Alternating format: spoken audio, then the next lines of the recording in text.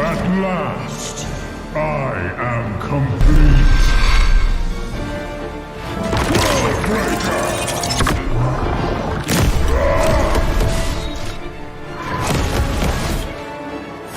Come in fairness.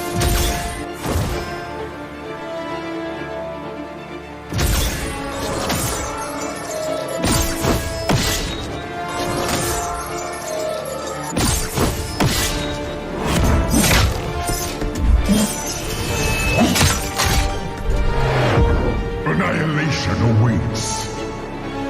Boundless is my hunger.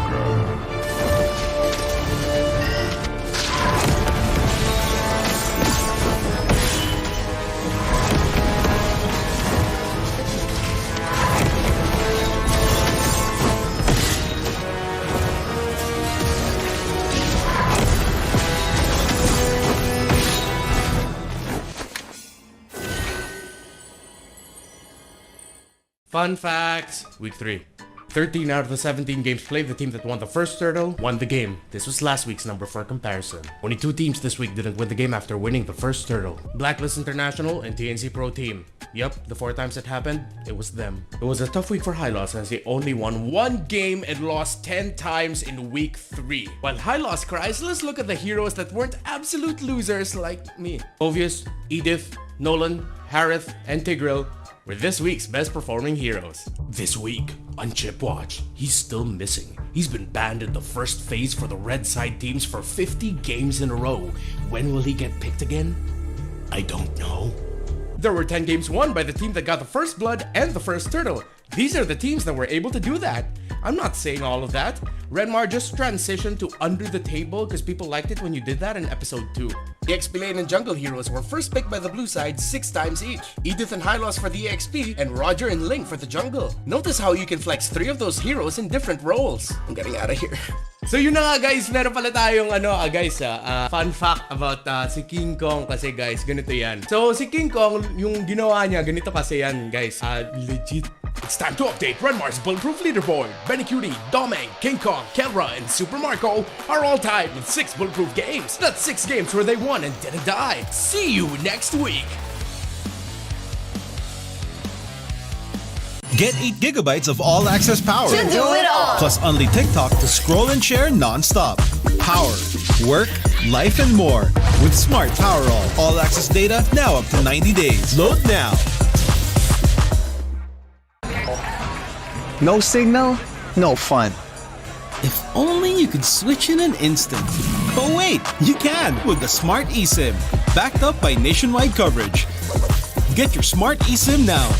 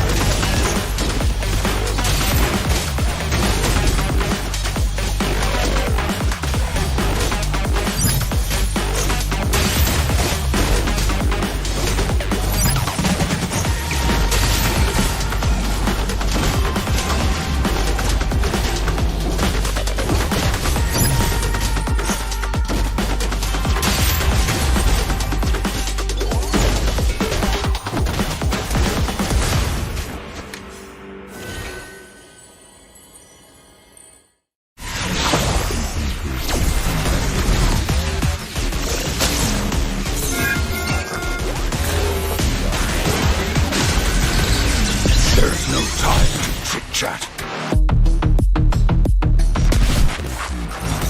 You will never learn.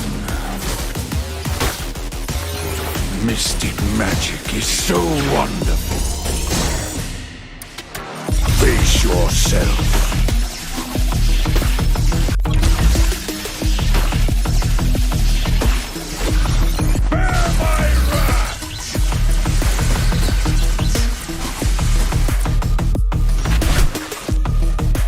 Imagination is the driving force of the energy. I'm not a monster. I'm a demon.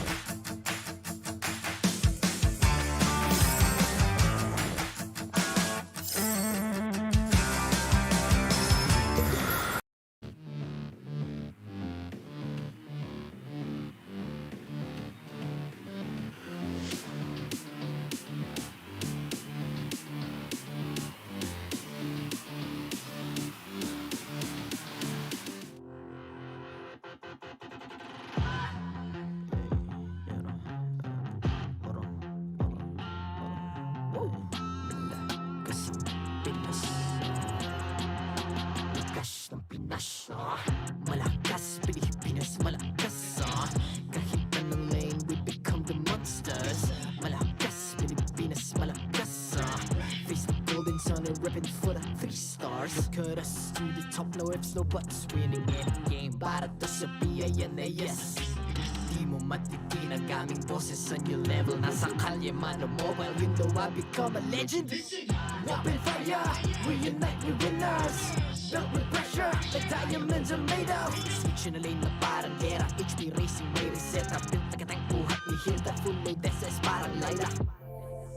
Susundan ko ang iyong bakas, kasama patas, tagumpay natin doon ay tayo'y malakas.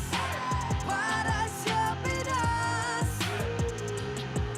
nasa amin ang alas, hindi tuwa atras, kinikilala sa taas kasi kami ang malakas. Para sa Pinas, nasa amin ang alas, hindi tuwa atras, kinikilala sa taas, ganito kami sa Pinas. Wow! Hold on, yeah, malakas ang Pinas. Laging MVP, no surrender, no retreat. Pag nagsama-sama, just imagine what we can achieve. Laging MVP, no surrender, no retreat. Giving 100 all my all, cause we just cannot be defeated. We are unstoppable, immune and invulnerable. Ready ang equipment, lahat frozen, malang crowd control. Pakita ko na jab like pow, east to the southeast. Takas sa watawat, proud and loud, cause every enemy we devour. Susundan ko ang iyong bakas, kasama patas, tagumpay natin doon ay tayo'y malakas. Para sa Pinas, nasa amin ang alas, hindi tuwa atras, kinikilala sa taas kasi kami ang malakas. Para sa Pinas, nasa amin ang alas, hindi tuwa atras, kinikilala sa taas, ganito kami sa Pinas. Wow!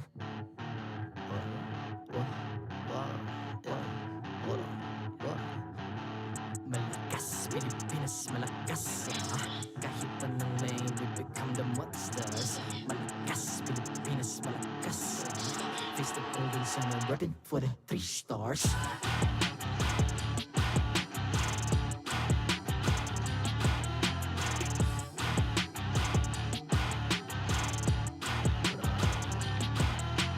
Ang lakas ng Pinas, reunite, be the stars. Ang lakas ng Pinas, reunite, be the stars. stars. Ang lakas ng Pinas, we unite with the stars. Ang lakas ng Pinas, we the stars. Ang lakas ng Pinas, we unite with the stars. Ang lakas ng Pinas, we unite with the stars. Ang lakas ng Pinas, we unite with the stars. Ang lakas ng Pinas, we the stars.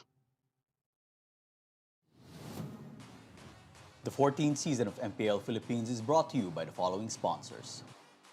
Smart, the official telco partner of MPL Philippines Season 14. The official tournament phone of MPL Philippines, Infinix GT20 Pro. Official suppliers, EMC Asia and Index Salon. Experience the MPLPH Season 14 action live at Green Sun, Makati City. Grab your tickets now via official MPLPH website. Don't miss any MPL action by following our official Facebook and subscribing to our YouTube channel. Follow MPLPH on TikTok for more content. And to ensure the equality and fairness of our games, MPL Philippines is also monitored and supervised by the Games and Amusements Board. Lakas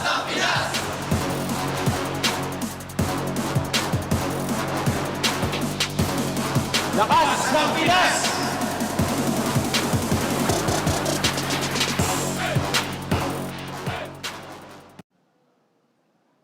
Magandang hapon sa inyong lahat and welcome to the MPL Arena for the last day of Week 4. Today's matches are crucial as it marks the end of the first half of the regular season.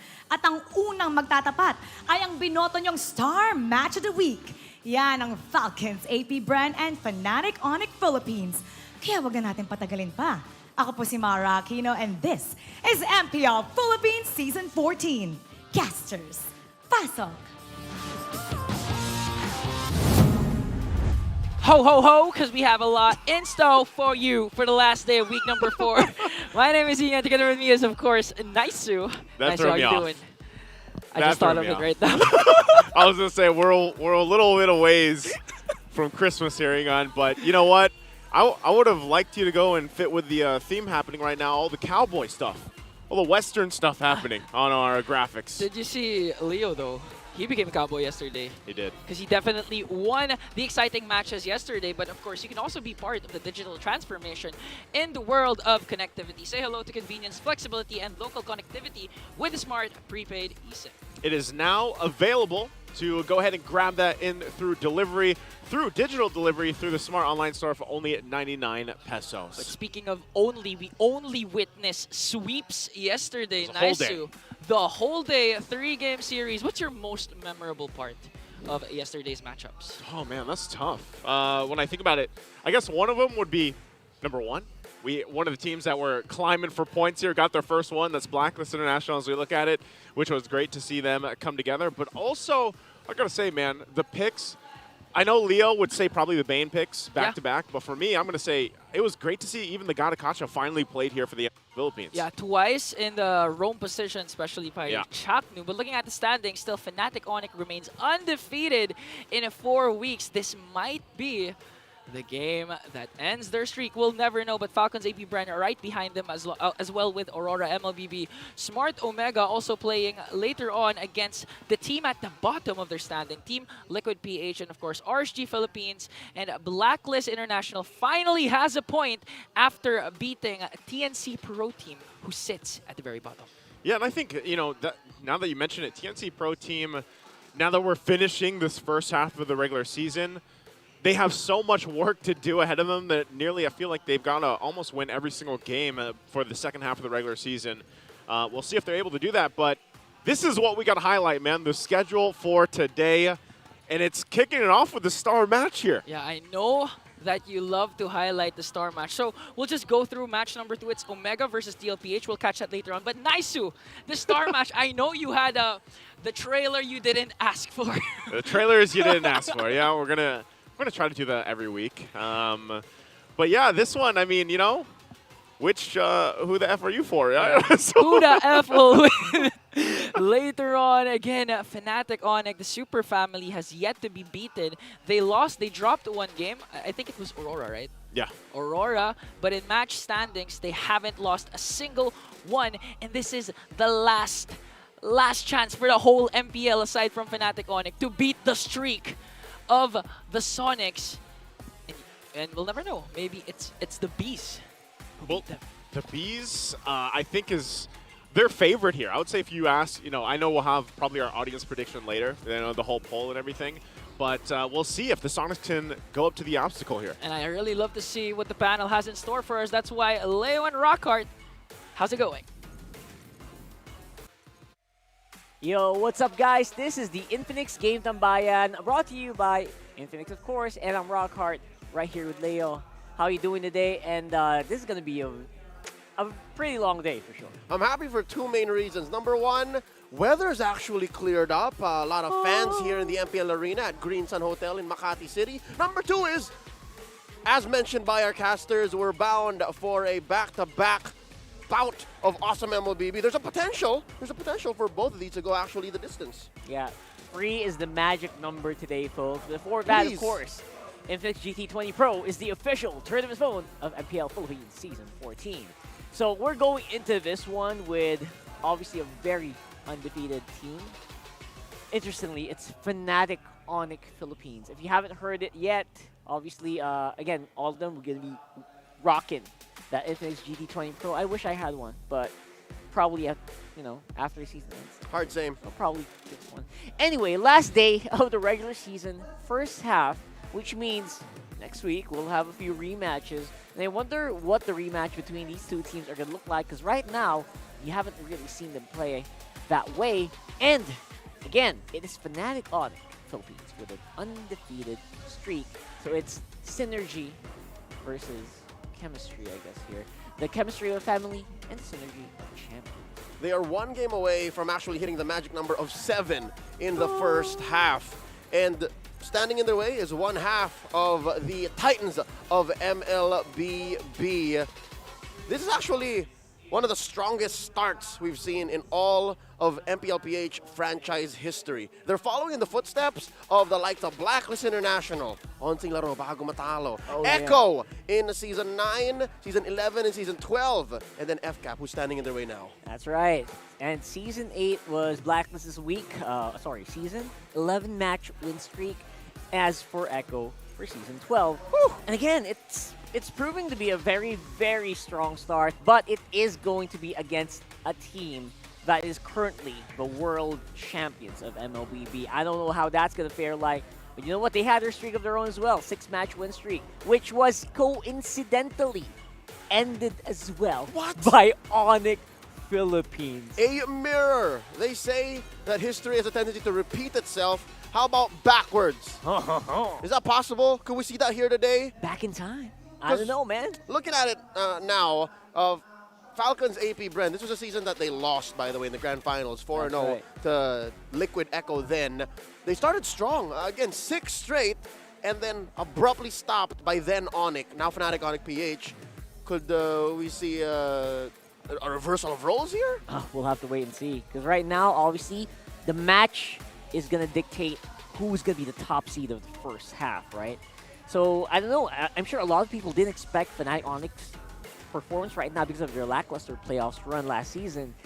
And again, very, very much so against a team that, like FCAP, who has been consistently been on top. So, the question for you guys is, which will prevail? A family's chemistry or a champion's synergy? The championships. Man, there's just so much potential here, right? There's so much potential for so many things to happen. Between synergy and chemistry, you have just a well-oiled machine in the world's defending champions, right? There's Falcons APBren.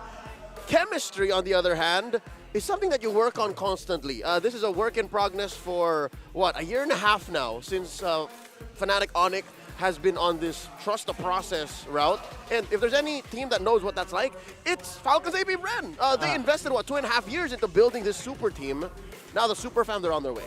Yeah, no changes at all whatsoever to this team for like a few, almost more than a year now, or 2 years, almost 2 years. Right? Just little tweaks. Man, little tweaks, but right there, that's the key. That is the baked opinion. But right now, what is your opinion, guys? Who's going to win this matchup? Is it FCAP or Fnatic Onic Philippines? That's a pretty hot thing.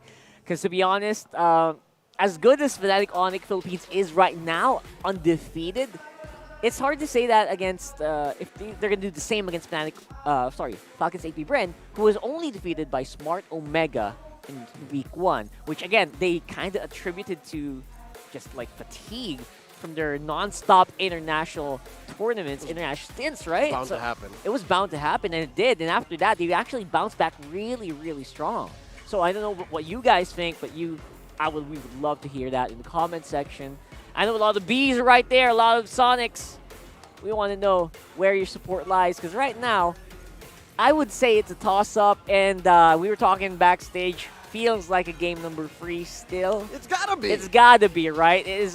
It's Esports Sunday, man. Look, if the other Titans, Liquid, took them to 3 games, FCAP should do the same. We'll have to find out. We're gonna go ahead and throw it over the stage as our teams are starting to walk out into the battlefield, into the land of dawn. Let's see these teams on stage.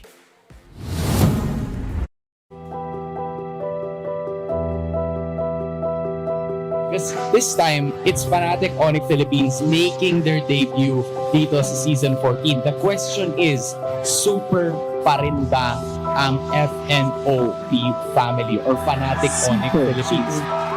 Eyes on the prize! Fnatic Onic Philippines still undefeated dito sa ating liga.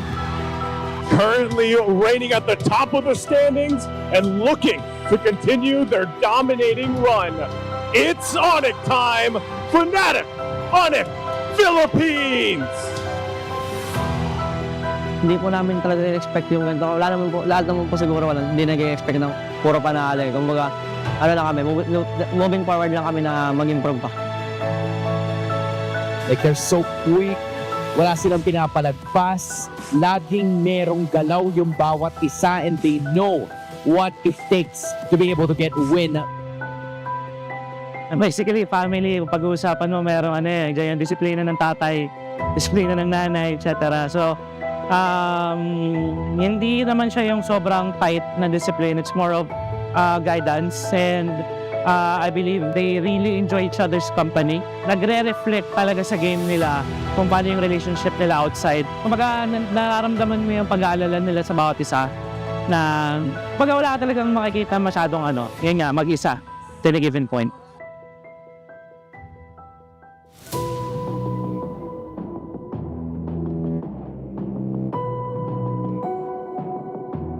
What makes Falcons APBren ba the Titans of MLBB in your opinion? Para sa akin siguro yung chemistry namin. Para sa akin yun talaga kasi nung nagsimula naman kami, hindi naman kami parang mga star player sa mga role namin. Pero dahil matagal namin magkasama, nabuo na yung chemistry namin. Love! Malakas! The goal, the host country has never won a World Series. Look to the stage! They kept the trophy here. They continued the domination. They are the curse breakers, the two-time world champions. They are APBren. I think it really boils down sa sa culture building eh. So we're past that na kasi. Culture building is one of the things that you do at the beginning of a team when you start it up. So, the moment that you have certain goals and goal setting as well. So when you guys are at the same page, definitely you will be motivated to reach those goals. Siguro simula nung panalo kami nung season 12, nung nagtuloy-tuloy simula nung SEA Games, IESF, doon na build yung namin, yung chemistry namin tsaka yung confidence namin sa isa't isa. So, ayun din yung lagi sinasabi sa amin ni Coach Gary na, tsaka yung boss namin na si Boss Ewi na siwala lagi sa kampi at sa sarili. Kami yung super extended family. Yun, marami kami dun eh. Yun, kami na lang yun, super extended family or super nuclear family.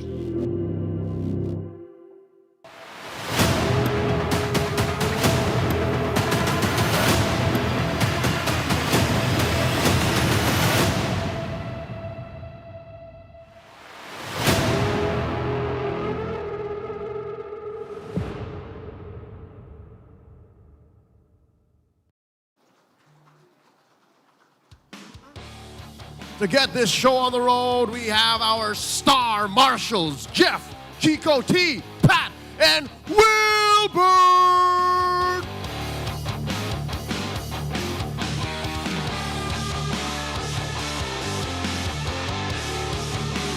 Making their way on stage, one half of the Titans of MLBB. They trusted the process and they tasted international success. It's Few, KyleTzy, FlapTzy, Ogwin, and Super Marco. They are Falcons APBren.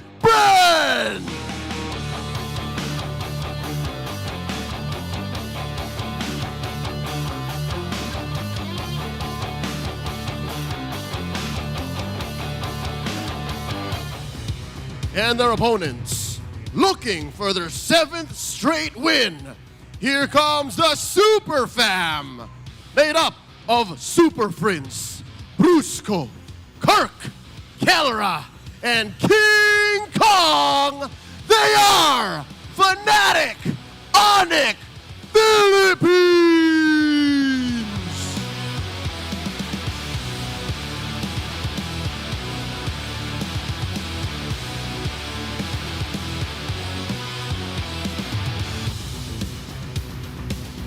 And their coaches, head of the super nuclear family, Coach Ducky. And the father of the super fam, Coach Why Not.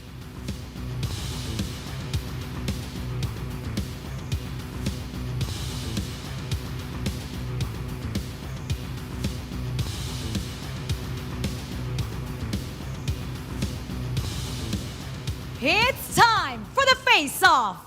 King Kong, KyleTzy, step forward. And this time, we're gonna call back up Kellera, Super Marco. Step forward. King Kong, ano ang palag mo kay KyleTzy? Real Sigma. KyleTzy, ano ang palag mo kay King Kong? Nakalipat na ako sa iba't ibang bansa. Palag kung palag, fist bump. The Super Family versus the Titans of MLBB. Which team's chemistry is stronger? It's time to find out. Panel, paso.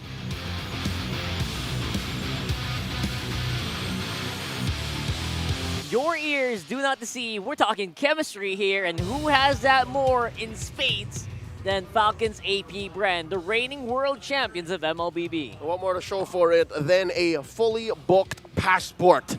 KyleTzy dropped in his palag, telling King Kong, hey, I've flown around the world to play MLBB professionally.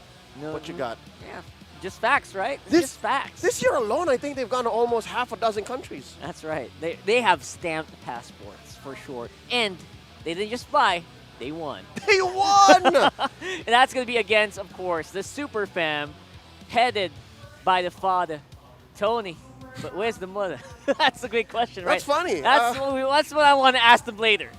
Oddly enough, just a quick story time. Prior to this roster being built up, they actually did that as a team building exercise. They asked who the mother, the father, the oldest sibling, like a family tree. Like they did that, and every single time, every person answered, the father is always Why Not. Of course, of course. He's the head. He's doing everything he can, keeping the team together, and it's been working so far. And the stats also kind of just show that. Imagine keeping up with the stats of a world champion, of a team that has basically defeated almost every single international tournament this year. Carl, look at this. They're almost the same in terms of performance on every single stat, save for kill participation, which FCAP have the trump card on, while Fnatic Onic PH have turtle control. Yeah, turtle control have, I don't know, it's evolved in the past 6 months, wherein sometimes you could trade, and sometimes you just have to snowball from there. But I think Fnatic Onic are good at keeping that up. For sure, for sure. Very rarely does that happen, by the way. Just have to add that. But here at Infinix keys to victory. First off, for APBren, watch out for their pocket picks. What pocket picks are we thinking about here? Obviously, that's a lot for each and every role, right?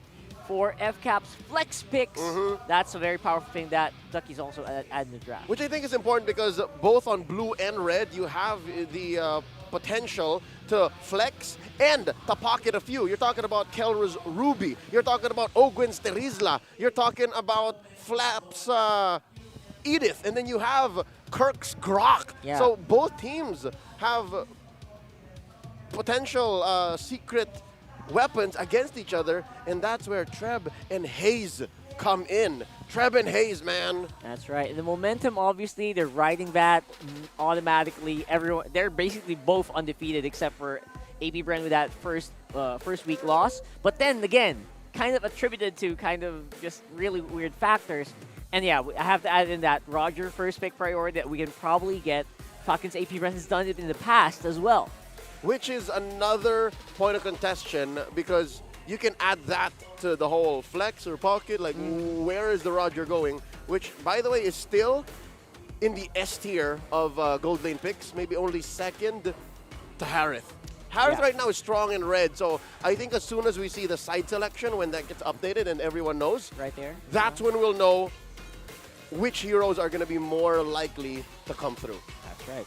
And even Roger's like really good in the jungle still, right? KyleTzy, it's a KyleTzy special. Super Marco's played it, so a lot of flexibility. And again, the power of the draft just cannot be understated. So we're gonna talk into that a little bit more later on. But for now, guys, again, I want to know who you guys think are gonna come out on top here for game number 1. I feel like the selection here for blue side is FCAP for blue side. All right. That's interesting. So, best believe Fnatic Onic will definitely make the most of those tools that they got on the clapback. And this might actually open up the Ruby. So that tells me. But this week alone, Carl, correct me if I'm wrong, Ruby hasn't really been a stellar pick. Like That's she hasn't been up there. It's been really high in week 2, then week 3 it kind of just fell off a little bit. But again, that doesn't mean it's not as good of a pick as it was in week 1 to 2. It's just really powerful, and I guess some teams are starting to shift priorities and kind of just try to expand their hero pools as well. Yep. Now here we see the Harith being attacked, of course, by Coach Ducky, and the Zask. That's a Super Fringe special, and King Kong's Fanny.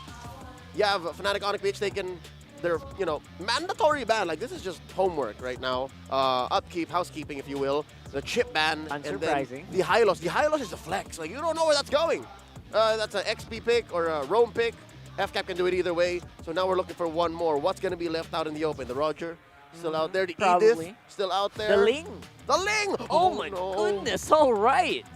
Well, if you've been watching, Fnatic Onic Philippines, they love those assassin junglers. King Kong has been stellar in both the Fanny, obviously, and the Ling. That's why Fanny does get banned out a lot against this. But the Phobius, were you expecting that? That's week 3 breakout hero.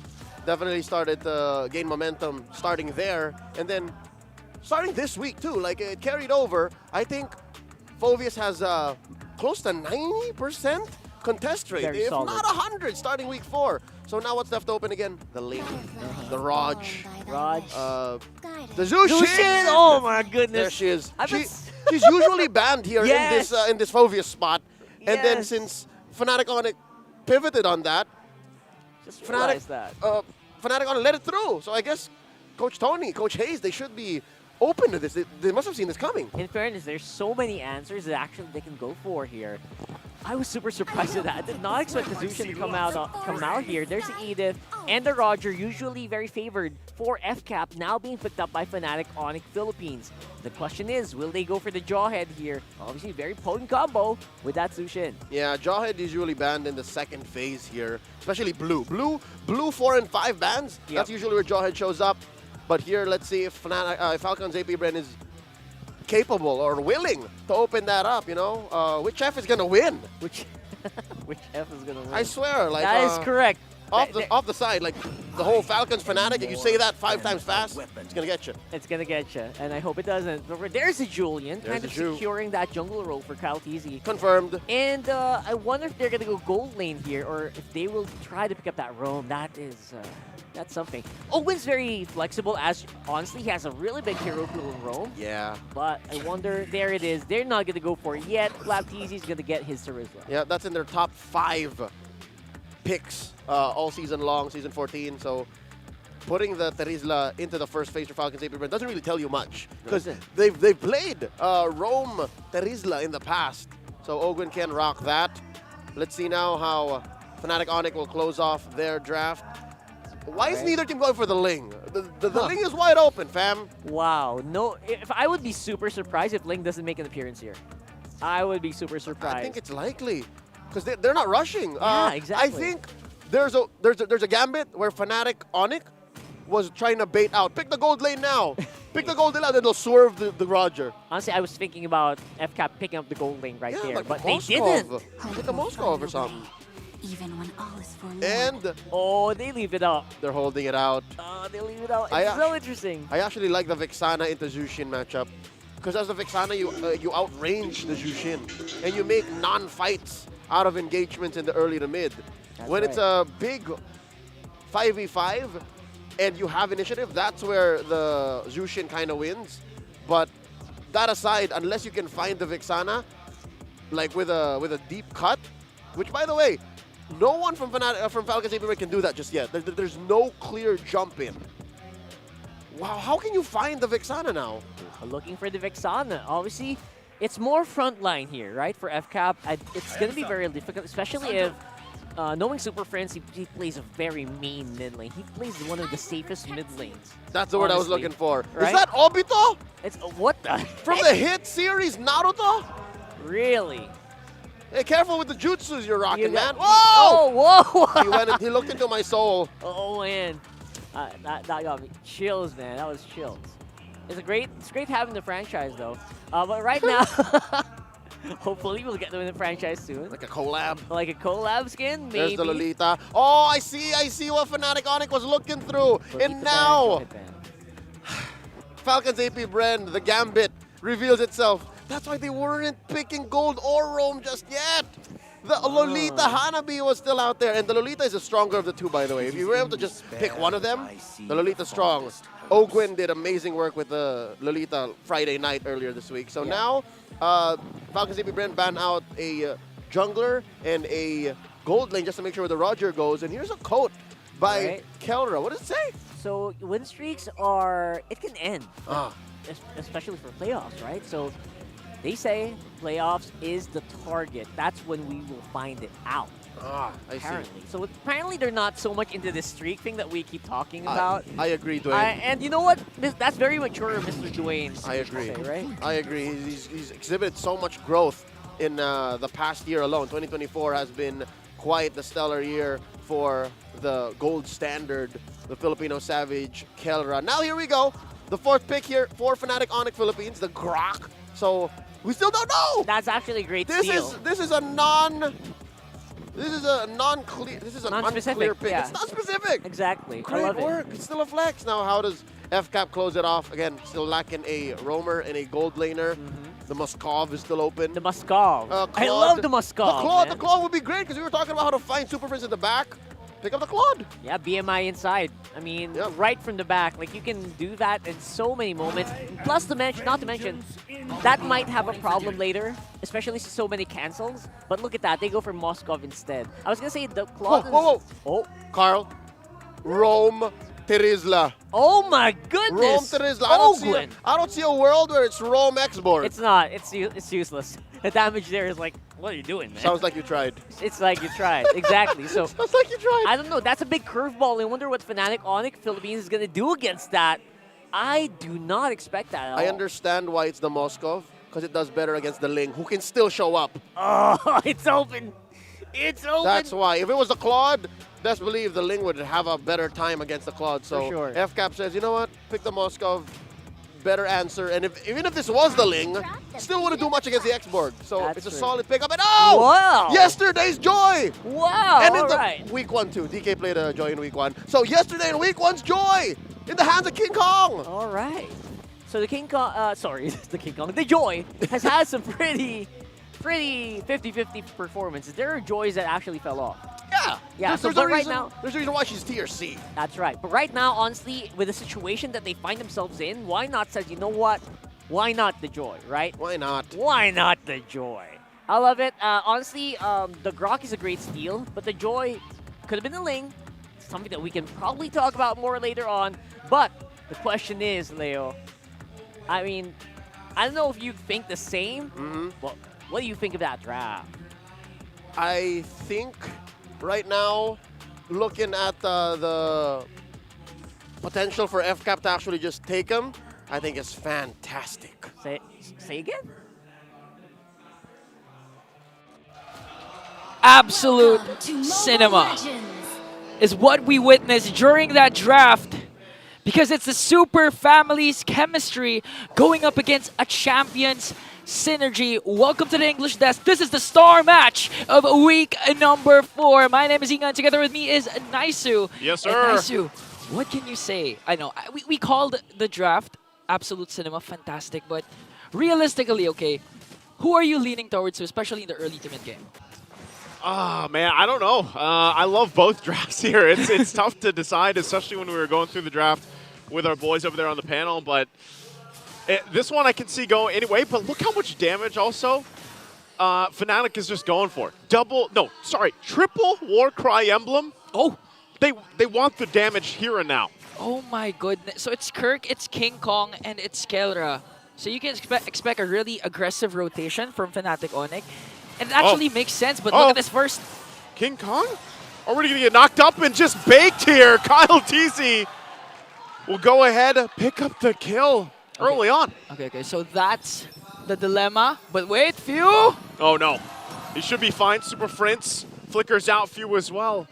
A whole lot. I mean, this is what we expected, Ingan. Okay, so that's the dilemma of having 3 Warcries. You know, you think you have enough damage, you have enough to burst down the members of Falcons APBren, but the problem is Falcons APBren, they're ready for it. They're ready for those kinds of aggressive lineups. That's why they have FlapTzy to dish out the damage, to burn the bulky heroes, and at the same time Ogwin. But for me, the problem, I think, is the mobility of the roamer of Falcons APBren. What do you think? You think it's the mobility? I think at this point, honestly, he has one job, man. It's land those penalty zones. When he has the flicker, that's great. And Ogwin, honestly, that's all he has to do. Right now, though, the battle for this turtle is going to break out. Not sure if they commit to it. Looks like King Kong will just go ahead and secure it out. They bring Brusco back here. The Flare's going to be there, too. Another trip back to the fight. Revenge strike landed, but it's not enough to kill Brusco. Oh, but now they're focusing their eyes on this purple buff. And now this is where the stats come in. We've seen a while ago that in terms of turtle control, Lord control, Fnatic Onic has the edge. But that's the thing, Falcons APBren, they don't care about neutral objectives. They just want to go for the kill. Similar to what we've witnessed last season with Echo, wherein they just use the neutral objectives as bait. Let me ask you, since you asked me, I'll ask you. Okay. What do you think of a Terizla roam? Because now we're seeing more and more unique roam picks. Okay, I honestly don't like it. Again, you have the Brave Smite and the Body of Smith to be as tanky as possible. But as the roamer, you're the first man first. You need to be the frontliner. You need to secure those brushes for unexpected penalty, those zone flickers. But the problem is, again, the mobility. I know the emblem set of Ogwin has the 2 boots, but still up against the Grok. You just feel like he's not fast enough. Yeah, he's not fast enough. Which I mean, yeah, anybody that's played Terizla is like, man, this guy is slow. Yeah, but there's a reason like he's slow. Your whole job is obviously to be this. I mean, his passive is literally Body of Smith, right? He is going to be this heavy character. But I think still there's value to be said with you have Terizla, your job is to get the penalty zone. If you manage to lock down multiple members, then you play into the last Insanity, right? Coming out from FlapTzy here. Not to mention, everything is like in this radius or a circle. The enhanced chains as well from the Julian pick, and that's why we see the Julian pick up so often now in certain combinations. The Jushin was a surprise to me too for Few, just because honestly, like coming into the regular season, we expected to see her a lot, but then she kind of fell off a little bit for picks-wise. It's just more niche here. I think it's a good answer against Brusco. Even if it's a Grok with a passive power of nature that he becomes CZ immune, we've seen Brusco play recently, always zoning out, doesn't care about the damage output of the opposing team. That's where a few comes in. Making sure that, hey, Brusco, are you sure you want to zone out? Are you sure you want to frontline? But now the teams are starting to turtle. It's an even ball game. All right, going to grab him back too. Brusco goes in with a flicker wild charge, gets the knock up. Now just going to go ahead and sacrifice himself, getting thrown around as Brusco falls. But Fnatic Onic, King Kong, wanted the objective, and they get the second turtle of the game. Okay, again, that for me, that's a worth it trade for the Bees. They let go of the turtle, but still, they have the gold lead. And again, KyleTzy picks up a... Was it Kyle or Few? That what? They got the kill onto Brusco for that second turtle. I think it was Kyle. I'm just assuming it's Kyle. But again, still a worth the trade for Falcons APBren. Now the main question here is... Oh! Wait! There's the penalty zone we were talking about. They're going to try to drag Super Friends. Eternal Guard drop down too.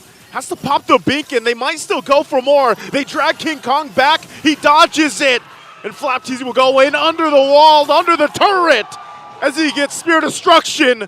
Oh, multiple members. I don't think you pull the trigger on that, even if you are Super Marco. You get, again, there's the Deathly Grasp coming in from Super Friends that could easily terrify the Super Marco. So still, the discipline of both of these teams are still here. A little bit of an overextension from FlapTzy, although I thought it was a win because he was able to expend the flicker of Super Friends. But Brusco once again, man. Always ready with those unexpected wild charge plays. Yeah, it's a wild Brusco half the time, and honestly, that's what he's got to do. Like, he's got to make those decisions, and sometimes FCAP, the way they're playing, they're going to press those situations. They're going to put the pressure on any team that they play up. It's almost like they're just limit testing this super family, right? Yeah. That's what they have to do for this. You even heard it. If you guys didn't catch that built-up video, the one for both these teams, it was amazingly put together, and a great interview, too, from, of course, both of the coaches on how these teams have built their own version of chemistry and synergy all together here. Again, Brusco goes in with Wild Charge. They're going to try to catch Few. Flickers on out. Pops the beacon as well. We'll be back to safety, and now with everything, Turtle, third one of the game. Is it going to go to Fnatic again? Okay, Few also pops his Purify here, so limited resources for Falcons APBren coming into this third turtle. The last two turtle takes went to Fnatic Onic, but Falcons APBren manages to find the trade with 2 kills. And this time it's going to be a 5-on-5. Who's going to get the turtle here? It looks like King Kong still. Wow, even with that. But is there a counterplay here? FCAP pops a conceal. I don't think they're going to find anything. But look at Marco, though. 3 for 3 objectives. Marco pushing on the bottom side, as he should, as the Mozcom. Okay, evens out. The turret takedowns, 1 for 1. 1 in the bottom, 1 in the top for these teams respectively. And Falcons APBren still holding on to this gold lead as King Kong commits a Grand Theft Purple. What do you think of the Joy, man? Like, I know we saw it yesterday as well. Are you liking it in the mix-up of all the assassins we've seen so far in the jungle? I mean, for me, I'm biased against, honestly, the Joy and the Nolan. I honestly don't like playing with those kinds of heroes because it's really hit or miss. Like, so you're biased and you don't like them? Yeah, against them. You're against them. I don't like it. It's like a hero that either you win with it or lose with it. There's no in-between. There's no 50-50 when it comes to those heroes, for me personally. Well, again, even with that, I think Joy, she shakes things up enough, or like Joy, this shakes things up enough in the meta of the constant lings, the Hayabusas, the Nolan, of course, still there. The Fanny, yeah.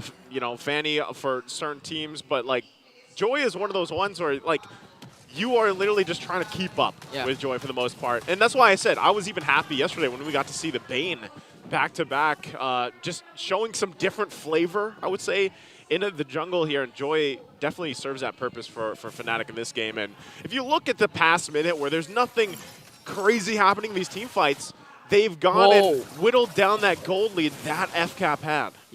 I've been noticing a lot of head-to-head matchups between the junglers. We've been seeing assassin junglers always meeting 1v1 like this happening right now. KyleTzy gonna go in, enhanced sword. Oh, Kirk though looking to pick up the kill, won't be able to get it. Already using the Primal Raft, he might be forced to fight. Super Prince there dropping down the Eternal Guard, and they disengage from it. Good backup from both sides of the teams. Okay, so that's 3 ultimates wasted for Fnatic Onic and 2 used up as well for Falcons APBren. 3 turtles was secure by Fnatic here. And I think this time Falcons APBren, either they go for the Lord or at least get 2 kills. So Fnatic Onic doesn't manage to utilize that very first Lord. And even the lead has switched to the side of the Sonics.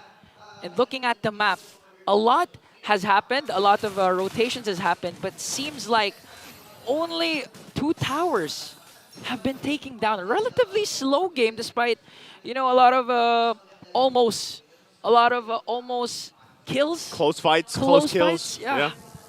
I mean, even with that, man, like, looking at this, Kelra, you know, he's got the Sky Piercer, but really hasn't been able to find any kills just yet. And even on the other side, it's just like FCAP is slowly cooking. Like, they're slowly building up here, especially with the fact that, again, that you do have, you know, some tank your front lights to deal with. You do have to get through Brusco if you're FCAP. But additionally, as the game drags on longer, maybe this ends up being a 20-plus minute game by the way things are going. You know, I feel like it's going to be more difficult for Fnatic to even deal with, for example, the FLAP-TZ on this export. Yeah, I was about to mention that if ever the Lord dances do extend and Flap just constantly uses those flamethrowers, it's going to be an easy game for Falcons APBren. But right now, they're charging onto few. King Kong has to use the Rhythm of Joy to escape that Lantern Flare. Now, Falcons APBren, they have Super Marco here in the middle lane. Wow, at this point, it just looks like a chess match, like just waiting for each other's move. Who's going to attack first? Because at this point, I think even if Brusco manages to find a wild charge, with the kits that Falcons APBren have, they can easily turn things around, the Clash especially. This is one of the things that really reminds me of, you know, how teams, for a while, especially last year, they were looking, Brusco should be fine. Yeah. So they were looking at FCAP. Oh, he wants to fight, goes in, conceal, wild charge to follow it up. Here's Super Marco firing back now. Oakwood goes in with the penalty zone, won't be able to lock it down because of the power of nature, and now gets taken out of the picture. Last Insanity already popped as well, still going to be looking for more. Kirk goes in, pops the Primal Wrath. Couldn't pick up a kill. It's only Oakwood that goes down. Wow. Does Fnatic on it go for the Lord here? I think they have to go for the kill, either pick up onto Brusco, because right now a lot of resources have been expended. And now Brusco suffers the brunt of the Lantern Flare. Good backup here. They're going to jump in. Kelra going for the kill. Has to flicker defensively. And now Kelra. Oh, the Spear Destruction can land. And here comes Super Marco. Able to pick up a double. Looking for the next one. Is this the triple? He comes. He shows up. Grabs the kill. And now they're going to be able to get the Lord. Super Marco, does he want more? Kirk's just around the corner. I don't know what Kirk's going to accomplish here, but still, what a play. What an entrance from Super Marco. Arriving in style and looking at the Infinix instant replay. When you thought Fnatic Onic had the upper hand, one Spear of Destruction was all they needed from the bulletproof Marco as he teared down the battlefield. That was 3 kills. A kill was picked up by FLAP-TZ, but look at the lead, 2.8k gold lead. They executed that clash to perfection. Dude, I don't know what it is. Super Marco, a lot of Mozcos players do this. You don't see them for the majority of the game because they're just, you know, farming up, doing their thing, sitting in a side lane. And then it comes down to one of those fights, one of those objectives where it's like, yep, there's one Spear Destruction, boom. We turn it around. And then you really feel that Mozcov. And then it looks like Fnatic's going to try to make a counterplay with this push here. They already used the conceal. They're going to crash down. Penalty zone there as well. Again, the Spear's going to come following up. And now King Kong will get taken out of the picture. And there's Kirk as well. As FCAP looks to crunch down, close down under the turret.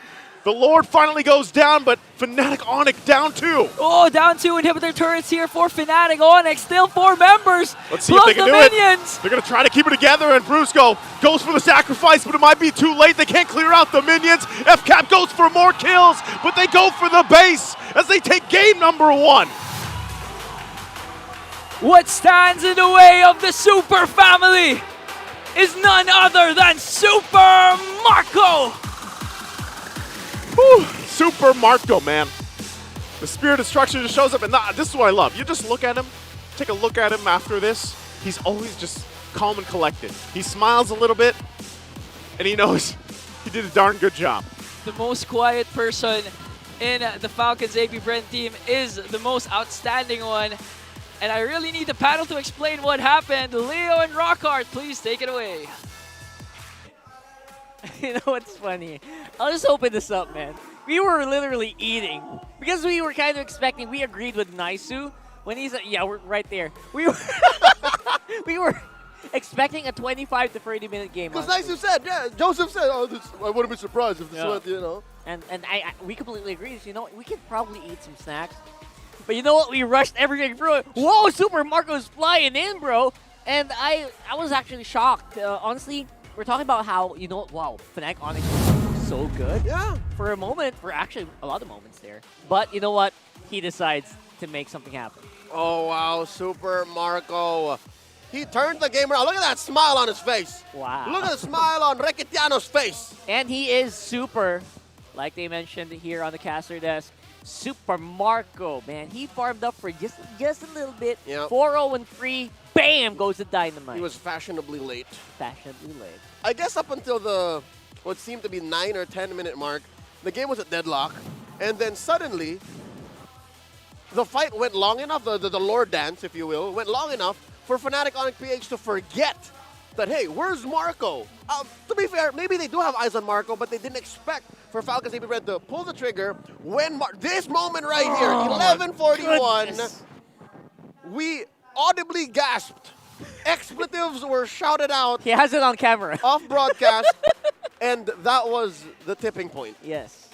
I think it's very easy to miss, like you mentioned, because number one, the Zushin is very disruptive. Like, your mind is always on avoiding that lantern, but when he does come in, when the main core comes in, look at that. Unbelievable.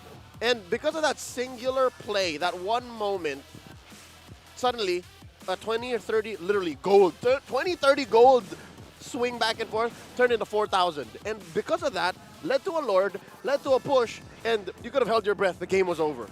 Snap of a finger. It raced to a point where, you know what, they couldn't fight. Fnatic Onic Philippines couldn't fight. And it's not like Falcons APBren did anything too out of the ordinary. Sure, they prioritized a little bit more of a tankier three-man from the front, one of them being a woman, being Jushin, right? You put the COD on Jushin, so the longer Few engages with his spells, the more hybrid defense he has to actually put up a solid, fake wall. Like they are Fnatic Onic PH are more willing to try and kill him, and then suddenly that's where Ogwen comes in with the penalty zone, which is more like a delayed penalty zone a lot of times. And of course, FLAPTZ pulling the trigger on the last Insanity. And I get it now. Carl, I get it now. That's why the fights took a little longer to set up. Yeah. Is because that's what Falcons APBren wants. They want the back and forth, yeah. And then bang, right in the smacker. Super Marco comes in and ends the fight. It was very deceptive. And we're also seeing one of the reasons why Zushin does get banned out a lot, right? The hero just does things like this, right? Especially in the hands of a very capable player like Few. Yes. It's very disruptive, and it gives a lot of leeway for heroes like the Moskov to shine in later parts of the game. And this Rome Terizla, man, I was having some doubts. I'll be honest, I was having a lot of doubts on it. But the most Ogwen was doing was throwing out the penalty zone, just walking away. He's not really soaking that much damage. Not really. Teromsla was used in this very same way the last time Falcons APBren brought it out in an outing, maybe. I don't even remember if it was in MPL or somewhere else. It was a while. But it did its job. It's a very similar job to FLAPTZ's, and that's what makes this strat such a niche strat for Falcons APBren to bring out now in the face of Fnatic Onic PH, who does this strat very well. Like this whole Grok on Brusco, Edith on Kirk thing very well, wherein it's a well read out strat that coming down to the draft, all right?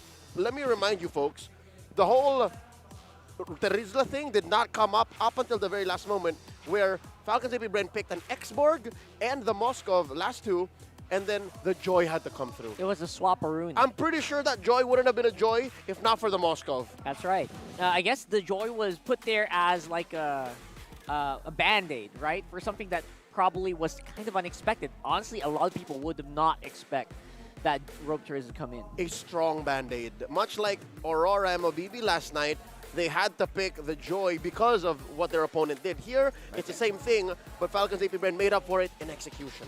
Yeah, very, very well executed. I think people would definitely agree. 2 spears to the heart of the fam. That is unbelievable. That spear destruction. The timing was perfect. The aim was perfect. He predicted where the low HP members were going to land, and he hit them multiple times, especially in that first spear. Unbelievable. And he hit him when it mattered. The timing as well, Exactly. when he went in. Because I think, folks, I don't know if you agree with me, but in the past week or past 2 weeks, Moskov has been relegated to A+ or S- in the tier list. Because you would still rather go Roger Harith. A lot of teams would go Roger Harith and then slightly building back up his Claude. That's why now Moskov, you got to watch out and you have to be specific how you use the Moskov. Last night, Omega, Big J, played a very good Moskov. Here today, Super Marco doubles down on that, reminds us why Moskov has to be respected. Yeah, especially for players that really do main the hero. I feel like Moskov's a great hero, but in the hands of like people who love playing that hero, it does really shine. You can really tell that they're very comfortable throwing those multiple spears, very high attack speed spears. And very happy to actually also flex that. Again, so many flexible options in the gold laner right now. They didn't even bother banning it out that much. You were mentioning Claude as well. Yeah. Probably could have slotted in here as well. Exactly. It was, again, a chess match, like the first half of the game. Yeah.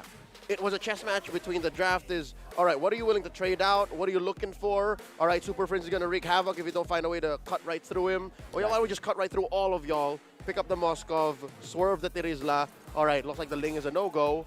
Let's go Joy. That's what I assume, or that's how I see in my head what happened in that draft. I was also thinking, what if the Link did make an appearance in that last one? That could have been, that might have been a bit of a different story. Maybe more people, maybe Super Mark would be a little more hesitant to go into the fight. Because right now, it didn't feel like he had any hesitation whatsoever to go into these fights. It's not like Marco ever hesitates. It's more of the landscape and the atmosphere of that game allowed for Marco to do exactly what he wanted to do. There was very little that kind of bothered him, right? He was also rocking a Purify, if I'm not mistaken, and that allows for him to not just be not afraid of Brusco or Kirk, it just let him do Marco things. Yeah, let's see if they're going to talk about that maybe there, because we got Mara right up on stage with energy. All right, everybody, it's our time. It's Onic time! Nandito tayo sa panig ng Fnatic Onic Philippines at kasama natin ang ating Smart Community Team. Erica, how are you? Okay lang po, medyo kinakabahan po. It's okay, huwag kakabahan. Nakikita natin na you're a Fnatic Onic Philippines fan. Po. Sino sa kanila ba yung pinaka-paborito mo? Since season 12 po talaga, ay pinapanood ko po siya, si Super Prince po. Oh, si Super Friends. Bakit si Super Friends? Ano po kasi, kakaiba po kasi yung gameplay po niya, tsaka humble lang din po siya. Pagkakataon mo na, anong gusto mo sabihin sa kanya? Galingan mo. Galingan mo. Galingan mo, Super Friends. Oh, meron tayong mga promotion dito. Nakita ko, meron kang mga merch dito. Ano ba dapat abangan ng ating mga fans para dito pag nanood sila ng live dito sa venue, MPL Arena? So, yung mga fans po ng Onic po, may chance po kayong makita yung mga MPL players po, yung favorite nyo po. Then, pwede rin po kayo mag-avail po sa amin ng merch po. Ayan po. So, as you can see po yung mga suot ko po. Ayan po. At saka, pwede rin meet and greet. Yes po. May chance po kayo na makita nyo po yung mga idol nyo po sa Onic po. And may chance po kayo makapag-picture po sa kanila. Paano naman yung mga nanonood sa atin online? Ano yung mga promo natin para sa kanila? So, yung mga mga timbahay po, meron po tayong live stream po na pwede nyo po silang panoorin. O, imbitahan natin lahat ng ating mga manonood para supportahan ang paborito mong koponan. And So, to watch. Hello guys, especially po sa Sonics po. Supportahan nyo po yung Fnatic Onic Philippines po. So, ayun. Alright, once again, everybody, it's our time. It's Onic time. We're gonna go back to our panel. Pasok. You know what? That Onic time sounded eerily like the sticker. Yeah, Onic time. Yeah, no, they did. Yeah, that was funny. So right now, obviously the Onic fam is The super Sonics. duper. The Sonics, right? They're super. No, I mean, the team's super, but like you mentioned this, they expanded a lot. Yeah. man. There's so many. I'd reckon maybe by a factor of ×3 or ×4 in size. But I get it. We were referencing how even a fan of the RSG Raiders was once a fan of the Minana boys here in Fnatic Onic PH Right now. here. So that means it's a very diverse, a welcome fan club. That's right, and we hope you also are part of that. I mean, if you are, let us know. Sound off the comments. But for the meantime, catch the biggest Clash of Legends every Monday with We Are Legends. That's the official thing, where you also get a chance to win 10,000 in-game diamonds just by liking and supporting the show. More on the WeTrend Facebook page. I was going to say, you would know. You're there. Oh, yeah, that's You right. cast for We Are Legends. I'll suggest. For the meantime, obviously, that's a lot of like grassroots tournaments, like MDL teams as well. So watch out for that. Very, very fun. Very much so. For the meantime, though, let's look at the MPL Arena for the Index Salon Beauty. Who is going to be the next Index Salon Beauty? Let's highlight the very, very attractive people. Hold up! On Is that Chacha Pega? It does look like Chacha Pega. Do you guys know who Chacha Pega is? Next to Irish of Infinix? Exactly. We have many friends. Yeah, we kid. We're friends with him. Right now, obviously, for Index Salon, keeping us very much, what's the term? Keeping us sufficient for broadcast. I don't know what that term is. Keeping everyone looking good. Looking good. Index takes care of us. There you go. Thanks to Index Salon. And they don't charge me as well. So Oh no, that's part of the package. Yeah, I love it. Thank you so much. You're part of the MPL fam. We got you covered. Thank you Thanks, so much. Index Salon. I'll be dropping by this week. You will. That's interesting. I'll go with you. Okay. But for the meantime, game side selection here is Fnatic Onic. Of course. Blue side. Of course. Of course. Even if you do say that last week it tried to equalize, I think the numbers still state that blue side still wins the majority of the I think games. the last tally of Reppy Boy is like 55-45 now. Yeah, or 6 more but given the nature of sweeps, I'd reckon it's closer now to 53-47. Going down. Really? Something like that, but still very unhealthy. Still far from 50-50. Yeah, that first pick, I don't know if you guys agree, but the first pick, a lot of teams really have so much utilization For of that, sure. even though it's just one hero, right? These teams here in the MPL, they're really flexing so hard. Yeah, it's a tale as old as time. Again, even games as old and as, beloved as chess still has the first move advantage that up to this day, they're figuring out how to solve. If there's anything that we can pick up from this is it's just the nature of the beast. Like, even games as competitive and as diverse as MLBB have to deal with that. So, with that said, now we really test the mettle of the Titans of MLBB, the red side prowess of Falcons APBren. Red side prowess. Obviously, a lot of teams also love that 2 picks. Some teams really do favor the red side. You see that sometimes. I don't know if you guys noticed down there. Yeah. Sometimes they do pick up red. And there are very specific compositions that love that 2 picks. Aurora kind of likes Aurora. red. Aurora would There you enjoy go. red sometimes. Blacklist, Coach Bonchan has his days with red. But now, going into the draft, you see, Coach Why Not? He's at it. Oh, I No Moskov, no Jushin, no Hylos. Luckily, they're on blue, so they don't have to ban the chip. So this does allow for them to do some respect bans. Well, Falcons APBren take out the chip, the Fanny.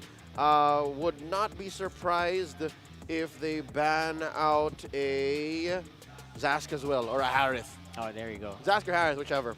Zask, I feel like, is a good first pick for Fnatic Onic Philippines. Obviously, he's really still very powerful. So In hand good. of Super Friends, Faramis is something that has been rising in popularity recently. Again, surprised that it did dip, but honestly, Faramis is super duper good. But then again, it's probably going to come in later into this. The Phobius is becoming the staple now. How about neither? They want to be able to pick up at least one of them on the clapback, so they take out the Phobius. This is the same spot where Fnatic Onic banned out the Phobius. And there is the Roger, of course, so still open. The Edith, the Zask, the Harith, and the Trizla. They want to pick up the Trizla this early. 87% blue side win rate here for Fnatic Onic Philippines. What else do you need? That's what you get when you're on Right? a streak. That's what you get when you're on a streak. And for the first time in, what, a couple weeks, at least since they faced off against Liquid PH, Fnatic Onic tasted defeat, man. Yeah, they're on the back foot now. What? That's saying something. It's match point for FCAP. They do pick up the Zask here, and that is. See what I tell you. There it is. What I tell you. And again, the Fnatic Onic Philippines kind of doing exactly what FCAP loves to do as well with that Roger. Put it up on first, make it a flex for Kyle, make it a flex for Marco. They go get Edith here? Yeah, but probably going to go Edith Harith? Yeah. Oh, no. Oh, not yet. Because they Probably not yet. want to keep the Roger mystery as for as long Yes, as possible. yes. But if they do that, FCAP might pick it up on the swing back. I mean, they could go for a mid laner if they want to kind of keep that out of check. But yeah, you're right. Edith actually makes a lot of sense. Yeah. Still a flex. I mean, still a flex and a pocket. All right. So again, if you are Fnatic Onic Philippines, though, do you want to go with what's kind of There she predictable? is. There's the Edith. Who's the other one? There's the mid, Lo Yi. Wow. All right. This is a lot more week 1, week 2 Fnatic Onic here with a Lo Yi pick for Super Fritz. Hold up. Hold up. Hey! It's Falcons APBren forcing Fnatic Onic to ban the Hanabi here and now. Second phase swing. And here's the thing, Carl, let me tell you. Awesome. FCAP doesn't even need a Hanabi. That's right. Ogwin kicks butt with a Lolita. Just raw. Just a single Lolita. He doesn't care. And actually, that happened already. Like, they already won a game with just a swing pick Terizla. Sorry, a swing pick Lolita in the 5th slot. I think that was last Friday. That was against TNC, wherein Ogwin stole away a Lord from underneath TNC's nose. And look There at it that. is, yeah. Look, is this not a power play? Hanabi is. alone? I'll say it now. Trash to your hero. No, yeah. But for with sure. a Lolita, just ruins game. Brother, your sign's upside down. Yeah. You'll get to that. It's kind of like a flag. You'll get to can't that. have it upside down. You'll get to that. But this is the equivalent of as free a ban in the second phase as you could get. Yeah. It's like the equivalent of the chip on red. They got everything they wanted. They did what Chip does to the red side, but on the blue. Like, what kind of drafting do you need to do to make that happen? Unbelievable here for Ducky. So I like now, it. Yeah, it's really good. It's really good. All right. Now, the final ban for Falcons APBren, the Nolan. They're going to try to at least maybe line up where this Roger goes. What does it say? What's this? It's my Whoa, birthday whoa, today. Whoa, what? Don't bite your We are phone. on- It's what? my birthday today. That is... Give me a skin? What? Did he It's say his that? birthday. Yeah. Give me a skin or give me skin. diamonds. Someone's probably going to give that to you later, so don't worry. I think you're covered. There's a Harif band, though. All right. Uh, Screen was a little blurry from my end. It was difficult. It was obviously the screen's a little far from All right, us. there's a Harith ban. So you're still looking at a Moscow. Oh, no, Moscow's banned out. A Claude in the gold. Julian Jungle. I like the Claude here. I still like the Claude here for APBren. But Super Marco seems to think something else. Super Marco's triple kill in game 1. 20 recorded triple. Just 20? Wait, 20 recorded triple kills this season. All across all players and games and teams. The whole for 4 weeks. Yep, 4 20. weeks, 20 triple kills. That's not a lot. It's not a lot Compared to some regions. We You know don't play a lot of games here, Carl. This week alone, not a single game Oh, right. So Thank you the for that. season's going by fast. So 20 is I think, a pretty good stat. Considering the amount of games that we play. Or, right. you know, the lack of games we play. Or the lack of, yeah, there you go. Here we go. We Ooh. get a confirmed. Kelra gets his hands on the Ruby. And of Go, course, Ruby. Tigreal's Brusco. I love it. Yeah, exactly. Got you. Tigreal's Brusco. You got me there. You got me there, partner. Maybe only second to Renegades last night. A breakout performance on Renegades, Tigreal, the Hitman. I think Brusco. Brusco, count him in top 3. Definitely top 3. World top 3. Oh, I'll say it that's now. saying something. That's I'll say saying it now. something. World top 3. That's something. So right now for Moskov here is a possibility. No, but sorry, Moskov banned banned out. out. Claude, right? Aerial assault unit awaiting That's for that's Claude, Carry. that's not Claude. That's Carry's Carry. good. Carry's okay. It's just as dangerous because there's a Lugia on the other end. So if ever you do get caught out in the bush, it's over. Good GG. luck, right? So right now, obviously, they got a great front line. 3 frontliners, actually, for Fnatic Onic Philippines. And a reliance on the Roger for the majority of the damage here. A literal Roger core. for, why not? You know what's funny, Rockart? The fact that the draft unfolded in the order and the player picks that would have picked it anyways. There true. was no switcheroo. So it was as no flex. It was as honest and as laid out as it could be. Both teams are playing with some level of comfort. And that's saying something. That's like a straight up face off. Like, we're not going to play tricks here. We're going to play the game. We're going to play it straight up. Tricks come from the diversion. Exactly. So we'll find out if that's going to happen as we go over to the Land of Dawn here with our casters. Obviously, that's Ingan and Naisu.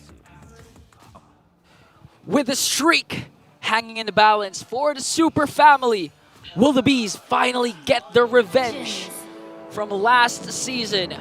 Match point for Falcons APBren. Welcome to the English desk. My name is Ingan. Together with me is, of course, Naisu. And Naisu, the power play of Falcons APBren, forcing the Super Family to ban out the Hanabi. No one wants the Hanabi-Lolita combination. Wait, what do you call that again? You know what? I've heard different combinations of it. I said in the trailer that you didn't ask for, Hanabita. I think my favorite one was Lita. Lita. Either way, it's basically respect, and I love it too. Fnatic Onic going with the 3 war tries again this time around for this lineup, just like we saw them do previously. And I think if they can control this early game and get and play around the fact that they are going for this damage-centric lineup and even emblem setup, it's great for them. But also, if they take something from the last game, it was very slow to start with. Hold on. King Kong, he wants to fight this. Okay, he's going to pounce on out of there. But that's the thing.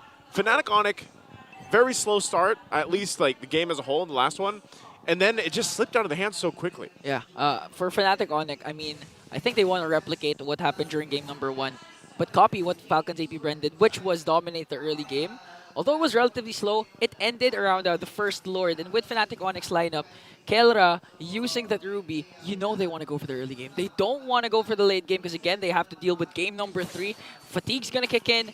And with Kelra's signature Ruby, I think there's a high chance that we might see a game number 3. We'll see if we can. Dude, I feel like I speak for a lot of people. We want a game 3. Yeah. Like, we need that to happen with the teams, like these two teams, the way it's been. We have to get a game 3 upon us. That's the diversion. All we're going to be used. Brusco, once again, front of it all. Trying to zone them out. It's going to go actually forward. Penalty zone 2 on the backside. King Kong gets the turtle. And now they're going to be forced to fight. Flap takes a couple of shots. The chains are going to throw Kirk up in the air. And it looks like they might just be able to back off and disengage from this as objective is secured. That's how you utilize the Louis early game. Usually we've seen Louis, normally the most crucial times were in the diversion plays happen or during the mid to the late game. But in this case, it was used right away, especially for Kirk. So Kirk could actually go in that turtle fight. Yeah. But similar to what happened to game number 1, does this really bother Falcons APBren that they had to let go of the first turtle? I mean, first game. I don't think it does, yeah. All turtles was secured by Fnatic. And that's the thing. That's where that veterancy, that's where that experience of, just how dominant FCAP has been around the world for the most part, plays its part. If they give up the 3 turtles, they're usually taking something else across the map, or they're finding a favorable trade elsewhere. And then when it comes down to the Lords, that's where they really start to, turn things into gear here. Yeah, turn the engine on. But I think it matters more now because, again, the early game-centric lineup of Fnatic Onic will be activated if they continue to get those turtles. But a quiet diversion play here up top. Will they go for the mid or will they go for the top? I think they'll just go for the purple instead. Yeah, I think, we saw this, we saw glimpses of this yesterday too, where, especially with the Louis, like the diversions can change the courses of games, especially, if you don't find the most successful ones, there's always a potential for this one game-changing diversion, full send of the team. Yeah, plus paired up with the Tigreal. Yeah. Oh, it could go either way. Plus, Kelra also has the Ruby again, so a lot of setups actually from Fnatic Onic. And this is where Owen will come in hand. It will come into play.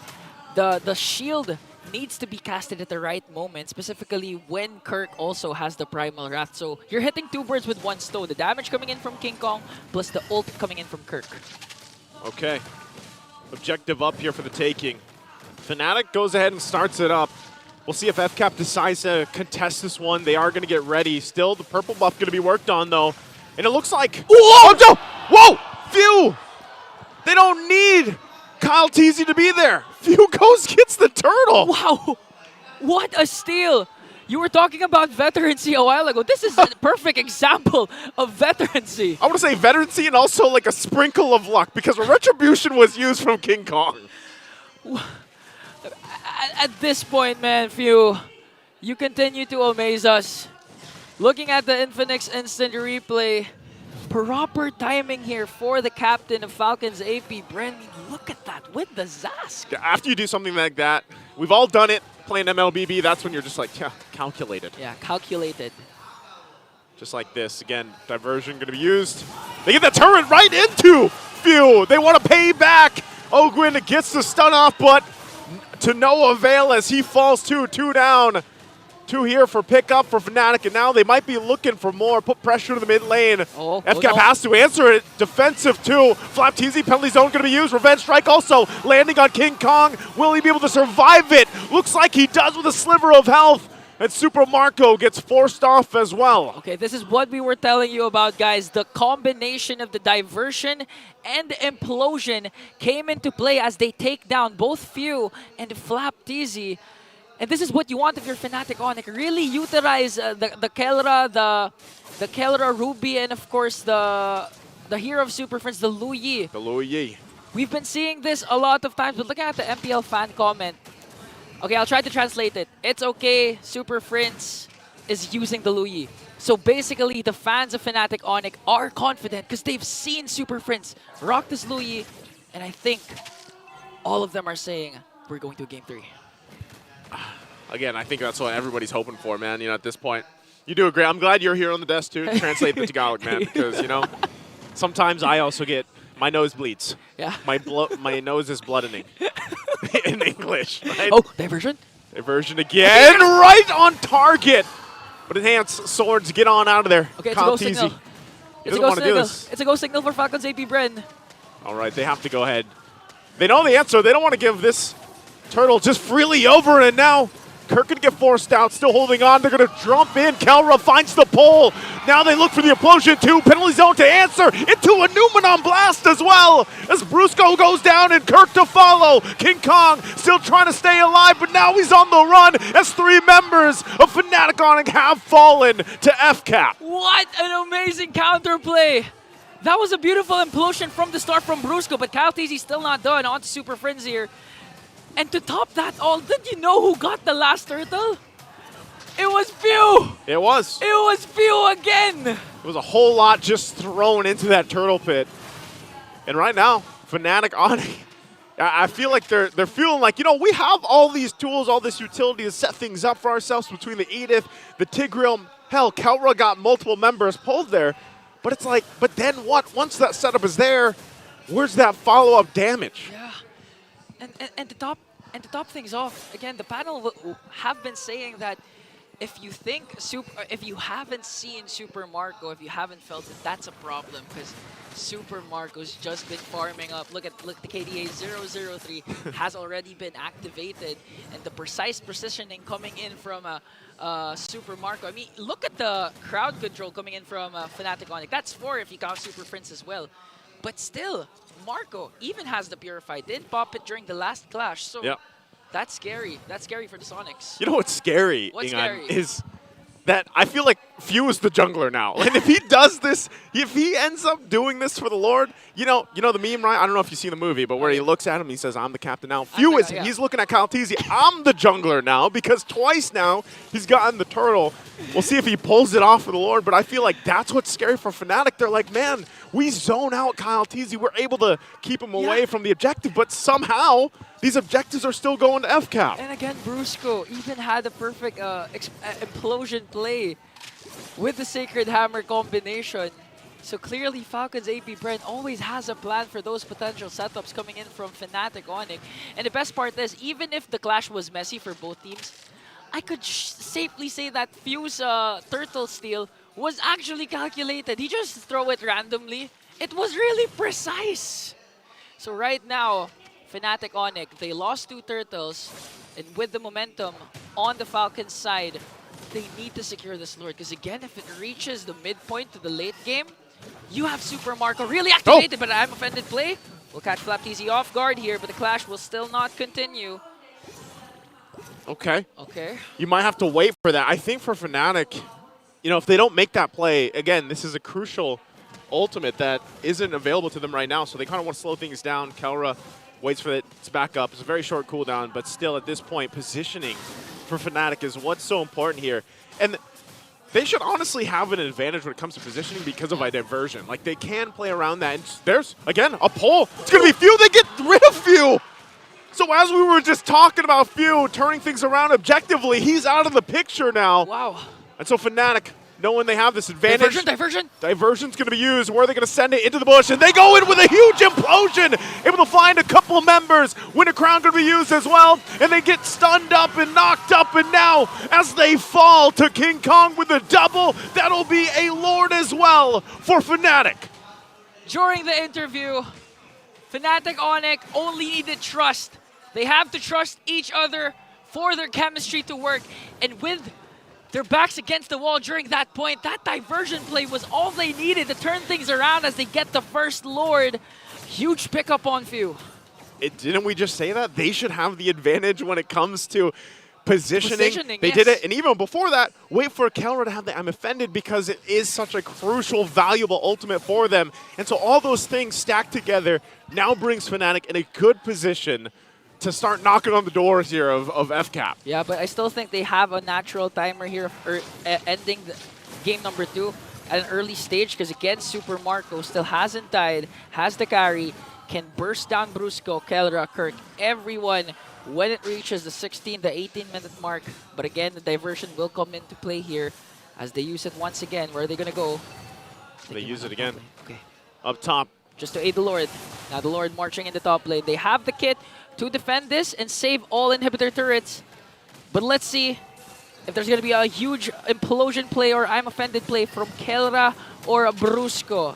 Intense defense is needed here from the Falcons as they defend and burst down the Lord. So, okay, still a good sign for Fnatic Onic. But again, when it comes to the late game, like, who are you going to go right after? Because Few, eventually, the damage per second is going to hurt. Even Super Marco, and you have to watch out also for KyleTzy because KyleTzy has been dishing out the damage that he needs. I don't know. I think we'll see if they get it. Because right now, late game in question here. FlapTzy going to be jumping in with the penalty zone on the backside, but look at the damage he's going to take. Has to pop the Winter Crown again. They're going to force back Brusco as well. Marco? Does Brusco re-engage this? They're stopped at the turret here. And that might be Fnatic Onic calling off to retreat. So going back to it, you just saw what FCAP is still capable of doing. They've defended their base. They lost the Holy Shields on those base turrets, but I would say Fnatic got what they wanted. They were kind of testing the water to see if they could get any more. Yeah, plus, no trades for Falcons APBren. Although I got the call of Falcons APBren because they know that the Earth Shatter was wasted. So in terms of kits, Fnatic Onyx now limited. But did you see Super Marco though?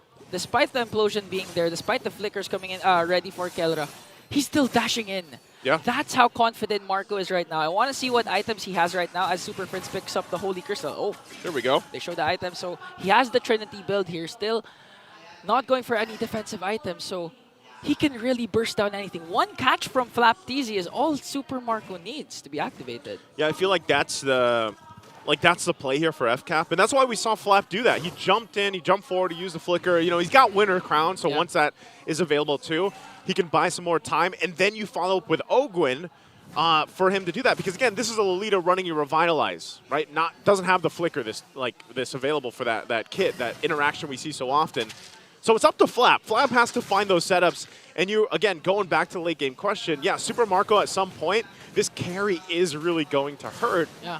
And so right now, Fnatic plays with the positioning here for this next Lord. Okay, the problem I'm seeing for Falcons APBren side is Flap doesn't have his flicker, and Ogwyn resorted to Revitalize. So in terms of setups, it's more if they want to go for the counter-attack as Fnatic Onic bursting down the Lord. They're going to go for it. Ogwyn jumping to the front side, and now they get the lockdown too. KyleTzy in trouble. King Kong will get the Lord. And now FlapTzy takes way too many shots. Pops the Winter's Crown. Still going to be alive for now in FCAP. Looking for more on the fight. King Kong jumps in for KyleTzy. Might have been off too much though. Takes a couple shots. Dodges. Survives it all. And they go back in for the fight. Fnatic jumps in to clap back at FCAP. KyleTzy trying to cut them off, trying to disengage. Diversion. There's the diversion right into the bush on top. They're going to be able to find few, but Brusco gets punished. Kirk will pop the Primal Raft. And unleashes down. King Kong joins the fight, finds the pounces, and gets more. Win a crown once again, but it's not enough. It's a wipeout. Fnatic Onic does it and turns the game in their favor, and they'll walk in with the last minion to take it to where everybody wanted to go. It's a game 3. Absolute cinema. Fantastic comeback win for the Super family. Wow, looking at the 2 games, Naisu, these are games that you didn't expect it would end, but it ended right away. Whew. I love it. Wouldn't have it any other way, and I'm sure the panel has a lot to say. Panel, please take this away for us. I guess I don't need to know what he thinks. He thinks it's absolute cinema. Right there. Ladies and gents, you all asked for it. We could tell. We could read your minds, and we are going into game number 3. There was no other way this could have gone. If it was a sweep in favor of Falcons, there would have been, you know, an air of disappointment. Like, what? Really? Streak's over? But if it was a sweep in Fnatic's side, it would be the same. Like, what happened to Falcons? But this man here. Right there. Super Friends, he turns the tides, man. Every single diversion affected Falcons APBren in mostly a negative manner. It's really perfect. I think the calls here for Super Friends was just so on point that at the very last Lord fight, if you will notice where the Falcons APBrens were, they each had a bush to protect. Because they knew that Super Friends was going to come out sooner or later somewhere. And that adds up to the whole workload that Falcons APBren had to do to even consider winning a fight, right? And folks, note the build, note the emblem on Super Friends' Lu Yi, War Cry. Exactly. It's as if a free hitting Lu Yi already hurt, like, especially since you can really zone out all of Falcons APBren given your solid front line. You have Kirk, you have Brusco, and you have Kelra. It's overloaded front line, by the way. You had a percentage multiplier on top of your damage? That is disgusting. That's exactly what they needed as well. We're talking about how Roger was the primary damage dealer here, and they really did need that for Super Friends. And this last team fight, these last team fights, it looked like, you know what, Fnatic Onic Philippines could have had a run for it, but look at that. Imagine that. That is cinema right there. That's exactly picture perfect. Is the plot twist to the plot twist. The plot twist again, is the plot twist. Falcons APBren, despite being down 5,000, 6,000 gold, they still had a lot of firepower. They're punching back. Yeah, especially with KyleTzy and Few being the ones left alive. But the call and the willingness for all the members of Fnatic Onic to do just that and to swing up into that bush and to take down the rest of Falcons APBren led to this well-earned victory. 15 minutes in, look at the item builds. What I want to focus on is the TWC, Carl, the TWC.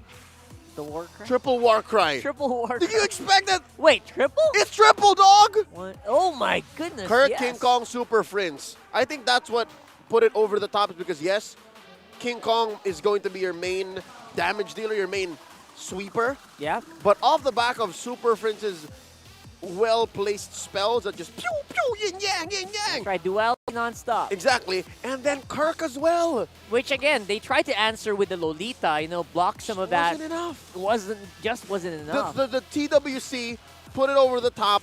And one item that I think you should also notice, Kirk built the Stadium site relatively early. Like 10, 11 minutes in, Stadium site. Let's go. And it worked to a T. It really did. The TWC. It added to, the TWC really did add to the viability of his lineup, despite what looked like mostly reliant on the Roger to do it. So, I know it felt like the Falcons APBren did have like a good answer, right? Despite that. But just wasn't enough. They had the right answer. It's bringing a screwdriver to screw in some screws. You know what I mean? In the wrong size. It's a hammer to hammer down a nail. It's just Fnatic Onic Philippines was just too damn big of a screw, too big of a nail for Falcons APBren to take down.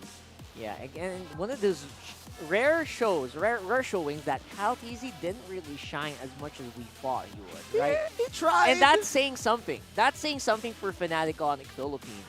The front line from Fnatic Onic was just too much for even Kyle and Marco to deal with. I think eventually, there would have been a world wherein FCAP wasn't applied enough pressure on, that maybe Marco had enough farm. I think he was short 3,000. He was short the DHS and then his final item, which I think, jokes aside, was about 3,000 gold short, give or take. I don't know what the exact number was, but I saw that into that last Lord fight, he was on his way to a tank shredder. There you go. And I guess the fan comment did agree as well. Like, you know what? They have a carry. You have 3 frontliners that needs shredding. Do it. I guess they picked the right hero. Yeah. But then again, we're looking at, you know what? How, is Super Marco going to get there? Is he going to get to that point? I guess that's a big question there. And that's exactly what the answer that Fnatic Onic did. It was close if you think 3 or 4 minutes was close. That's what they needed. They needed more time. They needed a longer Lord dance. Yeah, maybe reset that last Lord. Maybe, that was all. But again, easier said than done with the situation they were given at that moment. And given their opponents. Again, Fnatic Onic Philippines so good at team fighting, so good at knowing what the other is thinking, and knowing when to, you know, turn on a clutch and then pow. Because even in a team fight within a team fight within a team fight, they did that call. They pulled the diversion play from lane to bush to end it. Yeah, and you know what I love as well in that last one? The consistency that they were willing to put it. At some point, you think, you know what? Maybe that's a safe play. Let's back off for now. But you know what? They went re-engage, even though people were actually a little bit low. Cooldown, ultimates were on cooldown. So the consistency and the willingness of Fnatic on to do that, you know what? I agree. Completely masterclass. But we have another interview with Mara, of course, before the game starts. Let's see what they think right up there on stage. Here beside me is a very beautiful Chacha Pega. Congratulations. Kasi, welcome and congratulations dahil nakita mo na ang iyong first MPL match. So, kamusta yung experience? Kasi alam mo, nakikita kita sa ibang bansa, always watching MLBB. So, how is it here for the MPL arena? Actually, sobrang excited ako. Kasi for this season, this is the first time na nanood ako. And sobrang intense. Kasi syempre yung mga team ngayon, sila yung mga pinaka nasa top seed. So, ayun, sobrang na-excite din ako talaga na nandito ako. You're so popular on social media. Dumadaan nga sa feed ko yung mga live stream mo, playing MLBB. Anong favorite hero mo ba na usually ginagamit mo? Ako, favorite ko talaga Lilia.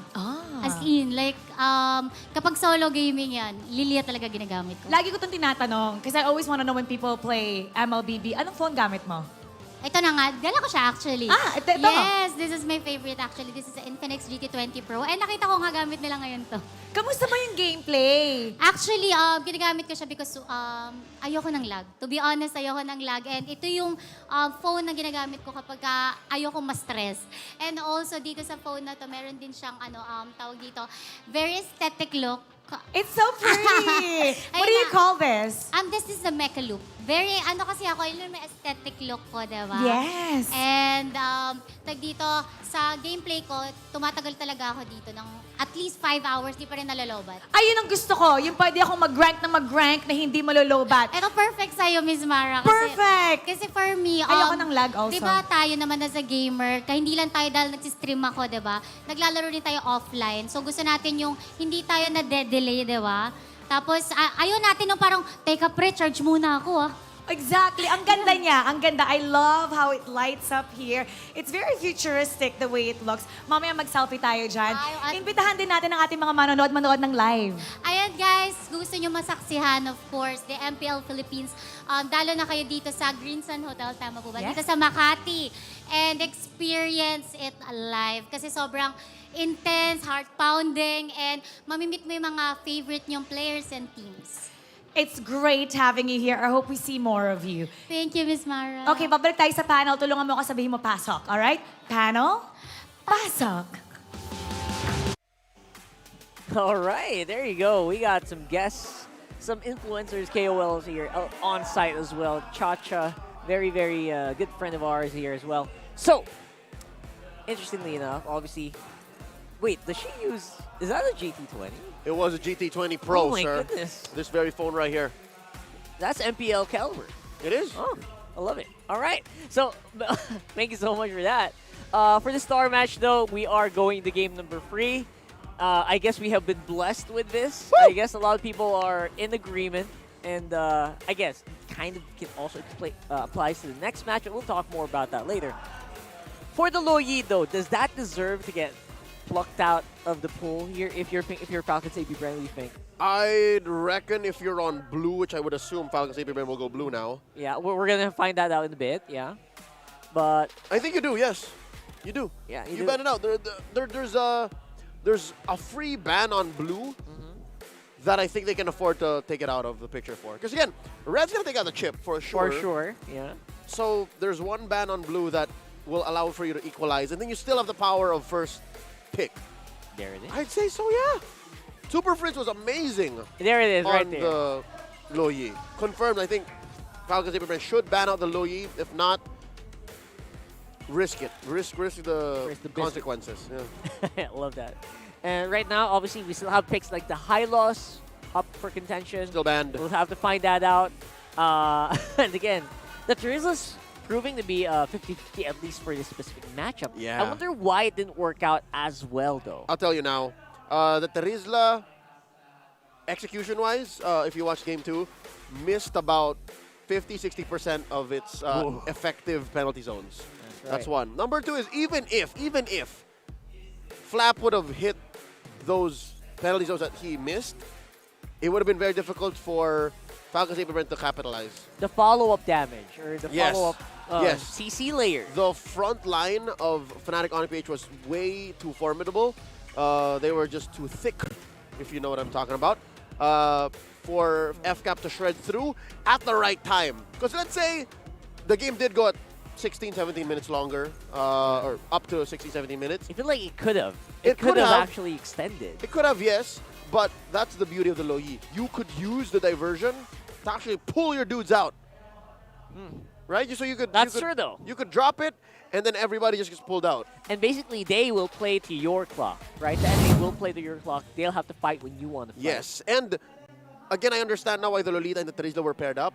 That might have taken the CC over the top. I mean, not the crowd control. You know what I mean? Like penalty zone into Numinum Blast. That could have been the picture-perfect engagement for FCAP, but they couldn't make it happen. And again, very hard to layer that together, to chain it together in the perfect timing when your opponent was just running over you, right? Like a bulldozer. So we'll have to wait and see if that's going to happen here in game number 3. Let me present an alternative. Maybe you don't ban out the Loyi. You ban out the overloading front line. There it is. So you take out one of them, you take out the Edith, and then you steal away the Tigreal. Somewhere down the line, maybe the Tigreal was also a secondary reason why the front line was just overloaded, why it was too much for FCAP. That's right. So that's one way to do it. They decide to go that route. Definitely, there's a high loss ban out. Blue side win rate and red side win rate of both of these teams are exactly almost the same, like almost neck and neck. I feel like wasn't 87 earlier, yeah, and also for Falcons APBren, the red side win rate is like 60 something. So wow, I've never seen two teams neck and neck in stats. The chart shows it. The Phoveus, not banned out, makes an appearance in game number 3. That's right, and that does open up the Roger and the Zask. I was going to say Z-Hask is a worthy first pick, but Falcons APBren have other thoughts now. Do they pick up the Terizla here? Is this where the Terizla comes in? It does feel like. Do they go Terizla Moskov? Early on. Or do they save the Moskov like they did in game 1? Could be. I feel like the Terizla, you want to pick it up here, save for the chance of it getting banned out, right? In the next phase of the draft. And they're not really rushing for mid because they also have a Faramis. I won't call it a pocket Faramis. It's just a Faramis that the world over knows that few doesn't play very well. Yeah. It's like what do you call that? An open secret. Yeah. It's also a great combo with the Phoveus. Because the Phoveus is going to put himself in danger, for sure. Save him. Oh, Moskov early on! Okay, sir. But the Julian, I don't know if we expected this, but the Julian makes an appearance here. It's also a first half FCAP pick. And all the more the Faramis is looking juicy. Because look at those 3. Yeah, we were talking about like making your tank line beefier. You know what? The Faramis is a great option for that. Playing up close and personal alongside the Phobius and the Julian as well. But Rockar, what does Ogwin play in this case? He still has a Grok, still has a Minotaur, who, by the way, had its first defeat last night. It was sitting at 100% win rate and then took the L last night. I guess to answer that, it will have to depend on like what Fnatic Onyx gonna do. They're gonna have to be a bit more reactive in that road. Whoa! Alpha here. Huh. It's been a while, sir. Is that confirmed jungle alpha or possible XP? Nah. Possible XP? No. 9 out of 10 times in this kind of situation, you're going to play it in the jungle. Jungle, right? You know, I'll up it for you. 19 out of 20 times. 19 out of 20 times. I just haven't heard of XP Alpha. XP Alpha sounds like the kind of thing you would do in a ranked game when you have nothing left. Right. So they kind of just forwent. What's the past tense of forego? Forwent? Forgone. Forgone. There you go. Yeah. Forgone the flex of a Roger here. Just showing all the cards flat on the table. There you go. The Tigreal ban, as you should have. I told y'all Brusco is crazy. And no! Stop the jutsus! Oh my god. No jutsus will He's be done casting it. within the arena. Thank you. Which side is that? Is that on the... That's I think that's where the bees are at. The bees, yeah, the bees side. I don't know if that's going to be enough, though. He's an FCAP fan. Apparently, that guy's an FCAP. Even when all right, good to know. I wonder what the rest of the franchise's side selection is. Let's see. We'll have to wait and see maybe next week. But Who's, right now, Vex on the band is great. Who's left? Again, the Faramis. The Faramis is still open. I wonder if Why Not and Hayes aren't thinking, hey, look, a fellow world collector. Wow, all right. You're also a world collector, aren't you? Of course, yeah. All right, you like pressing that button, don't you? We've been, you know what, Mundo's been generous over the years. Hey, I'll tell you, I think even without our MPL talent status, we would still be world collectors between you and me. Oh yeah, with just the raw amount of years, right? Like that we've been. You know what? Thank you so much, Moontoon. Yeah, world collectors are very. Is it rare to find world collectors right now? It's a very small fraction of the player base. Right. We're what proud percent, members. right? We'll find out. Anyway, we'll find that out. Oh wait, this is a bigger. Wow, that's a way to flex it. What a flex. All right, check it out. Matilda last ban for Falcons APBren. They may be thinking of something because whenever you pick up an alpha, one of the main weaknesses is you have no out. So when you Spear of Alpha in, there's very little reason for you to get pulled out. And now look at this. Coach Why Not and Bruce, you're talking about it. Hey, why are they ban out the Matilda? What's up? Did they know something? What's going on? All right, they got a pick here. And they pick up the Ruby, which confirmed is going to be either an XP Ruby or a Roam Ruby. Yes, there's no no other way. There's no world where that goes into Keller's hands now. Yeah, for sure. So something that at least FCAP will be very familiar with is how to play against that. We've seen that. Jawhead's open! Jawhead! Oh my goodness! All right. Didn't see that coming for the majority of games, at least starting this week. That's how far my memory goes back. Joy's always been banned second phase. That's right. So now you have an Aurora that is. I like the Aurora, given how dive heavy Fnatic Onyx draft is so far. You can drop the frigid breath on yourself. And again, you're gonna skirmish a lot. I think you already expected. You know what? This trio is gonna go to my lane so many times. Right. I have to be ready for that multi-hero skirmish. So Yep. Let's see. So far, Fnatic Onic PH still looking for a roamer, at least a definitive roamer. We don't know where this Ruby's going. Okay, that's a Kufra. There it is, confirmed.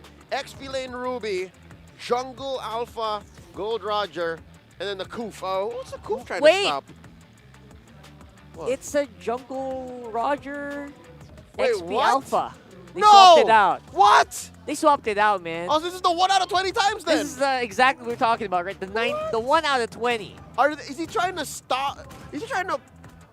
I've never seen this. The last time my brain clocks out whenever I see an Alpha and a Phobius lane against each other. Yeah, that's a ranked game right there. That's right. Man, maybe that's the point. Maybe Confirmed. they're trying to throw off each other on the draft here, and I love what they did here. Maybe that's the only way to be the world champ. Maybe that's what FNOP is thinking. Doctor Strange stuff right here. I Astral know. Plane drafting. We'll have to find out if it does work out here with Naisu and Ingan. Woo! Falcons APBren on the verge of ending the streak and getting the revenge onto Fnatic Onic. But the Super Family holding on to their momentum and wanting to solidify their top 1 seed. Welcome to the English Desk. My name is Inga, and together with me is Naisu. Naisu, what do you think about that crazy draft? You know, I have to agree with the panel here. 1 out of 20 times you're going to see this, even in my brain. And he's running a Revitalize, too. Kirk not only took the Alpha in the XP lane, but he's also like, yeah, I'm going to take Revitalize. Wait, what's the emblem? He's got Brave Smite, he's got Tenacity, he's got Vitality. So this is like a... Okay. This is a tanky Alpha. I think he wants to go head-to-head with the sustainability of the Phoveus. Plus, in terms of the damage, he's not going to lack, because again, the passive of a Kirk Alpha has true damage, Beta, so it's okay. But again, I talked to Keller a while ago during the break. We saw each other at the comfort room. His Ruby only lost once. Yeah. It was a game 2 lost up against Echo. Team Liquid Philippines. And, you know, that's why he's going to be confident enough in picking it up. Yeah. And this time around, you know, King Kong only the one picking up the Warcry emblem this time. We've seen Fnatic take 3 Warcries the past 2 games. And this is, I was going to say a little more standard, but it's like the picks are still unique. Yeah. And we're looking at one of the major ones right now and how this is going to play a part because, oh, there's the charge up. Brusco not going to go and follow up with his landing here. But I would say most people that have been watching competitive MLBB would just by default think Alpha, yeah, would go into the jungle. But this could end up being a great switch. Now on the other side, it's the same thing, man. We have seen Phoveus rise in the ranks. He's also running the Vengeance, Brave Smite as well. So that might be a problem that Fnatic has to overcome because anytime the Phoveus is there, that's what he does. He just gets in the face, he's dunking on people, and he seems like he doesn't die. Yeah, we've seen it yesterday actually with Ryota. Beautiful performance with the Phoveus, but right now Falcons APBren. Oh! Brusco jumps in with a flicker too, gonna land the rage, and they get all frozen under the turtle. King Kong will grab it. The fight's still gonna break out. Kirk's still up here. They toss him up. FlapTzy goes back in with the Infernal Pursuit. Super Prince will pick up a kill. And now possibly, it's only Flap that goes down. It's a trade, the 1-for-1, but the objective goes to Fnatic. An XP for an XP, Fnatic has the advantage with the turtle, but the scary part here is for Fnatic Onic. When it reaches the mid to the late game and Brusco starts to initiate, if Few manages to catch the Frigid Glacier, manages to catch 2 or 3, they could easily burst down Fnatic's lineup, especially when Super Marco's activated. So for Fnatic Onic right now, they really have to utilize their early game power spike, especially Kelra has the Ruby. Because for me, if it reaches the mid to the late game, it's really going to be hard against Super Marco with the Moskov. Plus the Frigid Glacier is such a momentum killer for me right now. Yeah, it literally, you know, stops them in their tracks. Yeah. Something that Fnatic Onic has to play around. They have to be able to go into that. And I think, again, looking at the lineup, they have it. They have all that available. And this is, once again, you know, Kirk probably opting for this tankier Alpha. The setup here, we'll see if, okay, he just Spears of Alphas out on the defense. Does FCAP still actually want to follow up? Unstoppable Force, they're going to toss him up into the air. I don't think you can heal up of that as Kirk falls. 3 members of FCAP will pick up the kill. And on the cross side of the map, they're going to go for Super Marco. Tries to go in with Spear Destruction, gets thrown in the wall with a rage. Wow. He'll go off and survive it all. Super Marco, he's bulletproof for a reason. If you need a reminder why Marco is bulletproof, that's the perfect example. 1 Lycan Pounce could actually kill him, but the pushback coming in from that second skill was all he needed. To ensure safety. Plus Few, of course. Few was there. Yeah, Few was there. But good play. I mean, the pressure was there from Fnatic Onic, and they get an objective out of it. Yeah. Now the trade could possibly be the turtle here. FCAP starts it up. Brusco charging on up. Going to be able to not find Few. Doesn't land the connection he's looking for. Turtle for the taking. And it's going to be secured by KyleTzy. So again, trading of objectives around the map. Yeah, that's a perfect reason or example why Phoveus has been picked up a lot of times. Fnatic Onic actually had the upper hand when it comes to that turtle take. But when FlapTzy started casting the Infernal Pursuit, it was basically game over because Fnatic Onic has to walk away. The presence of Few makes it harder also because the Frigid Glacier is still there. So they really need to solve the FlapTzy problem first before they try and solve the Super Marco problem. Because so far, KyleTzy's been dominating Super Marco, but when it comes to 3v3 clashes, if FlapTzy's there, it looks like Fnatic Onic gets out of place almost all the time. And that's what I'm wondering, like, if you're Fnatic Onic, you're trying to solve this FlapTzy issue. It's mainly just playing around that window where once the Vengeance is popped and he doesn't have it anymore, and then dealing with some of the sustainability that it gets, which obviously is going to be solved also with their item path builds that they end up taking. Conceal going to be used, but okay, Oakwood jumps in with a flicker. Won't be able to find that toss-up that he was looking for, so great response also from Fnatic Onic. Fast hands from King Kong, I think it's just pure instincts, knowing that Owen has the jaw. It needs to be extra careful, because there's no other targets so far that he wants more than King Kong. And now, the game always starting relatively slow, 2-1 kill scoreboard, as both of these teams try to get control over the mid lane. You mentioned it earlier, when you got a chance to talk to Kelra, and I feel like he is one of those players that he plays the Ruby in the gold lane a little bit differently. Yeah. Like he's more effective than I would say statistically that you see gold laners pick up the Ruby. I think when you look at the lineup too, the fact that Kelra's pretty tanky himself, he's going to be able to sustain up. He's pushing right now, obviously down on the bottom side, and he's all about sustain. But then you throw in a Kufra in there, and then the tanky Alpha.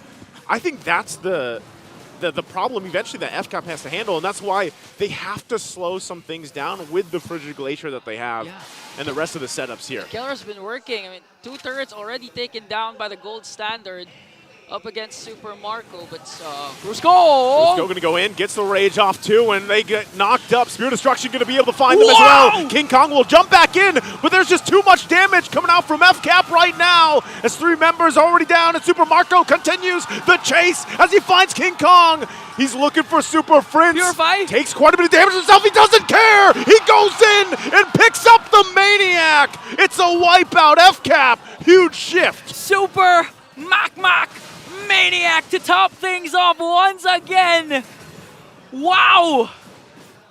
I think this is a revenge tour for Marco, because FlapTzy got his supposedly Maniac during game number 1, and this time making sure, as we look at the Infinix instant replay, I have to commend Few, Captain. Look at that Frigid Glacier connecting onto 4 apart from King Kong, and Super Marco just doing Super Marco things, chasing after the Roger, chasing after the Zask. Brusco jumps in. Brusco there, the rest of the team, they might disengage. King Kong pops the Retribution. He's looking for Super Marco. He's had enough of him and he can't get him again. Frigid Glacier gonna stop Kelra. Kelra goes in with the I'm Offended and flickers defensively, and they re-engage on top of the fight. And they're still going, but they're sustaining through everything. And FCAP finally still finding one. King Kong tries to back off. Super Prince left there versus 2 as he gets taken out. A 2-for-1 trade for Fnatic Onic. But the main factor is, how can we stop Super Marco? Because that was another beautiful catch from Brusco. And Few always just ready to expend those kills and make sure to save his gold laner. And 4-0-1. We've been talking about KyleTzy's dominance with the Ruby. Yeah. Every single time he has the Ruby, he's dominating early game. But in this case, even a late game hero, Marco's making it work 8 minutes in. Oh, dude, I'm just still amazed. Super Marco, he's not dying. Fnatic Onic Philippines wants to get to him. They're doing everything they need to. But it's just the positioning and the amount of support and peel that Super Marco gets is what makes him so bulletproof. It's not just, his amazing skills, but the fact that the team plays around him. And you see this with Fnatic Onic as well. And right now it's just FCAP inching further and further away, and now for the Lord to be the taking. Kirk's going to jump in and they go and get it. KyleTzy secures the Lord. Brusco. Fight's going to break out. Brusco in the front of it all. They'll find Few to take him down, but Super Fritz still waiting for the entry point here. Ogwin goes down. Few's out of the picture. A double for King Kong, and now they look for more. Super Marco and KyleTzy have to disengage, but it looks like King Kong wants still to put the pressure here on the jungle side. Super Marco will keep them at bay, but they want to push it down mid. The Lord making its way down the bottom for FCAP. This is a good trade for Fnatic Onic. 3 for the price of 1 plus the Lord. Brusco again, a beautiful setup onto Few. Plus, this is where the Alpha XP lane kicks in. The sustain. He was able, but look at Kyle! Oh, again, Spear Destruction, you landed, here comes Super Marco again! Turning things around when Fnatic Onic thinks they have it in the bag. But they'll get zoned out again, and Lord still up as Super Marco and Few walk with the Lord. Prior to that clash, I thought Falcons APBren weren't able to utilize this Lord. But with the play from Kyle, with the play from Marco, I think they're going to demolish all the outer turrets here of Fnatic Onic. And if you're Fnatic Onic, what do you do? Because technically, you're doing things right. You have the setups. KyleTzy has a beautiful I'm Offended place plus the Don't Run Wolf King. But how do you catch Marco? That's the question Fnatic Onic Philippines has asked themselves, and then now at this point he picks up the Wind of Nature as well. So even if you catch him, he's got a little window now defensively. But man, Fnatic Onic Philippines down nearly 5,000 gold at this point in the game. They've got to come up with something before this next objective take, because even the last one, they had no space to work with, even with Brusco going into that fight to set things up. We've seen it during the 3-1 trade of Fnatic Onic, wherein Falcons APBren got the Lord. If the Frigid Glacier doesn't connect, there's a huge chance that Fnatic Onic wins the clash. So they have to keep an eye on the kits of Few. That's the main objective. I mean, it's useless to try and lock down, but wait. It's useless to try and lock down Marco, because that's Marco. Hard to catch him off guard, hard to basically catch him. So who do you go for? I think it's either Few, but he has the passive, or just watch out for the Frigid Glacier, because that's the main point of attack of the Falcons APBren. The Frigid Glacier of Few. That's what they have to do. There's so many boxes you have to check here for Fnatic Onic Philippines to have that favorable advantage that they're looking for. And that's why FCAP, not only playing around the economic advantage they have, but just the lineup too. Conceal from Owen. Conceal going to go in. They're going to go for KyleTzy. He has to flicker out too. They get that. Brusco engages the fight, and they're going to fight it out once again. Super Marco still in the backside, just unleashing. Ogwin will get taken out though. Now Fnatic Onic Philippines full force. Tanky enough on the front side. They'll just secure the buffs. That's what I'm saying. Did you see Few cast the Frigid Glacier? He did, but it didn't connect to anyone.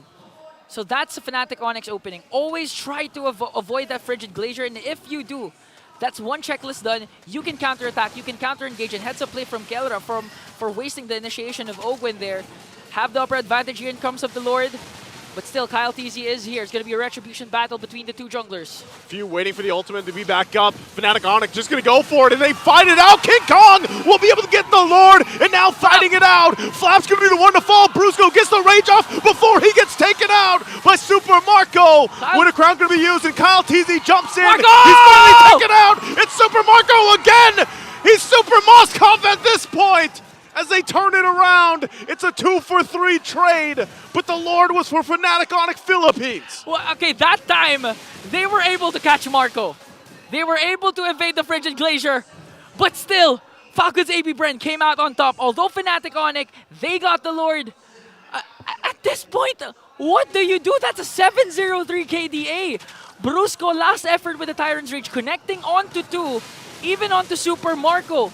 But despite all that, Marco remains unkilled. Marco remains bulletproof. That's what I'm saying. At this point, and look at this, Super Mac.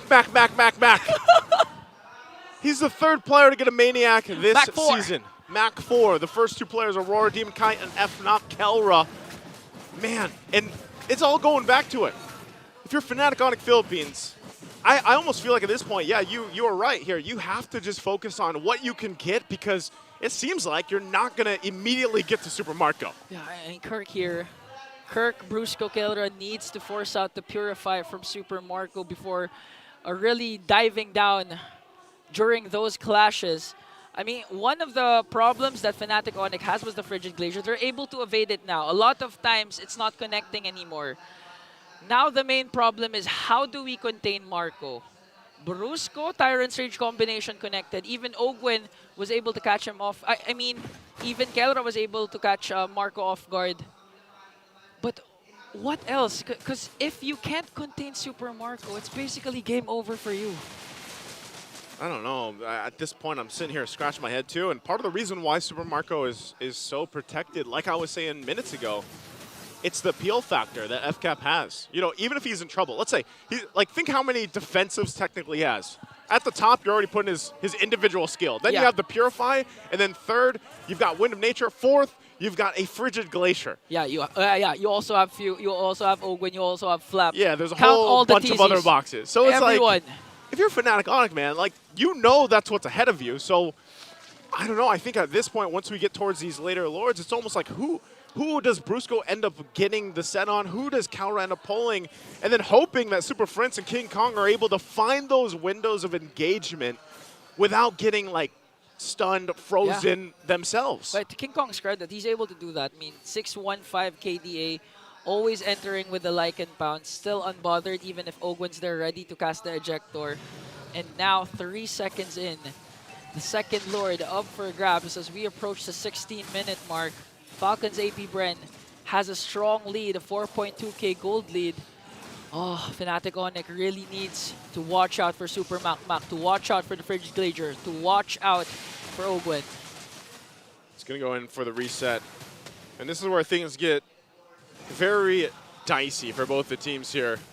Because it comes down also to the both roamers, you know, both roamers on the conceals and how they want to use it, how the setup's going to come from Brusco, especially that he's playing the Kufra here. And as long as they're able to get that set they're looking for, then it's that game we're talking about where it's like the chess game. You know, you got to wait, maybe bait out a couple spells, battle spells or ultimates, and then re-engage if you have to. But FCAP, I would say, even their counter-engage is a little bit better with this lineup. Especially again because of the Frigid Glacier. So right now at this point, if you're Fnatic Onic, do you force a clash? What do you do? Because eventually Falcons APBren, they're going to split push. I mean, that's a Moskov that could enter in anytime because of the Spear of Destruction. So you're the one pressured right now. Fnatic Onic, what do you do? Because eventually you'll have to send someone onto the top lane to deal with the minions. That's what they're going to do. I don't know. They might actually push this Lord in here. They're going to give the signal, too. They're going to fight it out. Ogwen also jumping in. Kyle will get the Lord. There's the Spear of Destruction we were talking about. He doesn't follow it up because the objective was already secured. Oh, he's going to push. He's going to push that top side. It was only Flap that went down. And it looks like they get the call. You know what? Let's go ahead, get healed up, and then push in with this objective. Well, that's a favorable trade for Falcons APBren. Second Lord in exchange for Flap TZ. And now Marco, good discipline for Marco to not cast that Spear of Destruction because basically he doesn't need to. He just has to wait for the Lord because if Marco's absent for this Lord push, this might get extended to the late game. And right now, Falcons APBren, they can actually end this here right now. If Ogwen gets a pick off, if Few gets a good Frigid Glacier, Fnatic Onic really, their backs are against the wall. Their win streak at stake here. They need a good setup from Brusco, from Kelra, from anyone just to stop the momentum of Falcons APBren right now. Right now, they're just going to clear the Lord. They focus on that. That's down. They hold on to that middle turret sliver of health, but will get pushed in here. So Fnatic Onic still backs against the wall, trying to defend the best they can. First turret to the base, going down mid-side. FCAP puts their eyes set on the top. Ogwen pops the conceal, doesn't find anything. Brusco will be able to jump in though, gets ejected to the backside as Flap's gonna go down and Fnatic Onic will want to fight it out. There's the passive coming out from Few and Fnatic turns it around, finding 2 kills, make it 3. And now the momentum in their favor. Oh, Fnatic Onic going all mid here. They can actually get an inhibitor turret or might even end the game. What's the call for Falcons APBren? Super Marco has a Spear of Destruction. He can recall, he can enter anytime. Ogwen's left to fend for himself as they try to burst down the turret. There's the Spear. They're going to keep Marco there, though. It's only Ogwen. They're trying to buy some time. Flaps up in 10, trying to clear that minion out. Still there. Fnatic Onic, they took care of him. Marco doesn't go back, and they'll maintain the streak. Fnatic Onic Philippines does it in the reverse sweep.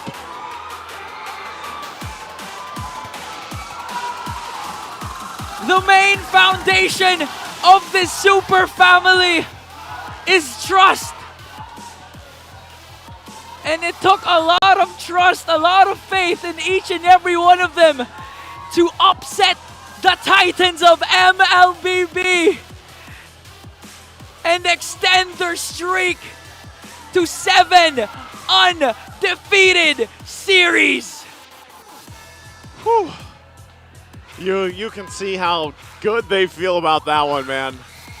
And they'll end the first half of the regular season still on top, still undefeated. And wow, hey, they did it against FCAP here. What an amazing series. Beautiful 3 games that we got. Wow, I can't believe what I witnessed. Falcons APBren, they had it. They had it. They could actually end things, but the counter initiation from Fnatic Onic led to the demise of these 5 young men, but still an outstanding performance for Falcons APBren. Put on a great show. What a star match, Naisu, for week number 4. I love it, man. I love this season. It's so competitive. You don't know some of these games who's going to end up winning, and you get a series like this, and it makes you really excited for the rest of the regular season. And I'm excited what the Super Family has to say for their amazing performance. That's why Miss Mara Aquino, please take it away. Congratulations once again, Fnatic Onic Philippines. Still undefeated, King Kong. Undefeated pa rin kayo. Masasabi mo ba na ngayon, ikaw na ang #1 jungler? Hindi po kasi para sa akin may i-improve pa po ako eh.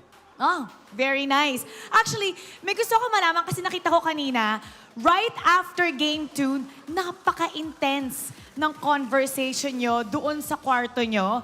Actually, Coach, para kang very emotional na may gumaganon ka kanina. Were you mad? Were you, what was it? What was happening there? Hindi naman sa mad. Siguro ano lang, parang syempre hyped up din. Pretty sure lahat ng mga tao dito sobrang hype up din. Kasi kumbaga, isa rin to sa matches na inaabangan namin buong season eh. So it's more of reassuring yung mga players na sa Game 3, goods tayo sa draft. Sa Game 3, basta pakita lang natin na yung chemistry natin, papalag sa chemistry nila. Yung ganon. Nakita ko, when you won, parang there was a huge relief, deep breath. Why do you think that you're undefeated all throughout etong first half ng season natin? I think yung sa fact talaga na naniniwala kami lahat sa kakayanan ng bawat isa, naniniwala kami sa mga kalokohan na ideas. So, wala lang, nakaka-proud. Sobrang nakakatuwa na nalusot namin yung ngayong araw.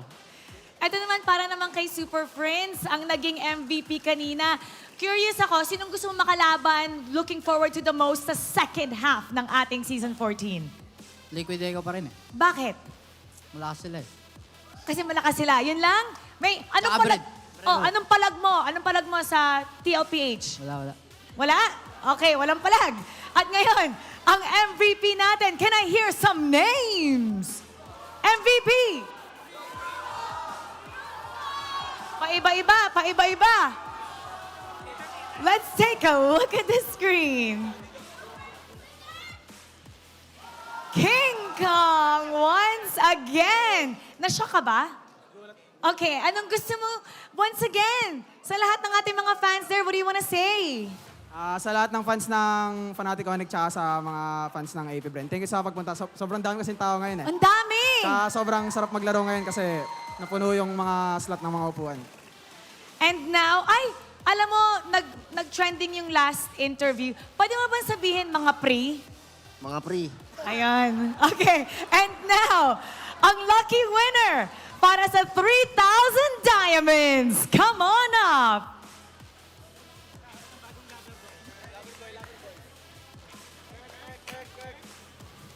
Congratulations! What's your name? Earl po. Earl! Sino dito favorite player mo? Si Kirk po. Oh my gosh!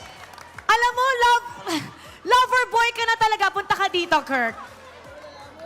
Okay, Uy, galingan mo kasi may nauna sa'yo. Anong gusto mo sabihin kay Kirk? Good game. And thank you congrats for defending your streak for today's. And, oh my God, ang cute niya. Ang cute niya! Wait, ano bang meron kay Kirk? Ba't ba kinakabaliwan to ng mga girls ngayon? Ano bang meron kay Kirk? Ano po, kasi siya po yung bebe boy ng Onic eh. Lover boy. Uy, ang cute mo daw. Thank you po. Ano bang pakiramdam na yung mga fans, ikaw palagi yung sinasabi? Masaya po kasi ano. Masaya ka ba talaga? Totoo ba? Patingin ng mukhang masaya. Okay, anong gusto mo sabihin sa kanya? Anong gusto mo sabihin? Thank you po sa suporta. Alam. Okay, now I'm gonna take this. Let's do this once again. We're gonna hold hands once again. Hold hands once again. Okay, hold his hand and don't let it go until you walk, okay? Go ahead. You may now take your bow and take your walk of victory. Wait, don't let it go. Congratulations once again to Fnatic Onic Philippines, still undefeated. We're gonna break it down for you, so we're gonna go back to our panel. Pasok. You know what? I don't know if you guys called it, but boy, oh boy, Fnatic Onic Philippines really did deliver a reverse sweep against the Falcons APBren. I don't know what to say, man. I called the opposite. Again, it's out there. It's on the internet. And I said Falcons APBren will snap this win streak in half, but not if King Kong has to say about it, not if Brusco has anything to say about it, not if Coach Tony has anything to say about it. And there it is. While Mara was asking, who's the MVP going to be? Who is it going to be? I was screaming, Brusco! Oh, yeah, for Brusco! sure. I feel like the reaction, the draft, like, I feel like why not mention it correctly? His draft is fine. The draft was great. And I think, you know, a lot of people, myself included, didn't completely agree with it. But apparently that's what they needed, right? I feel like that's what they needed to actually put a haymaker into FCAP. You can quote me on it. 19 out of 20 times you're going to put that alpha in the jungle. This is the 1 out of 20 right here. And all right, some theory crafting. You can watch the highlights as it goes. Everything went fine for FCAP up until Brusco found the game-winning play and got the 3-man pickoff with no clapback whatsoever, no punishes in the top lane, and that allowed Fnatic Onic PH to just clean out the mid lane at 19 minutes. That is TikTok timers, ladies and gentlemen. If you're watching, that's close to a minute on the death timers on each member of FCAP that was missing, and they had the worst possible combination of dudes left on the map. They had Ogwin and Marco. That's right, and you needed to kind of clear up a minion wave, basically. And they couldn't do that. Nope. Super Marco decided to go on top side and leave Ogwin. Said, you know what, maybe that's probably just one tank. But you know what? FNOP says, you know what, we can do this. We can do this. And they did. If ever it was another different combination of maybe Flap left. Flap or Kyle for the clear. Kyle left, few left. It's just the perfect storm for Fnatic Onic PH to take advantage of. And, all right. We let them cook, and they served us up a dish that we didn't know we would love. Kirk on the alpha might have been the answer that they did indeed need. I'll go try to find Coach Tony later on, but I'm trying to explain the alpha here. Oh, yeah. It might be the only other XP laner, save for a Uranus and maybe a Tams, that would have the right amount of damage output and sustainability that they needed right then and there. Tams and Uranus don't provide the one thing that maybe Uranus do. Number one, true damage. True damage. He's got true damage. And number two, CC. Those two chunky dudes, like literally a demon and a floating statue, don't have CC. They don't have true damage. Thomas has a little bit, but yeah, Alpha has it reliably. So this might actually be the forefront of a new meta. This might be a new XP lane pick that's actually legit. Despite the stats showing otherwise, right? I feel like it went 0-6 in the first half of 0-6 and 4, 0-6 and 5, right? something like that. So I would say in stats-wise, it might lose out on lane. 0-5, but yeah. maybe it kind of delivered what FNOP needed in the team fight. Right, that's what maybe one thing that Miyuana will say. For sure. Carl, it happened again. Game 2, they won off of the back of the same kind of comp. 3 frontliners! It's insane, right? It's uncanny, unorthodox. But like I mentioned after Game 3 draft, maybe unorthodox is exactly what it takes to slay a Titan. That's how you take down the likes of FCAP. You play in a way that they aren't ready for. You try to attack from a different angle, and apparently the angle was top lane. You take them 3 down with no trades. That was, I guess that's why the whole 3 front liner situation works for Fnatic Onics, because they're so all in on their plays that if you can't find a way to punish them or trade back, it's over. And literally that's what it is now for FCAP. It's over. Really did. And again, if you just joined, it's a reverse sweep as well. It did not look pretty for Fnatic Onics in the earlier parts of the game or match, but you know what? They bounced back, and it was very creative drafting. Even in the game. Even in the game, Even it in looked game rad, 3 right? alone, you watch up until minute 15, minute 16, you'd say it's over. FCAP wins. Bulletproof Marco is at large once more, but apparently it's not a 1v5 game. It's a 5v5 game, and FNOP used their 5. Better. And I guess that's what family is, family is. Greater than numbers, it's everyone working together, giving it to the literal world champions. Oh, that is just beautiful. And you couldn't have written the story better. There was no other better way to end that story. But of course, we're not over yet. Maybe the first half for Fnatic Onics is done, but we still have a few matches up for you. They are literally just one more. And it's also another possible free game series for sure. It's going to be fun. It's going to be fun. Given last night's performance by Smart Omega, they're facing off against one half of the Titans of MLBB in Team Liquid PH. So one Titan has already fallen. How about another? That's a very loaded question. And again, it's not impossible, especially with the way that Smart Omega is actually playing right now. I mean, I would give him the benefit of the doubt, especially you guys, especially if you're a long-time barangay. You got to keep your heart in and watch it happen later on. But that's going to happen right after this break. Please do stick around. This is MPL Philippines Season 14, week number 4. We're still going.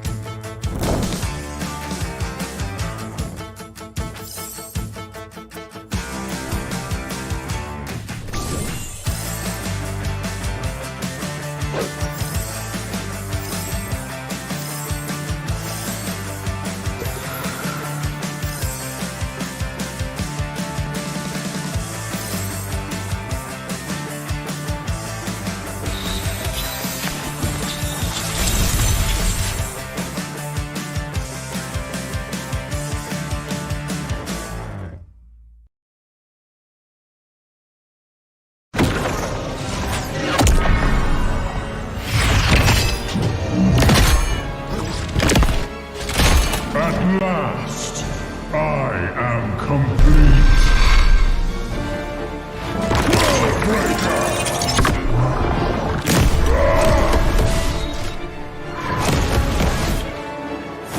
Come in fairness.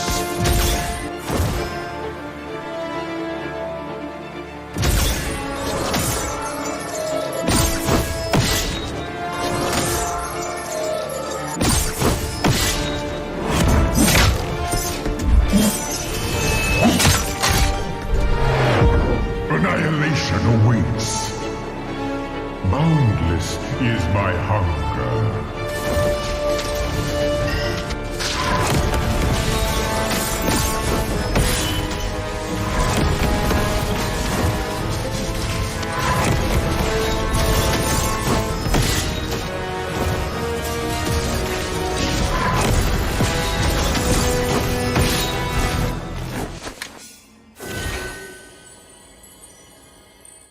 Fun facts, week 3. 13 out of the 17 games played, the team that won the first turtle won the game. This was last week's number for comparison. Only 2 teams this week didn't win the game after winning the first turtle. Blacklist International and TNC Pro Team. Yup, the 4 times it happened, it was them. It was a tough week for High Loss as they only won 1 game and lost 10 times in week 3. While High Loss cries, let's look at the heroes that weren't absolute losers like me. Obvious, Edith, Nolan, Harith, and Tigreal were this week's best performing heroes. This week, on Chip Watch, he's still missing. He's been banned in the first phase for the red side teams for 50 games in a row. When will he get picked again? I don't know. There were 10 games won by the team that got the first blood and the first turtle. These are the teams that were able to do that. I'm not saying all of that. Renmar just transitioned to under the table because people liked it when you did that in episode 2. The XP lane and jungle heroes were first picked by the blue side 6 times each. Edith and Hylos for the XP and Roger and Link for the jungle. Notice how you can flex 3 of those heroes in different roles. I'm getting out of here. So yun na nga guys, meron pala tayong fun fact about si King Kong kasi guys, ganito yan. So si King Kong, yung ginawa niya, ganito kasi yan guys, legit. It's time to update Renmar's Bulletproof Leaderboard. Benny Cutie, Domeng, King Kong, Kelra, and Super Marco are all tied with 6 bulletproof games. That's 6 games where they won and didn't die. See you next week. Get 8 gigabytes of all-access power. To do it all. Plus only TikTok to scroll and share non-stop. Power, work, life, and more. With Smart Power all-access data now up to 90 days. Load now. No signal, no fun. If only you could switch in an instant. But wait, you can with the Smart eSIM. Backed up by nationwide coverage. Get your Smart eSIM now.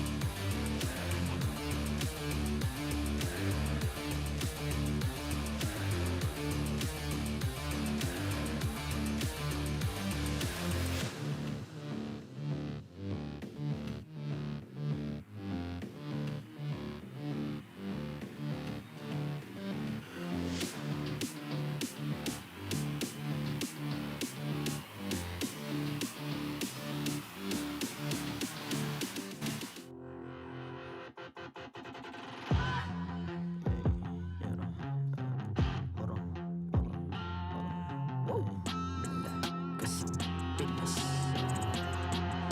Lakas ng Pinas. Malakas, Pilipinas, malakas. Kahit anong lane, we become the monsters. Malakas, Pilipinas, malakas.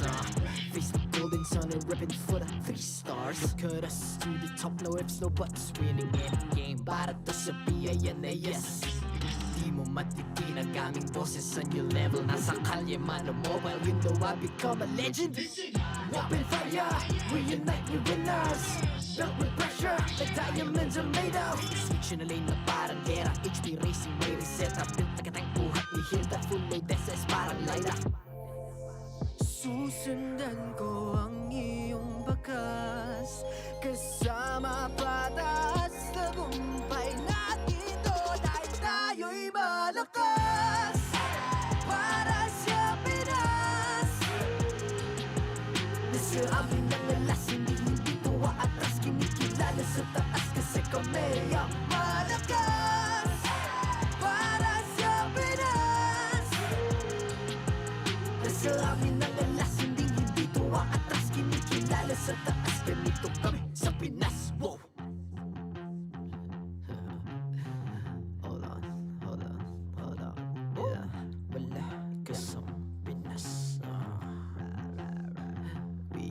Laging every beat, no surrender, no retreat. Pag nagsama-sama, just imagine what we can achieve. Laging every beat, no surrender, no retreat. Giving 100 all my all, cause we just cannot be defeated. We are unstoppable, immune and invulnerable. Ready ang equipment, lahat frozen, malang crowd control. Pakita ko na jab like beast of the southeast. Tapos sumatawa-tawa loud, cause every enemy we devour. Susundan ko ang iyong bakas. Kasama patas, tagumpay natin doon ay tayo'y malakas. Para sa Pinas. Nasa amin ang alas, hindi tuwa atras. Kinikilala sa taas kasi kami ang malakas. Para sa Pinas. Nasa amin ang alas, hindi tuwa atras. Kinikilala sa taas, ganito kami sa Pinas. Wow!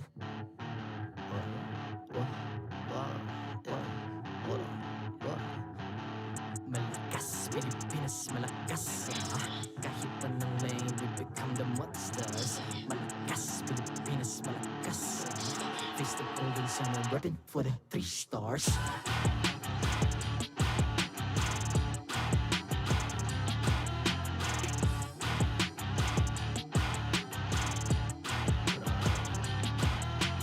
Ang lakas ng Pinas, we unite, be the stars. Ang lakas ng Pinas, we unite, be the stars. Ang lakas ng Pinas, we unite, be the stars. Ang lakas ng Pinas, we the stars. Ang lakas ng Pinas, we unite, we the stars. Ang lakas ng Pinas, we unite, we the stars. Ang lakas ng Pinas, we unite, we the stars. Ang lakas ng Pinas, we the stars.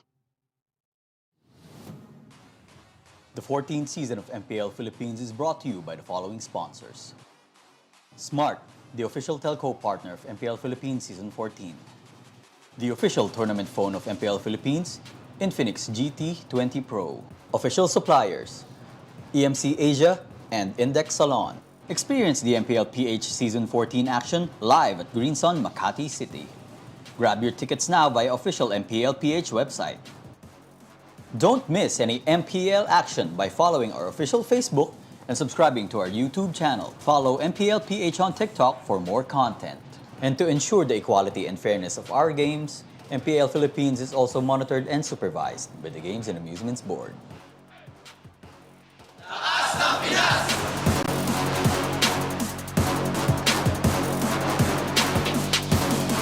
Lakas ng Pinas!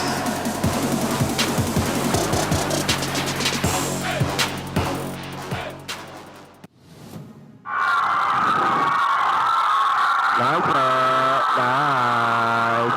No. Nice, boys. Ay, mabubuhay ka rin. Tapos na. Tapos na. Tubat, bro.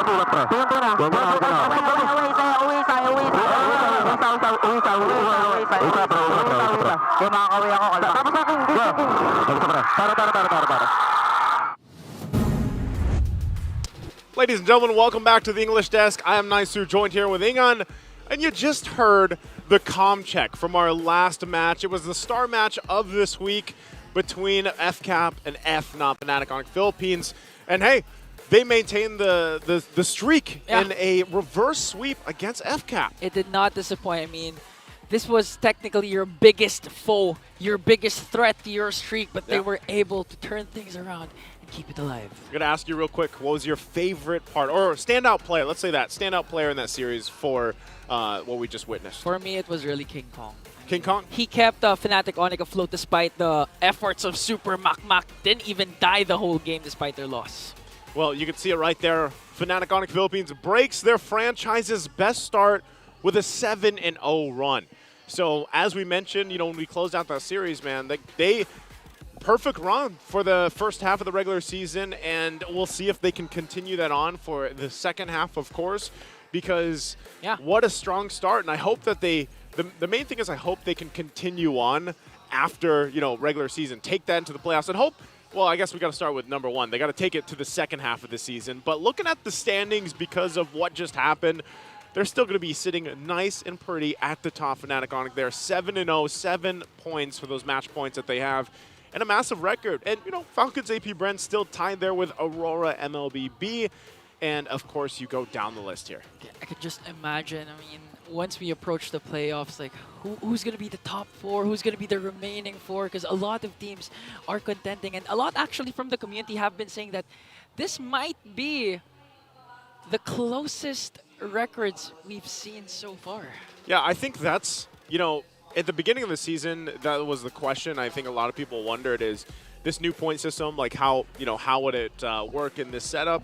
And I think it's not only because all the teams are very competitive, but also the fact that this new point system keeps things very competitive and very close, because in a matter of a weekend, things can change. So we'll see if things can change for you guys, because are you feeling bored with the usual ranked matches? Since you could spice things up with the Snapdragon Pro Series at Mobile Legends Bang Bang Season 6, as they're already in Season 6. Yeah, and it's time to step up your game and face off against the best of the best. Sign-ups open for all qualifiers. Just head on to esl.gg/SBS MLBB. Love that. Again, can't believe another season is about to start for SBS. And it's always interesting to watch because you also get to see some new names, new faces show up in SPS. And, of course, it leads us into the big tournaments ahead of us. So don't forget to join. But to break down the game a little bit further ahead of us, let's throw it over to our panelists, Leo and Rockhart, to talk about the matchup. All right, we got a bit of a banger matchup here as well, just like the previous match. This is going to be one for the books. This is TLPH versus Smart Omega. And again, I think reading through the comments of the previous game, people are really torn between the two results that we saw earlier. Like you mentioned, it felt like a 1 in 14 million chance, but they still pushed through. So big congratulations to FNOP for that one. And for FCAP, still very much of an opponent worthy to be, respected. You can't take it away that Falcons AP-Bren are still one of the two titans of MLBB, and the other is in action right here, facing off against ang bagong barangay in Smart Omega. That's right. And both teams, they want to end the first half of Season 14 with a bang-bang. With a bang-bang! And not just a bang, that a basically bang-bang. just means they want all the momentum that they could get with, the point that they can walk away with going in the second half, because sure, for majority of our teams, they're safe because given the 1 point per series win, it's easier for you to climb up through. But also, every point matters. When 1 point is all you get, all the more you want to get those points. So with that said, it's as close as it gets. The Barangay versus the Cavalry. Look at those numbers, Rocker. Look at how tight those numbers are. Save for turret damage and Lord Control. That's right. And this is the stats of the reigning MPL Philippines champion. Never forget that. And of course, this is Barangay Omega, who has exceeded expectations. Of course, I think more specifically for Ukir and Sanji, it is going to be a very interesting one, just because of the way that the meta is playing out so far. For sure, acting as secondary shot callers and captains for their squads respectively. it matters so much what they're able to do on the map. And with Sanji, the mid lane genius, going up against Ukir, who I'd like to think is the savior of Bagong Barangay coming in the twilight of Season 13. He was first to help them maybe go for a Hail Mary play, make it to the playoffs, and then followed by Chaknu. I think these two gentlemen specifically are who are responsible for this new era of Barangay Omega. And you have to look at the stats as well. Neck and neck as well, with average assists and kill participation, making sure their presence is known in the team fights in the Land of Dawn. Even the first blood counts are matching up. This is like two sides of a coin. For sure. Again, do note how much higher Ukir's KDA is. I think you could chalk that up to his unique pick, the Lilia, which he broke out last night. It's a hero that is just so elusive, a hero that is so good at controlling range, controlling the amount of damage you get over time, compared to Sanji's one-and-done diversion off of the Lu Yi, who, by the way, is just perfect for Liquid Philippines MO. They just want to shock you into submission. That's right. Pow, we're here, we're done. At least it fits with the playstyle, right? The playstyle that you want Team Liquid, or what they're known for, which is going around the map and making unexpected stuff happen, blowing up bases out of nowhere. It's the Lone Stallion who won off of a singular Valentina push in Season 13. If you remember, like that's what happened literally about 3 or 4 months ago. Yeah. Feels like ages ago. Honestly, it feels like a different world back then, right? Where it was tanks were still reigning supreme on the jungle. Jungler, The utility junglers are reigning supreme, as well as obviously the mid lane. I guess getting added a few more heroes or revamps. Like the Aurora wasn't shown there, right? No, it wasn't a thing. So, man, what a different battlefield we have today.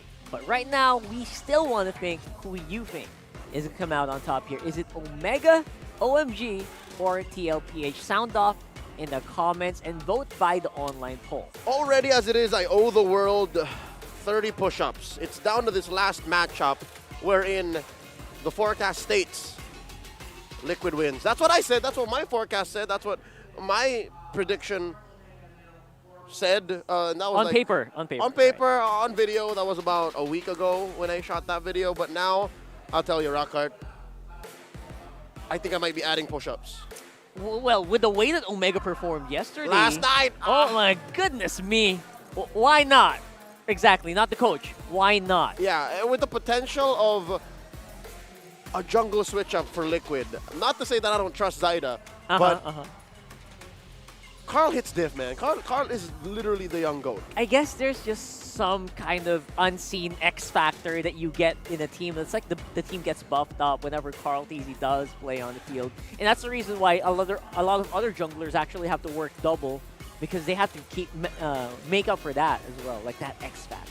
Mentally keep up with what Karl is capable of. Exactly, what he gives to the team. The amount of heart that he gives to this game. For 5 or 6 years now and counting. That's right. In case you guys don't know, right? I mean, obviously, Zyda probably, again, just like the situation where we see players like Nibber come in, does have some pretty big shoes to fill right now on the roster. But yeah, that's going to be the case apparently, right? Titan-sized shoes. Titan-sized shoes. I don't even know they make those new ones for... They don't. They probably don't. KyleTzy is literally an anomaly in the Matrix. He really is. A genetic freak.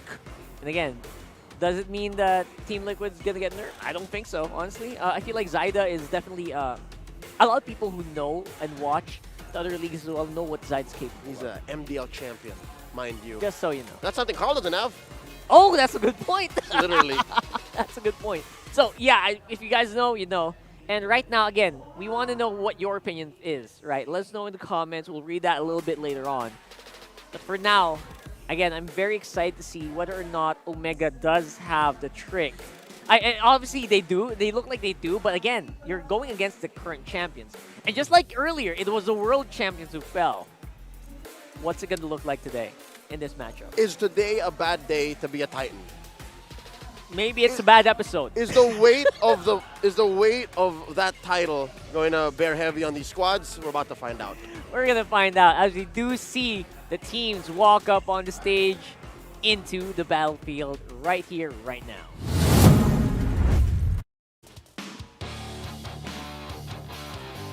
let's welcome our marshals, Jeff, JJ, Pat, and Chico!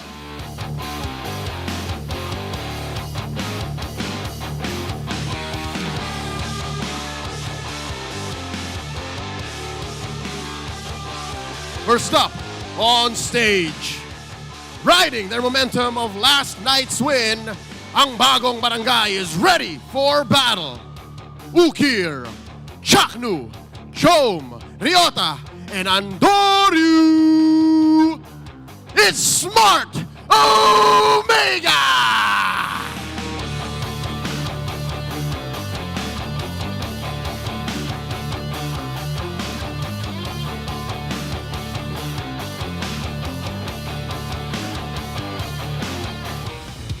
And their opponents, galloping their way on stage, hungry for a win.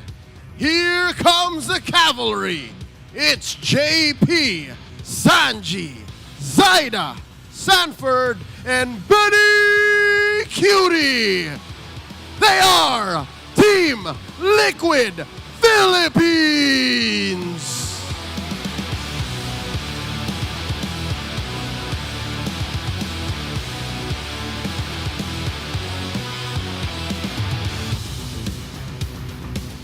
And their coaches, Smart Omega's Coach Lembot. And Team Liquid Philippines, Coach CJ.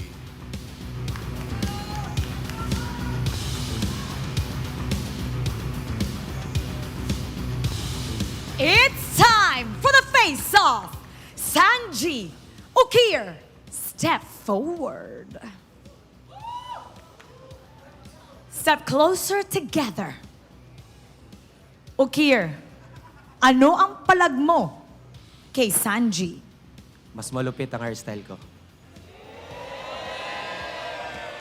Sanji, ano ang palag mo kay Ukir? Mas malupit ang Korean hellcourt ko. Palag kong palag, fist bump. It's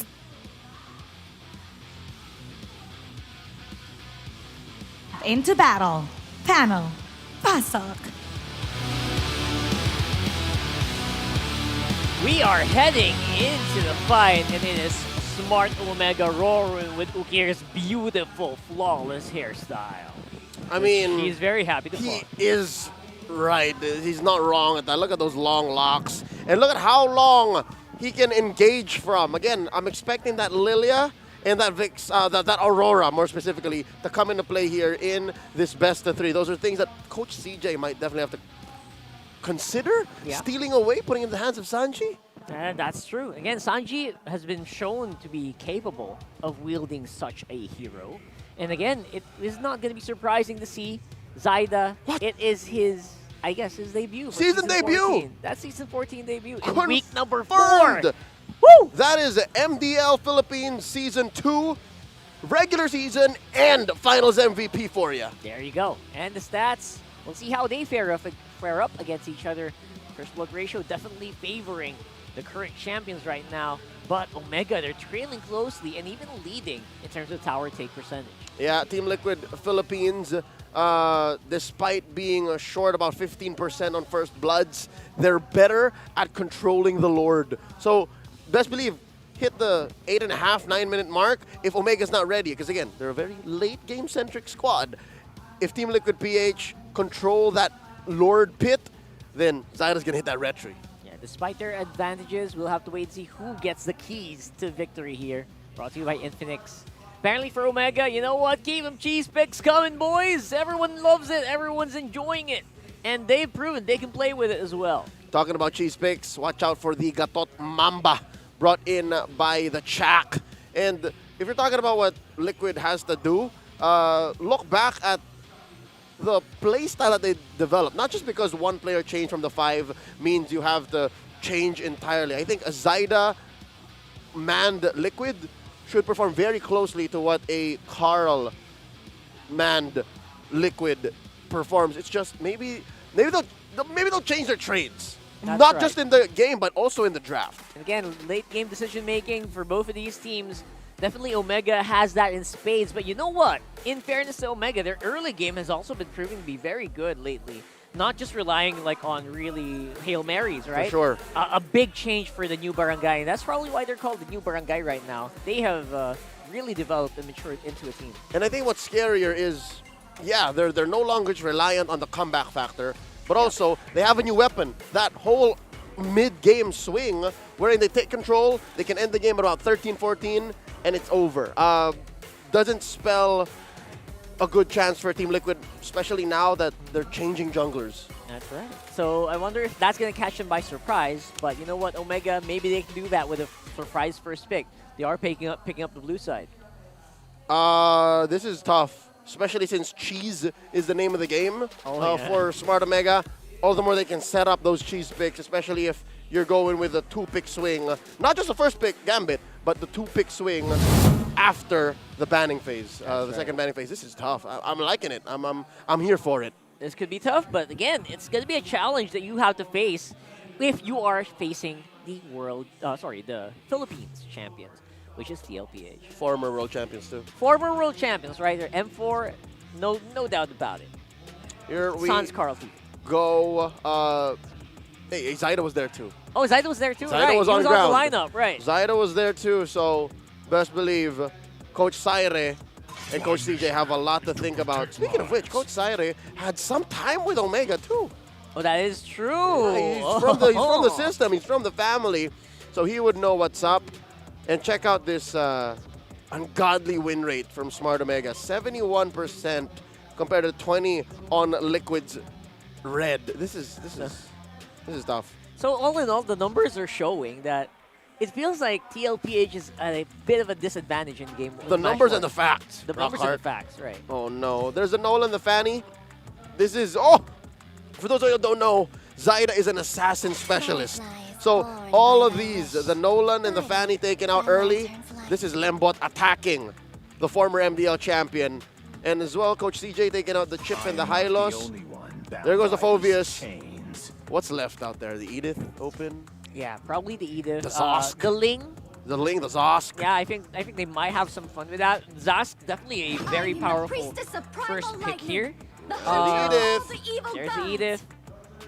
Now you'll have to wonder, TLPH is still going to come up with assassin junglers here, or will they have something else in store for us? New player, maybe new surprises. Yep, still has a Ling and a Haya out there. If the first phase elapses without the Ling or the Haya picked up, best believe we're going to start going to the B tier of junglers. What about Roger? Yeah, you kind of just you could throw the Roger in there. Yeah. Roger should be picked up here right now. But if they want to, yeah. If they want to. But if it doesn't come down to that, you're going to see the Bane. Oh, don't worry.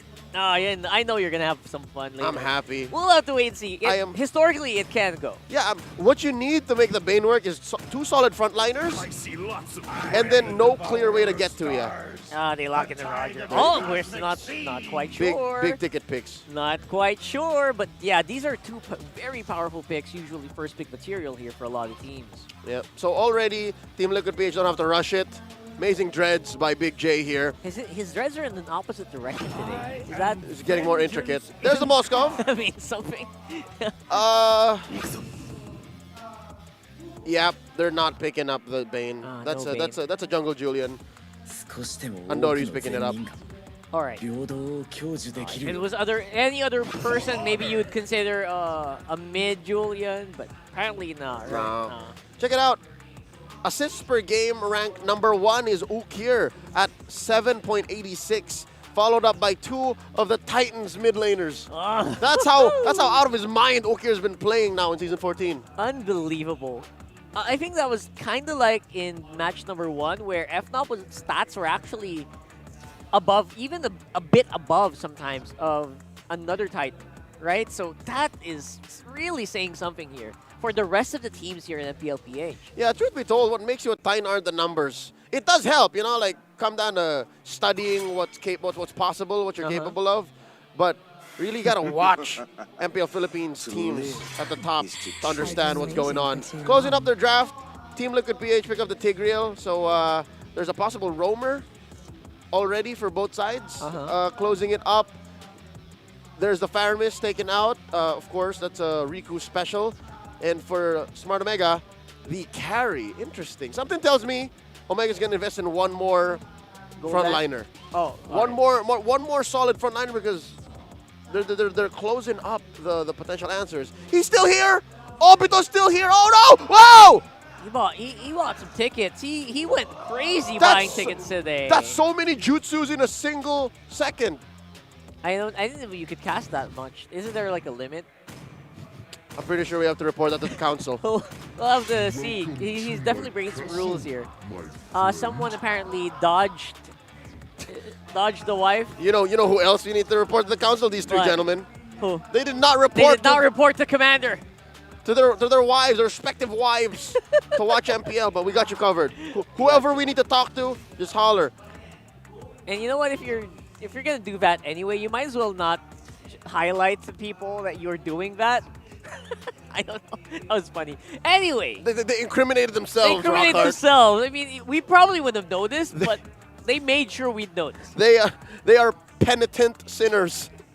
They're already apologizing, but they're here. Yeah, maybe they already have a plan to make up for it later. So Yeah. we'll see. We'll see that later. But speaking of things that we'll see, 8 games played last season. Zyda recorded 100% win rate on Nolan. Barat, who's no longer in the meta. Fredrin also not in the meta. Joy making a showing. That's fair. So there's 2 out of 4. 50% of Zyda's known hero pool they can make work with. There's the Grok, there's the Harith, taken out of the picture, no longer in the equation. I will choose my There's the Arlott. Oh, it's been a while since we've last seen Arlott. It actually is, right? All right. Maybe last week, sorry, I think Friday we saw one. Saw him a couple times yeah, it was last just very week. rare, very Maybe sparse. once this week. All right. Can confirm now where the Tigreal and the Arlott are going. We don't know what the Roger's doing. Most likely going into Zyda's hands. Still flexible. Smart Omega, though. What's in mid? What's in Rome? Well, the Grok is not cooking here today, so maybe something like Wait. Minotaur. They can... Go ahead. Carl, they can still... Yeah, Join's open, yes, but they can also... Gatot, Lilia. Gatot, Lilia! Lilia coming there in. There it is. It's the main strength of this lineup, I don't know if you guys talked about it at length last night, was its capability to engage at almost any single range. Very low downtime as well. Very low downtime. Exactly. They can re-engage. They can... Anything that they do, you're not sure if it's offensive or defensive. That's a fun part of playing it. It's a rattlesnake lineup. I saw people commenting yesterday where they were Gatot mains and they're like, finally, thank you for validating us. Thank you, Omega. Now, this is a very strong pick. Liquid closes up with the, again, Eminent Ling. The Roger was out there early on. We didn't know if it was gold or jungle. Now confirmed. Benny will go ahead and scratch away in the gold lane with the Ling closing it up. I like it. It's a very comfortable draft for Liquid, but how does it fare against Omega's venomous rattlesnake draft? I actually completely agree. Very comfortable. At the same time, it kind of relies a lot on the sets of the Arlott. You know, it kind of relies a lot on the Tigreal as well.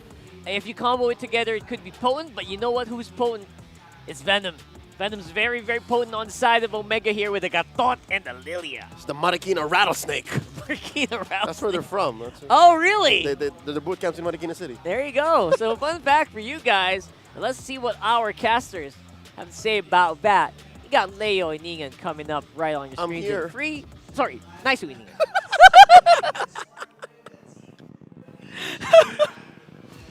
Thank you so much, guys. Yep, it's me, Nice Suining, on here on the English desk. And hey, fun fact, I just learned out where the Brungai is. What? It's in Marikina. Yeah, you haven't been there? I have not been there. It's like a huge compound. They even have their own basketball court. I know they have the basketball court, but I'll tell you what they have in this game here, Egon. And to our viewers again, the Gatot Mamba is back after what we saw yesterday and how well this performed. I'm wondering if TLPH took some notes. Also with their change, of course, this time bringing in Zyda. You know, taking a quick look at the emblems too. Of course, you got 2 war cries over there for them, and they want to play with this scaling lineup, and it is going to hurt early on, especially with a Ling here. Speaking of Zyda, Egon, I know you have some experience as well, you know, seeing him play in the MDL before, and you heard the stats during the panel segment. How do you think he's going to fare up against Andoryu here? Andoryu, okay. Zyda, okay, technically he's a good player. Again, S2 of MDL Grand Finals MVP and regular season MVP, but Andoryu's been on a roll. especially with the Julian. We've seen it yesterday as they swept their last series, and of course, Gatot Kacha. But looking at the stats of Zaida last season, 8 games played, 100% winner. So basically, all the games he played, they've won. Yeah. It's just the only thing is like the panel mentioned, you know, Fredrin and Barrett's aren't really in the meta anymore. I wouldn't be surprised if maybe you see like a Fredrin pop up once in a blue moon, but for the most part, it's not going to happen. But still, though, in the MDL, though, he's been using Ling, Lancelot. Yeah. Like, so he can play the assassins. Yeah, he can, for sure. Obviously, he, like, I would say at this point, man, everybody that likes to play MLBB and jungles, they've got the assassins, you know, practiced. Yeah. And you can play around with that. So with this, nothing starting up until this turtle does spawn. So for now, they're going to go ahead. Omega starts this up. TLPH will go ahead and wait for Zaida to go ahead and get that purple buff. But at least for now, you just kind of sit here and wait until this engage comes through. But there's no level 4s yet on the roamers as well. Okay, the difference between the two roamers is although they're both chunky, you wouldn't want to damage. No, he's using the Revitalize, so he doesn't have the Vengeance. So, okay, as much as possible, though, it's okay for Chaknu to get damage. But on the other hand, JP, if he soaks up the damage without being able to set up the implosion, that's going to be a huge problem. So for JP, he has to be more safe compared to Chaknu.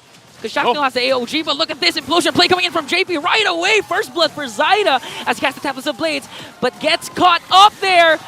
Gonna get a kill. Andoryu brings him down as JP tries to run away, but here comes Chaknu. Here comes the Nightmaric Force. Andoryu still on the double kill, finds the triple as well. What a start for the first game. Oh man, earlier we said Andoryu's been doing phenomenal. Well, look at that, a triple to start. Talk about scaling. That's Sanford. I don't know if he's going to do anything. Oh, flicker in from Ryota. Ryota army again making noise as Zaida tries to get the turtle and he steals it away. Gonna manage to escape here, but on the other hand, the two gold laners meeting in the middle. The clash will not continue here, but look at this. They find someone. It's going to be onto Chaknu. Is he still alive? No. Zaida's going to bring him down. I stand corrected. Sanford bought enough time to let Zaida come in. Zaida somehow ends up getting the retribution off, takes the objective. So what ended up being a pretty bad situation for TLPH, they at least made it a little less bad. Yeah. It's still, you know, highly in favor of Omega in that last exchange, but that's the thing. At least they go ahead and get something, and now they can kind of take it from there because those early kills, that triple kill on Andoryu on a Julian of all things. Look at him. He's already got 2 items being built up here. First one, I'm not sure. Maybe the Feather of Heaven is what he goes. I don't know. Blood Wings. Blood Wings is what he goes with here. So locks in the Blood Wings this early on, under the 5-minute mark. And part of his job, honestly, is just to get, you know, this interaction between him and the Lilia there. You have tons of magic damage available because then you wait later for Big Jome to just show up on the Moskov that we see so many times in and out. And I know that you pointed this out too, you know, the Revitalize on Chaknu. He did this also last night. Ends up working out pretty good in the fact that if he gets the Avatar of the Guardian set up on... Oh, hold on. Sanford? Okay, Ryota pops the Primal Wrath. Zaida waits for an opportunity to strike. But again, look at this. Sanford picks up a Thunderbelt, and I actually like to point out what you mentioned about Ukir and Andoryu. Because again, even if Omega doesn't necessarily have a hard lockdown, apart from the Earth Shatter and onward from Ryota, the slows from Andoryu, from Lilia, and even Chaknu, once he taunts the TLPH, that might be enough for Omega to burst down the members of TLPH. That's the scary thing with the Julian is like once you get those enhanced chains off, you know, it provides a lot of obviously time in the air, but also damage. So this turtle for the taking, or TLPH wants to answer this. There's the conceal. There's a conceal. But is he going to go for the back line? Look at that. Another burst right away onto Sanji as Zaida gets the turtle. Tempest of Blades is there. AOG as well. A lot of ultimates being casted. But the first man down as well as JP. Look at Sanford going in with a vengeance. Is he going to be able to escape? One more hit. But Ryota says it's on me to bring him down. That's 3 for 1 exchange. But still, Zaida gets the turtle. That's going to keep happening, man. I don't know. Zaida, very impressive with getting the turtle, getting those objectives, but Omega likes to fight. We saw this last night as well with the similar lineup, and even if, for example, let's say Jome's not there, they'll still duke it out, and it seems like Smart Omega has found something that's really like, that they can really play around. Whether that's Chaknu on this Garakacha pick might be part of the puzzle here, but really it's just them playing as a team, having that synergy. And I know we like to say, you know, Omega timers, but throw those out of the window, at least for week 4, because time and time again, Omega has been starting strong. Actually, if you noticed the graphics a while ago, the comparison, Omega has a fastest game compared to TLPH, and faster, longest game compared to TLPH. So in terms of the late game, I think TLPH is more familiar because they have more experience. But as Omega tries to burst down the turret here in the bottom lane, that's the first major objective for Omega. All right, objectively, at least Omega gets 2 turrets now in their favor. You know, they gave up, they couldn't get the 2 turtles. Jome's going to go ahead and save that turret from going down, so it does keep the turret up. But now at this point, you know, for Omega, with a lead they have, a 1,500 gold lead from this point, they want to go ahead and get this 3rd turtle once it comes up here.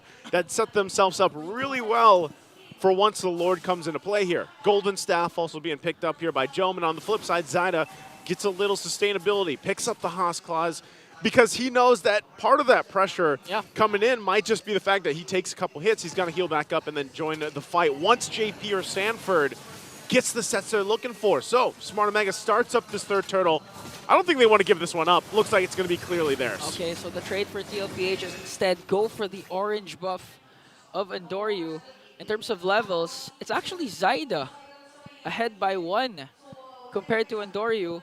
And right now, if you're TLPH, you wouldn't want to initiate a clash, especially if JP's not around. So Zyda has to do double work here. Make sure to get the pickoffs that they need, and at the same time, go for the split push. Because they're going to be dealing with the Moskov later on into the late game. That's the thing, though. We always see this, you know, where basically at some point, the Roger, you need to get that timing, right? The timing on the items that you need to lock in. Hold on, Conceal going to be used. Oh, Ryota misclicks on that Earth Shatter. And now they're going to get onto Chaknu. JP, who's going to fall down first? Look at the sustain from Chaknu as he gets the AOG, Zyda. but Zyda onto the chase. Templates of Blades is there. Chaknu is still safe. No casualties for both of these teams. And wow, just wow. Chaknu, although he used the Revitalize, that, oh, look at that! Benny Cutie chases right after Chaknu, wants to go for Andoryu.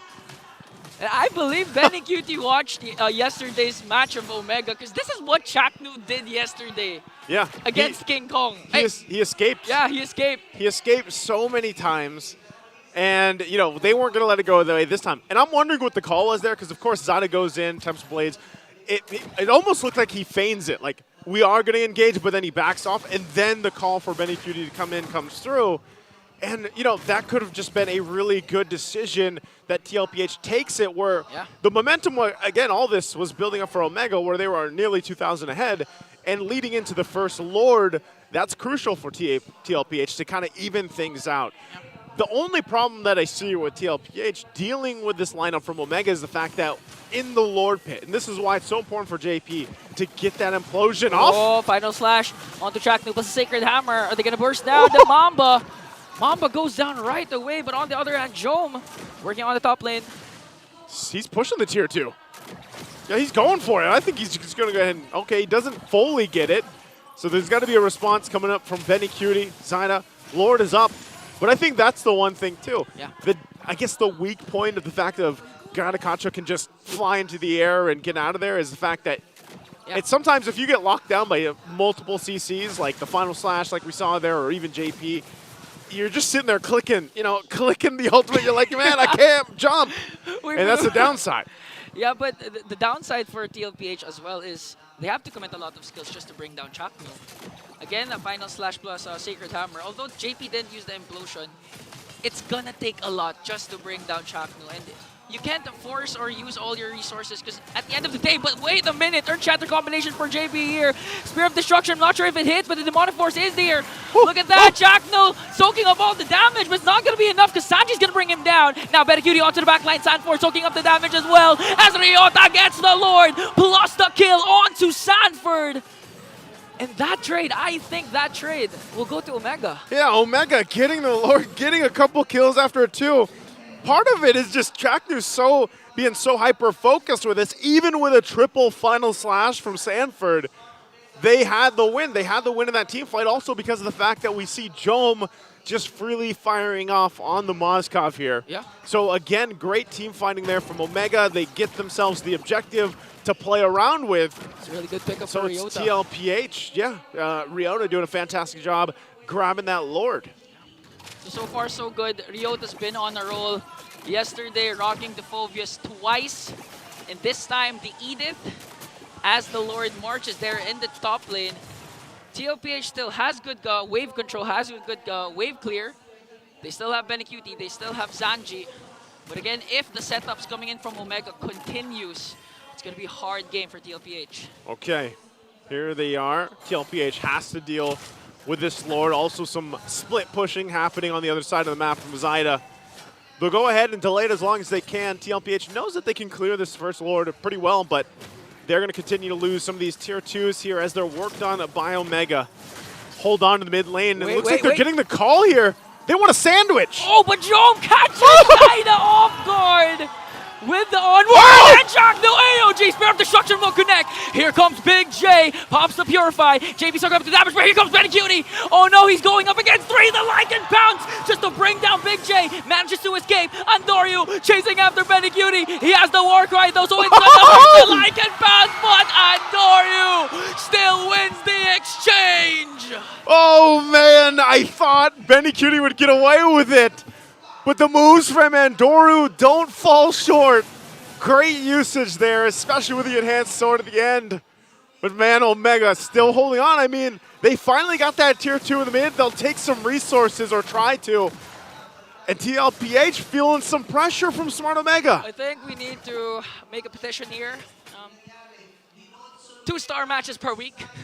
2-star matches. This deserves to be a star match as well. Hey, you know what? After how day 1 and day 2 went, you know, I'll say today has been goated. Day 3 of week 4 so far.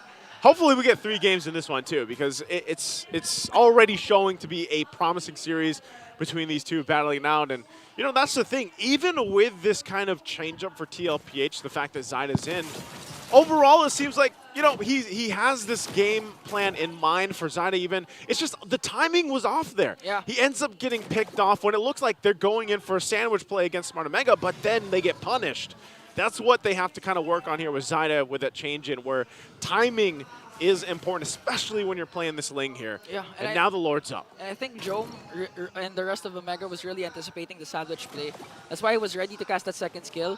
Luckily, it hit onto Zyda, plus the onward combination didn't give enough time for Zyda to cast that Tempest of Blade, but right now Omega is bursting down. This Lord, Sanford goes in, but Ukir gets the Lord. AOG once again. JP picks up a kill, plus another onto Ryota. But look at Jom getting another. Gonna get Sanford here now. TLPH on a roll. It's just Ukir and Jom left. But here comes the Spear of Destruction. Jom going right after 3. It's gonna get Benecuti. He does. Focuses on his attention onto JP. But the Nightmare Spore from Zanji is there. Look at Ukir bringing down the mid lane as well. It's just Jom left here. Wow. Oh, it's the synergy with the haircuts, man. The hairstyles here between Jom and Ukir. Oh, they still have the Lord up top. And now focusing their attention onto the middle lane turret. Look at the damage. Even Zyda has to walk away. Okay, they still have a minion, but they get the base turret. They're happy with it. Man, I have to say it again. Jom and Ukir working together as two to turn that around. Talk about communication and the synergy between the two players. Okay, now they still have the Lord up top. Ukir with the Glooms, forcing Zyda to use the Templates of Blaze. Spear of Destruction will connect. Will Jom enter as the Lord bursts down the turret? Look at that AOG from Jacknu once again, connecting every single skills.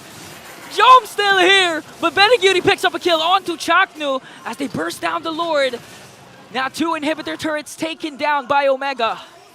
Man, again, you know, Chaknu is doing the work, I gotta say, on this Ganaconcha, but unfortunately, once you land that and you're in the base, you're kind of exposed too, so you gotta have that follow-up. But unfortunately for them, Jom was kind of zoned out, JP was playing really front there, but ultimately, Smart Omega handles those 2 turrets. They get them down. TLPH only has that 1 base turret left in the bottom lane. So right now, Smart Omega playing on the momentum that they have. You can see that Wind of Nature's there as well for Jom. So he's got a little more defense, plus that Purify. And that's what's kind of helping him in a lot of this positioning, fighting, and everything else. Yeah. and concentrated energy locked into for Chaknu. So if he does jump in, he can sustain himself with the Revitalize as well. Chak Mamba with the assists. He's recorded 2,368 assists throughout his MPLPH career. He ranks 4th next to Few, Oh My Venus, and KyleTzy. Wow. Chak Mamba, just like the real Mamba, I think 4th in scoring all time. Yeah. He's a legend, man. He's a legend. Hall of Legends inductee. I think the only one who has yet to win an MPL title. But right now, they really have a huge lead over TLPH, 2.1K. But again, the story is 1 inhibitor turret for TLPH left. That's all they have left. And now that they're, nearly 10 seconds away from this Lord here, I'm wondering if either of the jungles will get the, will actually secure the Lord, because so far it's been Ryota, and then it was Ukir. Ukir also picks up the Divine Glaive. So this time around, now that this Lord, this could be a game-winning Lord. Oh, wait a minute. Cut off? They spot off where JP and Sanji is hiding, but Sanford is also here. 5-man rotation for Omega. As Zaida waits patiently in the mid-bush. He's fine. He's fine, so... Let's get some vision. Okay, so if we're going to play the Lord Dance fight, TLPH has an easier time because their inhibitor turret left is on the opposite side of the Lord. So they can manage the minion waves up top and in mid. But Omega, I think they have a plan to burst down this Lord, not let JP have a setup. This great pickup item for Chaknu as well. Gets the winner's crown. So if the plan is to just find that perfect setup, Heroes landing, Avatar of the Guardian there, pops the winner's crown, has revitalized. There's so much. Ukir hasn't died yet either. It's been really difficult for TLPH to deal with him.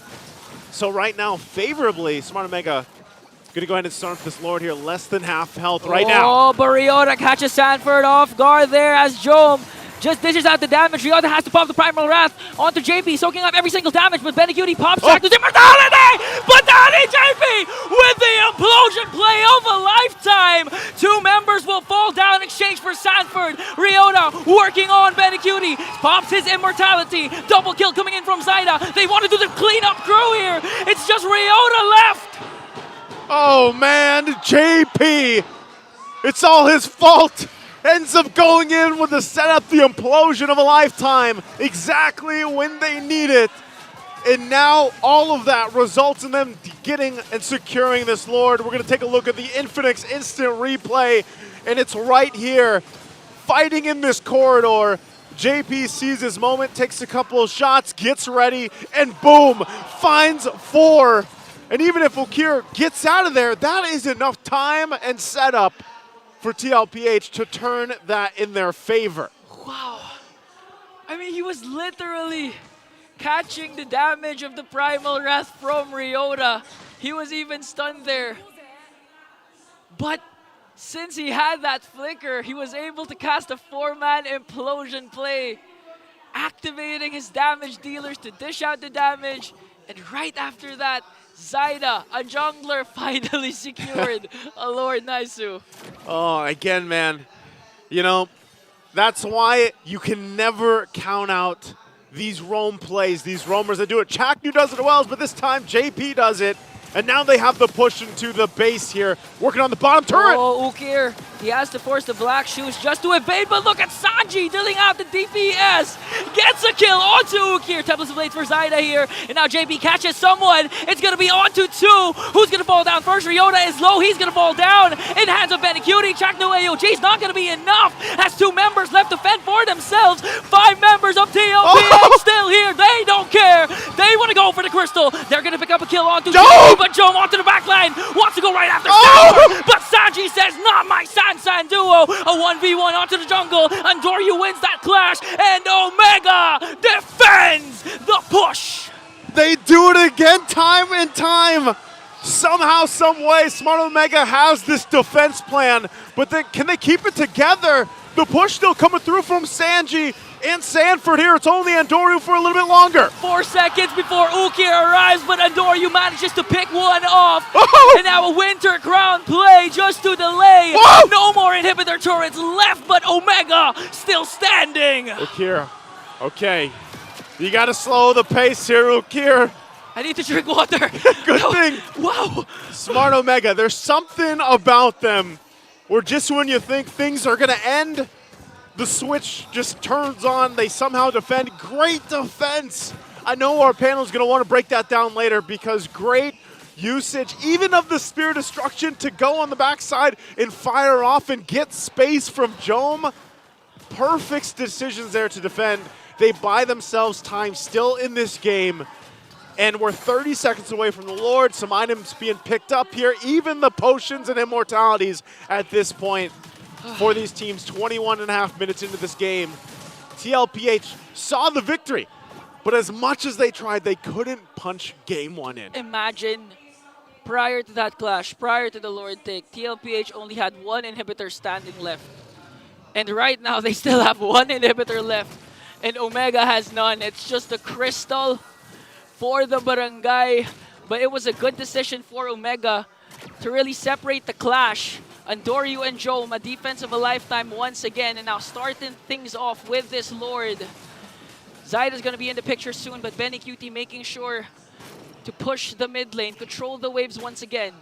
Okay, the downside is for Omega, all base turrets are down. TLPH holds on to one. As small as an advantage that is, it's still an advantage. So all waves have to be managed here as well, and that's part of the problem that Smart Omega has to solve. TLPH also kind of spotting things out, getting the vision they need. JP still holding on to the immortality himself. He can play up front and a little risky here. So Omega, I would say even damage department, like they're all locked in. And Dory, you saw how much damage this Julian is doing. Yeah. Like he is there and he's able to compete, sometimes even 1v2, and that's something that TLPH has to keep an eye on. You can see why they don't want to commit to the Lord just yet here. Look at the kill scoreboard. I think it's been a while since we've seen a 19 and 20 kill scoreboard as we approach the 23-minute mark. Even the 35-minute game of FCAP and TLPH didn't reach this score. Yeah. Wow, and right now, JP, he has to deal with the Purifies of Jome and Ukir plus the Black Shoe. So even if he has the Flicker, as long as they pop the Purify, they can easily turn things around. There it is, less than half health right now. They're still going to slow it down. Oh, look at Benny Cutie onto Ukir! Pops his immortality. He still has the Black Shoes, though. Has to back away. And now it's going to be a retribution battle between the two junglers. Zyda secures the Lord. TLPH will disengage. And they won that trade. They don't have to fight, and they know it, right? They already get that out. Ukir holds on a little bit longer, but now they have to defend, man. They have to defend once again. We're going to see if Smart Omega has this defense play in their pockets while avoiding JP, because JP is waiting for that set. He doesn't have Flicker, doesn't have it available, but Sanford does. And that's why they're playing up front as this Lord gets ready to walk in. Implosion play from JP as they bring down Andoryu. AOG is there, but Benny Cutie managing to free it. Every single member of Omega has to walk away, though, because the damage. He has to respect the damage of Omega. As Omega tries to work on this Lord. Chaknu very low here. Jome still unbothered. JP goes in with the Sacred Hammers, but Immortality is going to be popped up, but Zyda onto the backside. Look at Benny Cutie going around after the Crystal as TLPH forces a Game 1 win. And you can hear the crowd. Let's go Liquid. This Game 1 is secured, but man, I will say Omega did everything they could on that defense, but it was just too much pressure from the Cavalry to take Game 1. But what an amazing Game 1 of the series here. I can't wait to see what's in store, and I can't wait to see what our panel has to say about this. Let's throw it on over to them to break it down. I mean, say about what? There's so many things that actually happened there. We're going to have to go one by one if I want to really get a good full grasp of that. But in general, TLPH basically just forced Omega into really tough situations where Omega had to bend so many different ways to get what they needed. Yeah, number one, the Rattlesnake lineup no longer 100%. Its first loss ever since its debut last night after Smart Omega played 2 games in a row with the same strat, put to a stop here by the defending champions with Zyda as well, mind you.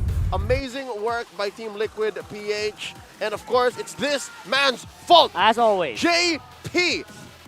I mean, it started off with, like Igan beautifully and most eloquently put it, a beautiful implosion that just happened over time and time again afterwards.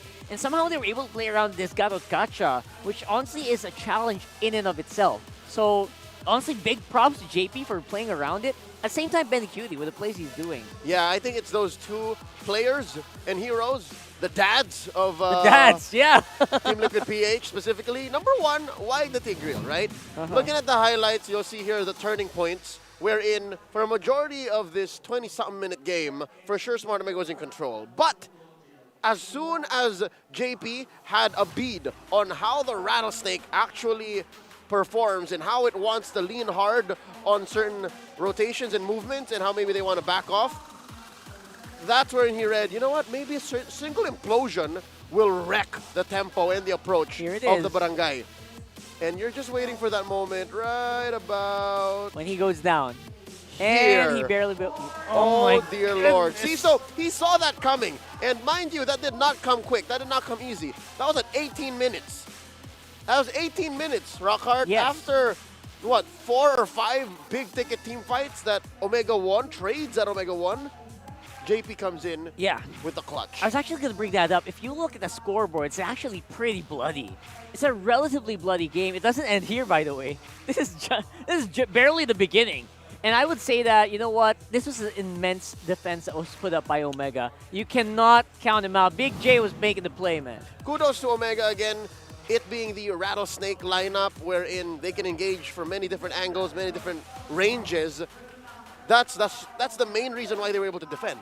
They came in from the back, the SOD at close to point blank, but it allowed for Jome to punish the low health members of Team Liquid PH, to kick them right out of their base, to maybe fight for another day, to extend the game up to 24.5 minutes. Talking about how Benny Cutie was the main source of another type of re-engage or a way to punish this strat by Smart Omega.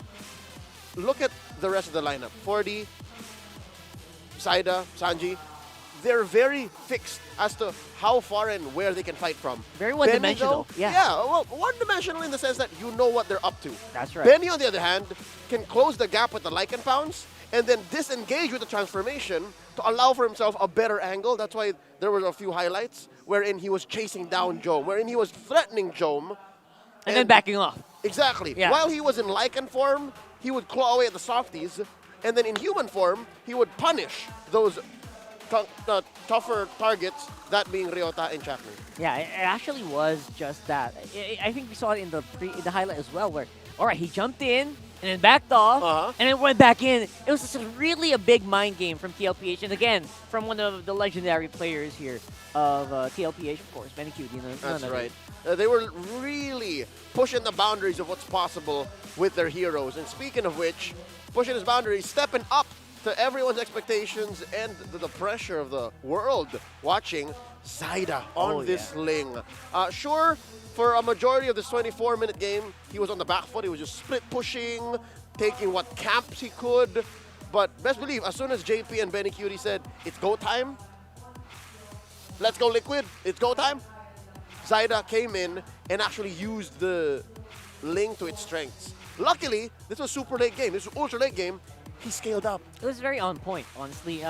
He did a job in the early game that was expected of the Ling. What you could. And I would say a little bit more when he was trying to bait out some fights. Like I think the casters mentioned it, right? He was trying to use the Tempest of Blades and they thought they were going to fight, but they weren't. So it was like just giving a maximum amount of map control here for the team. And that's key to extending this game to the point wherein Team Liquid PH could actually win. And now, all the more, something that Jose and Joseph mentioned. The JJ. They're literally just both Jose or literally just both Joseph. That's right. All right? Is it now the time for Team Liquid PH to step up to the plate and be the late game team? To be the comeback squad Season 14? I would say so. I would say that's exactly the direction that they're going to right now. And trying to get it from Smart Omega, nonetheless. Of all the teams. Of all of them, right? But real quick, I will allow for that. I will say yes, I will agree. Only if they go 30-something minutes again and win. All right, so we have a timer now. 30 minutes. And maybe they can be the new comeback kings, but... What was that against FCAP? 36? Yes. Something like 34, 34. That was close, though. Yeah, When they almost close. beat Falcons APBren, that was close. So more of these late game victories, these comebacks from Team Liquid, then yeah, they will confirm be the comeback kings of 2024. And we're going to go in a quick meta check before we bounce back because you've been itching to talk about this. We've been itching to discuss Chip. The permaban of Red side. No. 100%, 56 out of 60. Nobody. Right now. Nobody. 100% contention rate, 100% ban rate, and all of those bans from Red. Number one, we keep mentioning how Blue side has a major, and of course, objective, not subjective, objective advantage. That's why Red side has the advantage, because if the chip goes through, best believe, first phase Blue pick, gonna be chip.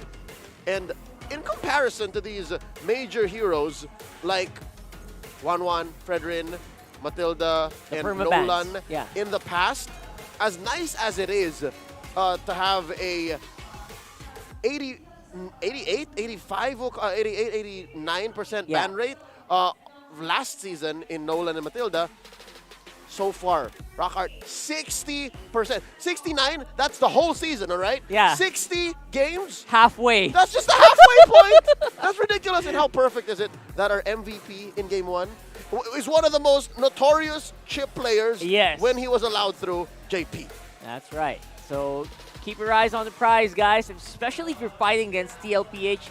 Keep it on the ban. All the more. All the more. Ban it twice if you must. Because that's just how good JP is on that hero as well. And yes, the chip can really dominate in the competitive scene. Yes. But of course, we have a completely different stat when it comes to your ranked game. There's a different story when you look at Mythical Glory, 50 stars up, Mythical Honor, 25 stars up, 10% ban rate, 24% ban rate, reverse respectively. The reason why this is, folks, is because Chip is a hero that demands on-point communication. Exactly. And that just all the more explains why players like JP, Ogwin, Raflesia, JP is very familiar with this gentleman. They are so good at talking to their teams and orchestrating these 5-man collapses that they demand 100%. In ranked games, how often do you play with 5-man? And how often do you have 5-man with comms? I guess. That's the reason why it's, it just goes down. It demands maximum attention, and your ultimate basically is useless if the team doesn't know or you can't coordinate well with your team. Chip mains in the comment section. If you guys are there, please let us know. If you are a Chip main, raise your hand and let us know how it feels to play Chip on a 5-man and how it feels to play it on solo rank. Yeah, not many people will play it solo rank. Right? Here's the thing, even on a mechanical level, right? The fact that at the push of a button, you could all just go to a single place to team fight, already that's a borderline broken thing. Big advantage, to say, putting it lightly. Yeah. So right now, obviously, Chip, we just wanted to bring that up there in case you guys are wondering why it's permaban. But for now, though, obviously Omega comes out on the... It ran out. The Omega timers ran out. Yeah. But here, I'm going to put this out there, right? Okay. Because it feels like TLPH had to maximize each and every hero just to eke out that win. Even the iframes of the Roger. If Omega were just 1% off today, that might have been anything that Omega... Sorry, if TLPH was 1% off, that might have been anything that Omega needed to win the game. Oh, yeah, the game could have literally ended at like 17, 18 minutes. Yeah, it's really scary. It's just Team Liquid hungry for the win, and they really just wanted to get there. And I wonder if you guys are hungry for diamonds. Because if you want diamonds, I am. 90,000 diamonds are up in store for you here in the MPL Arena. Go to the venue and post the live experience that you had here with the hashtag MPL S14 live experience right there, and win up to 90,000 diamonds. So post it on Facebook and post it on TikTok. Make sure it's on public and tag the official pages of MPL Philippines, because there's a lot of people here. And I just checked, it's a full house still. It's a full house again. Match number 1, surprised. Match number 2, I guess not really. And again, you just let us know what your thoughts are, what your experience was, and that's all you need to do to get 90,000. Part of that 90,000. I don't know if one guy is going to get 90K. What is the prize pool like? One guy or gal? I wonder, right? What's the breakdown? Maybe between 2 45K. I don't know. Still You'll find out when you go here. There you go. Join in to find out. So that's going to be it for that one. So hopefully you join us. If not now, maybe book it in advance. Maybe week number 5 we'll see you. Week number 6. Honestly, we still have 4 weeks. A whole month of regular season to play here. So we're at Green Sun. Book it online on ph-mpl.com/tickets. And that's where you are. But right now, for the people, speaking of people on the venue, we're going to look for one of the favorites, a crowd favorite now. It's the Smart gameplay pose with hashtag the power of Smart. I wonder what we're going to copy today because we've been doing a lot of nonchalant poses recently. I would prefer the more active poses. I want something physically demanding. Physically demanding. Who is this? Oh, that's... Well, right. I guess... You know, in honor of Zyda's win, I'll allow it. There you go. For the win. And you got to do the face as well, man. It's a slight tilt. I'd say that's like a 10, 15%, 15-degree angle. Yeah. And then, folks, that is the attitude. Left hand open, right hand fist. Okay. All right. All right. So I guess this can come close, but the cameraman doesn't think so. Yeah, you gotta have intense eyes. There you go. The intensity. You gotta mimic the intensity of Zyda here, who is playing on all cylinders today. Whoa! Wait, no! Jutsus are not part of it. Yeah, that's not fair. All that right. is not fair. Yeah, I'm on this guy's side. There you go. He's got the right attitude. He's got the right aura. I'm with it. Right? You can't trick that with techniques. You can't trick that with jutsu. Right. So, at least for now, we have a winner. And again, I'm looking forward to the really demanding ones. Maybe they're saving it for playoffs. I don't know. But we're looking for the really physically demanding. Like, yeah, we have a little bit of that. Yeah, you know yeah, exactly. That that was pretty one. good. But, that's pretty good. You know, a little, it's fine. You know, like with the tilt. It's like you're just saying thank you or something. Or yeah, or he's ready to fight. Ready? Oh yeah, right. You know who's ready to fight? Who? Smart Omega. Smart Omega. They're going blue, and that's what's their win percent rate on blue? 88. Pretty high. It went down maybe a tad. Because they lost. Because they lost one, but still relatively high, right? It's like Falcons APBren on blue side as well, and FNOP on blue side win rate. Wow. Yeah. So it's still kind of a good advantage, good thing for Omega to get this side. Still objectively the best side to stand on and to pick from. I guess that's why they picked blue here, is because they want to force game 3. Yeah. Team Liquid on match point. Rather, it's Team Liquid who picks, because again, Omega is home, so that's how that explains that. So folks, sorry for the confusion. It's Team Liquid who's choosing blue now. Again, all the more. Oh, there it is. We're at match point. We want to win. Stake blue. Thank you so much. There you go. We confirm it, and TLPH does, I believe we'll see it in the bid, a relatively high blue side win rate as well. Again, maybe most of the teams in the MPLPH does have that high of a win rate. We'll see as we head into game number 2 here for TLPH versus Omega. You see what I'm seeing? The Tigreal ban. Daddy JP, Respect. get out of here. No shortcuts in life. And there's a chip, of course. They teased us. They're like, Yeah. oh, look, we're not going to ban the chip. Earlier it did show in the stat. It's 100% red side, but first ban, 56/60. There you go. So some teams are going to try to play around with it. And but tease it out, right? At the end of the day, you know you got to ban it. Okay, so what's left out here open? The Edith, the Roger, the Zosk, the Zushin. Azushin. Oh my goodness, I would not be surprised, but it's Edith for the first pick. Now, a lot of people would contest, you know what, Zushin's, oh, so good, why not pick it up? You know what, it's still kind of... You got to build around it. You got to build around it. That's not the thing. it doesn't win on its own. Yeah, it doesn't have that oomph that Ililia has. It doesn't have so much control, but then again, you also have to draft heroes that will capitalize on the control that the Zushin can provide. Yep, what's brewing? What's Coach Snap and Coach Lembot thinking? Still, again, the aforementioned Roger, either of the two mid laners, Zask, Zushin, still open. They're not a Terizla team. Like that's a Falcons APBren thing to do. I would say more X-Borg than Terizla at this point, right? So you're gonna have to consider that. You know, there's a Zushin, and what's gonna use it? There you go, What? Big J. Oh yeah, Roger's banned out. Yeah, never mind. Big J, why not, right? J He played a really good game. Again, can't get enough of Big J here today, right? I feel like he did everything perfectly early. All weekend he's played Moskov. Every single game so far. Every single game? That Smart Omega played in week 4. Played in Moscow. Flashy accompaniment. All right, there's a Zask. And of course, the Ling. You know what's dangerous about this Ling, Rockard?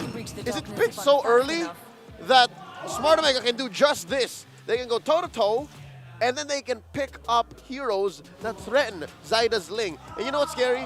Team Liquid PH is going to be on the back foot.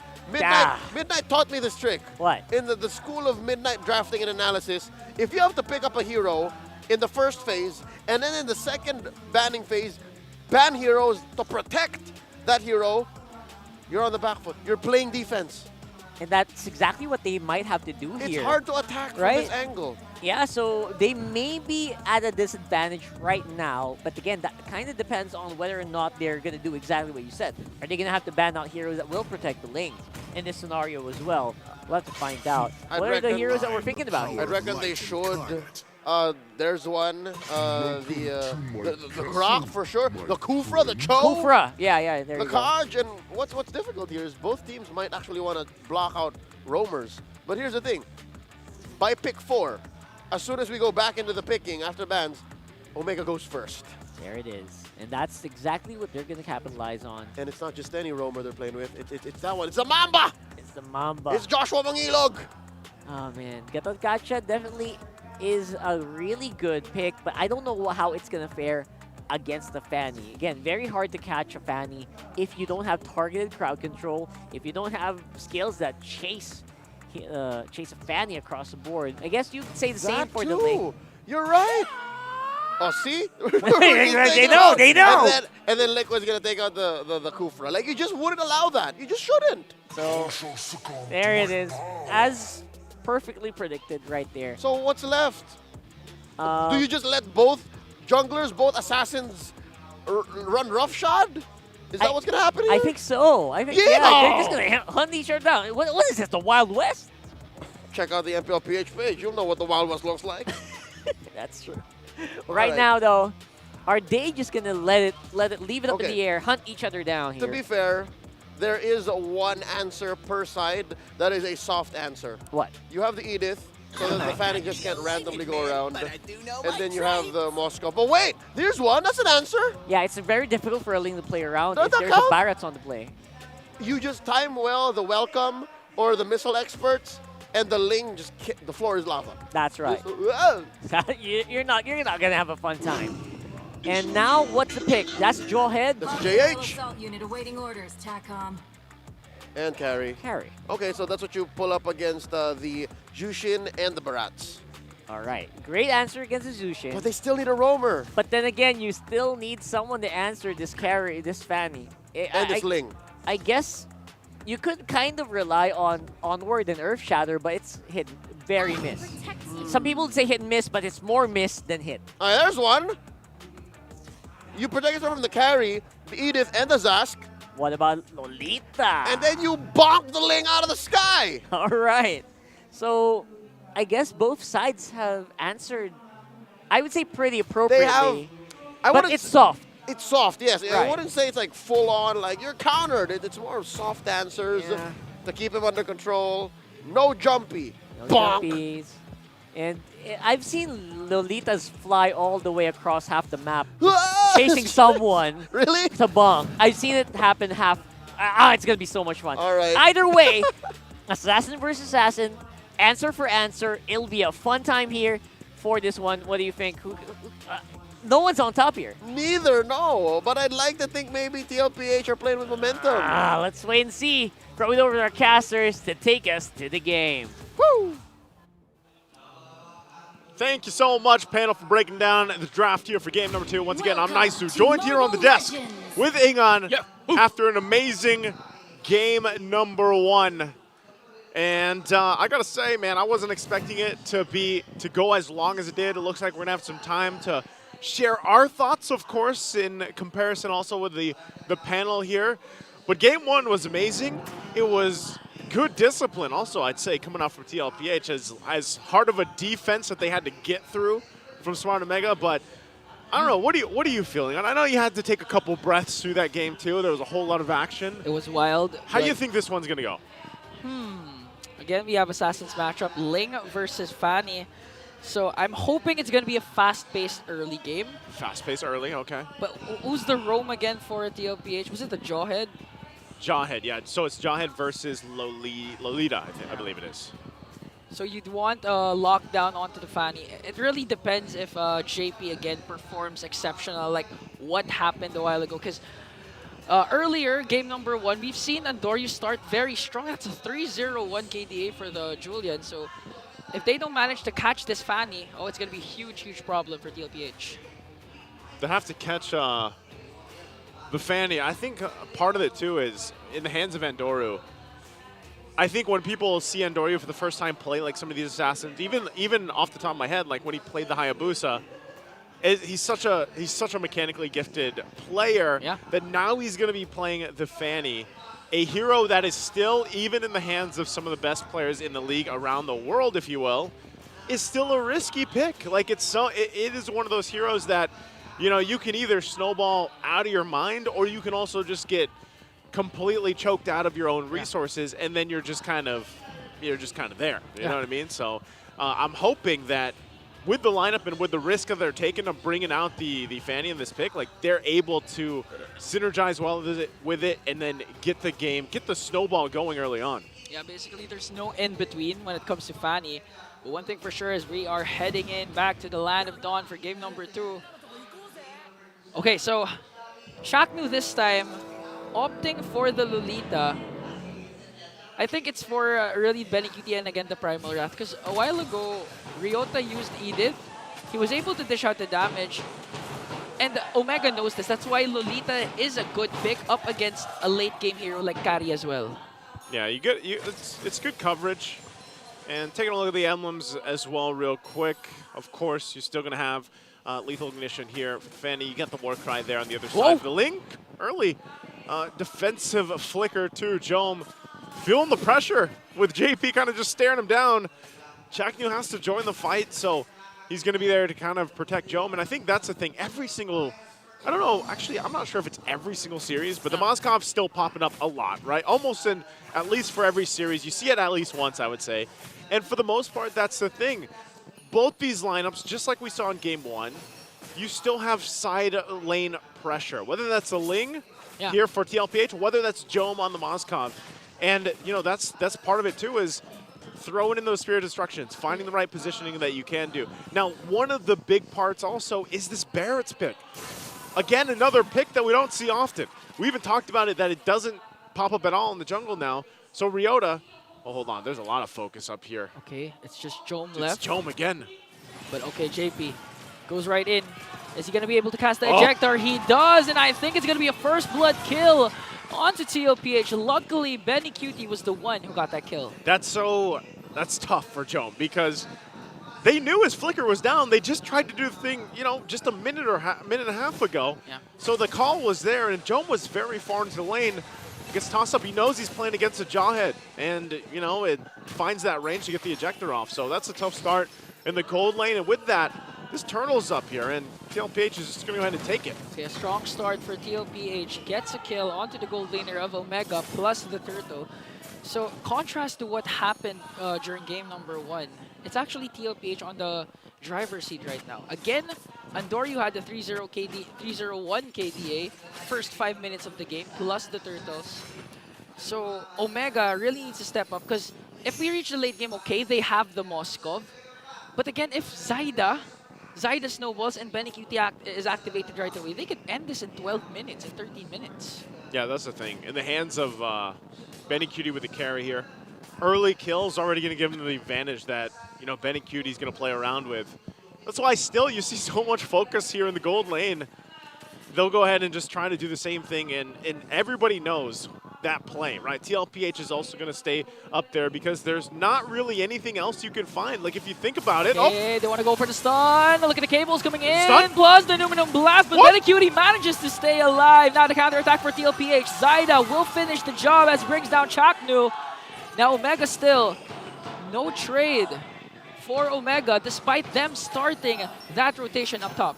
Great defensive just positioning for Benecuti. I'm surprised he was able to stay alive. Yeah, he did have to pop the Purify. but still enough to kind of keep him in that and not go down and lose that lead that he had. So everything being thrown at him. Once again, JP still kind of being a menace here on this Jawhead pick. Berserker's Fury now being picked up for Zyda as well. And this is what we were talking about, the snowball potential for both junglers. But right now, it's everything that TLPH is just doing by the book, building up that lead they have here. And so I think this is going to get tougher here, Ingon, especially the fact that, like I was saying, one of the weak points of the Fanny is if you get behind, it's tough to come back from that. Yeah, especially up against the Jawhead. That's right now 0-0-2. So Leo's been saying this a lot, that to fight off the Jawhead, but wait a minute. Ryota, Daytona's welcome onto JP. Are they going to be able to finish him off? Spear of Destruction will connect. Jome is in the picture right now, but the first man down is okay. Andoryu manages to stay alive. Look at Sanford with the Primal Wrath as Zyda brings down Chaknu. Again, still no trade for Omega. Zyda wants to go right after Jome here. And that's a 4-0 kill scoreboard plus 2 turtles for the Cavaliers. TLPH taking everything here in that early game, not giving any room to work for Omega. And it all started again with that first blood pickoff on Jome earlier on. So now you're back further going against the wall. They're going to have to find some type of play here. Whoa, look at the cables from Andoryu, but again, almost is never enough. That's the second time that they almost got a hold of Benny Cutie. Oh, hold on. They might go for their own counterplay here. Ryota, quite tanky on the Barretts, but waiting on the rest of the team, going to be able to spot them out. Okay, Daytona's welcome once again, plus the flicker combination, but it isn't going to be enough to bring down JP, because so far he's still here. He has to use the flicker to walk away, but look at the Numinum Blast coming in. But the first man down still is JP. Ryota still alive, but Sanford says no, 1-for-1 trade. Ryota and JP will fall down. They're not yet done, because Zyda right now has the Finch boys, can actually go down right after Chaknu. Tempest of Blade manages to escape the Spear of Misery as they try to bring down Chaknu here. A killing spree coming in from Zyda. Sanford not yet done. Earth Shatter combination, but Joe manages to walk away safe. One member down for Omega, one member down for TLPH. Oh, man. Again, even with utilizing the Jawhead here for JP, or whether it's Sanford on the Edith, the timing and the overlapping of things from TLPH, just from battle spells to ultimates to positioning, are tough to play against. Even when you're under your own turret, what do you do? Yeah. If you're Smart Omega and you're down now nearly 5,000 gold, you got to look at how the items fall into place too. They're falling behind. JP again. Oh, another ejector play. Joe manages to escape, but Zyda with the Tempest of Blades to bring him down. 0-2-2 for Big J. Not a good start for Omega, and I do agree. Look at the lineup of TLPH. 4 out of the 5 heroes, technically, they dive. If you count how Benny Cutie plays, he honestly dashes forward, so he's also a diver for TLPH. Okay. Getting a little breather here. Ingon, what do you think? Because now we've seen a couple times where even Ryota has gone in. You know, he's utilized the Daytona's welcome. He's even flickered using it, trying to, you know, get this advantage with taking someone away from TLPH, getting that space, and then they want to burst someone down, but what are they? What is it? Are they just lacking the damage right now to actually follow up on that? Yeah, they lack the damage so far, because Jome not off to a good start. Even Andoryu having trouble in his own jungle. And the problem is, they commit the Daytona's welcome onto JP, even use the flicker. And after all that, JP was still able to escape. Even the Numinum Blast for Chaknu connected onto JP. Yeah. But still, he was able to escape. So right now, they need to pick their targets properly. Again, I know it's hard because Benny Cutie, we have been mentioning, his positioning is always superb. There are there are 2 instances wherein Andoryu almost had it, almost was able to bring down Benny Cutie. But right now, if you're Omega, you really have to pick your targets, because so far JP's tanky. You don't want to go for Sanford because you're just helping him stack up his passive. So it's really all eyes on Benny Cutie, all eyes on Zyda. If you could perform the Daytona's welcome to Zyda, that would be great. Yeah, it's... I love seeing the pictures, by the way, from the audience here. But yeah, I think that's part of the main thing. I'm sure, you know, our viewers online too for the international English stream will agree. Like, Smart Omega, they're getting outgunned, outmaneuvered right now. They're having a difficult time, and I don't, like, when I see this kind of lineup, and again, I already said it before we head into the game, you pick up a Fanny. You don't get to get the lead that you're looking for. How much use do you have as the game gets that mid to late game transition? You know, that's the thing. I think, you know, maybe the best players out there that like to main the Fanny and everything will say, well, you know, you always have this impact. Like, you always can. And I would say for the most junglers, like, you do have an impact. Yeah. But with someone like Fanny and the rest of your team is also falling behind and you don't really have much else going for you right now, how far can you delay the game? Like, that's the thing. How far can you build up the time that you need to get the items you need? Hey! Whoa! Big shout out. That's Leo with his drawing, of course. Joshua here, too. He's got the whole lineup. TLPH there. Yeah, huge shout out for a super fan, Jonathan Kua. He has a lot of drawings for not just the players, but also all of us. Who else has he got? Oh, he's going to show us more, but we're going back into the game. I actually like your point, Naisu, wherein you said that what Fanny can do. So far, Andori has been split pushing. But again, if you're this behind, eventually TLPH is going to go right after your purple buff, and Omega will have to, you know, protect that purple buff. So they have one more in their plate to deal. Yeah. And as soon as this tier 1 goes down, which is right now, then the focus is protect the purple buff even more. This is the goal of Omega and the goal of TLPH. Zyda surveying the scene here. I think they have to give it, because 5 members of TLPH is here. Andoryu goes in, but goodbye. JP! Look at the catch! That was a flying Andoryu! It's...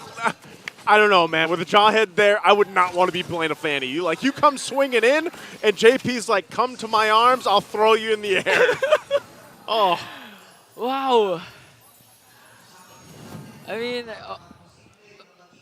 JP so far has been playing phenomenally. A while ago, earlier, we've seen him with the Tigreal. Who could forget? Even Antianara from the Phil panel said that was the turning point of game number 1, the 4-man implosion play. But right now, that's what you want from Omega. That's what you want from Chaknu. Where is the turning point for the Barangay to turn things around and force a game 3? That's a good question. It's loaded because, you know, every time we get a glimpse at things, it's just more going bad. Well, you know, and at that point, we'll go back to our super fan here, Jonathan. Who is this? Are those both Chantel? That's both Chantel. I think it is. He's got more. I want to see what more Jonathan has while we wait to get back to this game, because right now, nothing's changing. Smart Omega is just down. Who's the one I think that was Brigida? Brigida? Is that Brigida? Oh, I think so too. And if you guys are wondering about ours, we already have them. Jonathan did a great job. He handed us our pictures already. I even have Chip on my back. You have Chip on yours? Yeah, I have. See. Why do you have Chip, by the way? I don't know. I don't even use Chip. That is a really good chip. I wish we could show our audience right now. That's a really good chip. Whew. I just have mine in my pose, my normal pose. Your Superman pose. Yeah. Your Clark Kent. Is that right, Clark Kent? What's Clark Kent? Yeah. Okay, Clark Kent. Okay, I got confused. But look at this. This is what you get when you watch in Green Sun Hotel. You get to flex your girlfriend. And your pets. And your pets. And what you want the world to read about your message. Because so far, all of our fans are having a fun time here. Especially the ones who experienced Series 1, our star match, went to 3 games. And I'm just really hoping this series would also go to a game number 3. Aww. Yeah, at this point with game number 3 on a wish list, it's looking pretty scary for all the Barangay out there. Yeah. And which is crazy because, like you said, game 1 was an amazing game. You know, it was very close. It was very it would even say like it was just a battle, you know, between these two. And for this one, something's completely changed here where it just feels like they're so far behind. They're trying to scrape up what they can, and I think it's at least for the next couple of minutes, man. I would say at least for the next 5 minutes. Whoa. Smart Omega will be having a difficult time trying to just focus on catching up here. Yeah, and I actually noticed that Chaknu, instead of going for the flicker, went for the revitalize for the extra sustain. So I was asking you a while ago, when will the Mamba have a JP moment, a game 1 JP moment to turn things around? It's hard to do that when you're a Lolita with a revitalize. You know, less mobility, less out of nowhere Numinum blasts because you don't have the flicker. So Yeah, what's better? I wonder what. Oh, hold on. We're going back into the game. Here we go. Jumping in the game, back to it. Nearly the 8-minute mark. Lord still a minute away. Oh! TLPH is like, yeah, we're feeling antsy here. We're going to go fine. ahead and spam the recalls.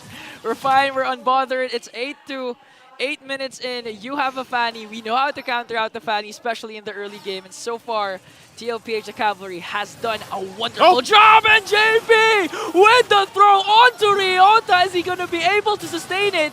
Manages to catch someone, but Zyda finishes him off as they work on the middle lane turret. And Sanford with another setup here. Chaknu has to use the Numinum Blast just to delay, but Andoryu manages to catch Zyda. That's a 1-for-1 trade. But the problem is the Holy Shield in the middle lane has been popped up. Andoryu wants to run after JP, but JP manages to escape. He's on out of there. That was great synergy coming out from TLPH, of course. Great to see. And even for Sanford to jump in with a flicker, gets the knockups there with the Earth Shatter, multiple members, but still, they do go in a little bit too far. They get punished a little bit, slightly. Smart Omega still has a lot of ground to cover, though. Knowing that Zyda is now back up, full force, it looks like Smart Omega, despite being down 6,000 gold, they're confident enough to sit up here in the front and face off against TLPH. The problem is JP, just with a little, showing, he's going to zone them out. It's I think they just want to find it out. It's a good conceal play from JP, but the missile experts are here. Unstoppable force as Zyda gets the Lord. JP is going to fall down, but here comes Sanford with a Primal Wrath. Chakno is the next man down. Wants to go right after Ryota. He has to flicker away. 3 members are left, and Sanji finishes off Ryota. Andoryu. Oh, look at this. Andoryu still not done, but Sanford with the onward combination. Almost. But TLPH, Zyda secures the Lord. Almost, and it makes me just wonder, what if the beginning of the game was different here for Smart Omega? What if Andoryu wasn't this far behind in terms of even itemization on a Fanny pick like this? He's been trying to find what he can. Here it is. Going right after Sanji. Wants to force out the Dominator's descent. Hold it, he gets a flicker out at least. Okay. But now they're going to have to defend against this push from the Lord. Okay, Chaknu charging up the Numinum Blast. They want to work on this Lord, but look at JP with the flicker, and it's not going to connect to anyone. Chaknu used the Guardian's Barrier. Chaknu! Oh!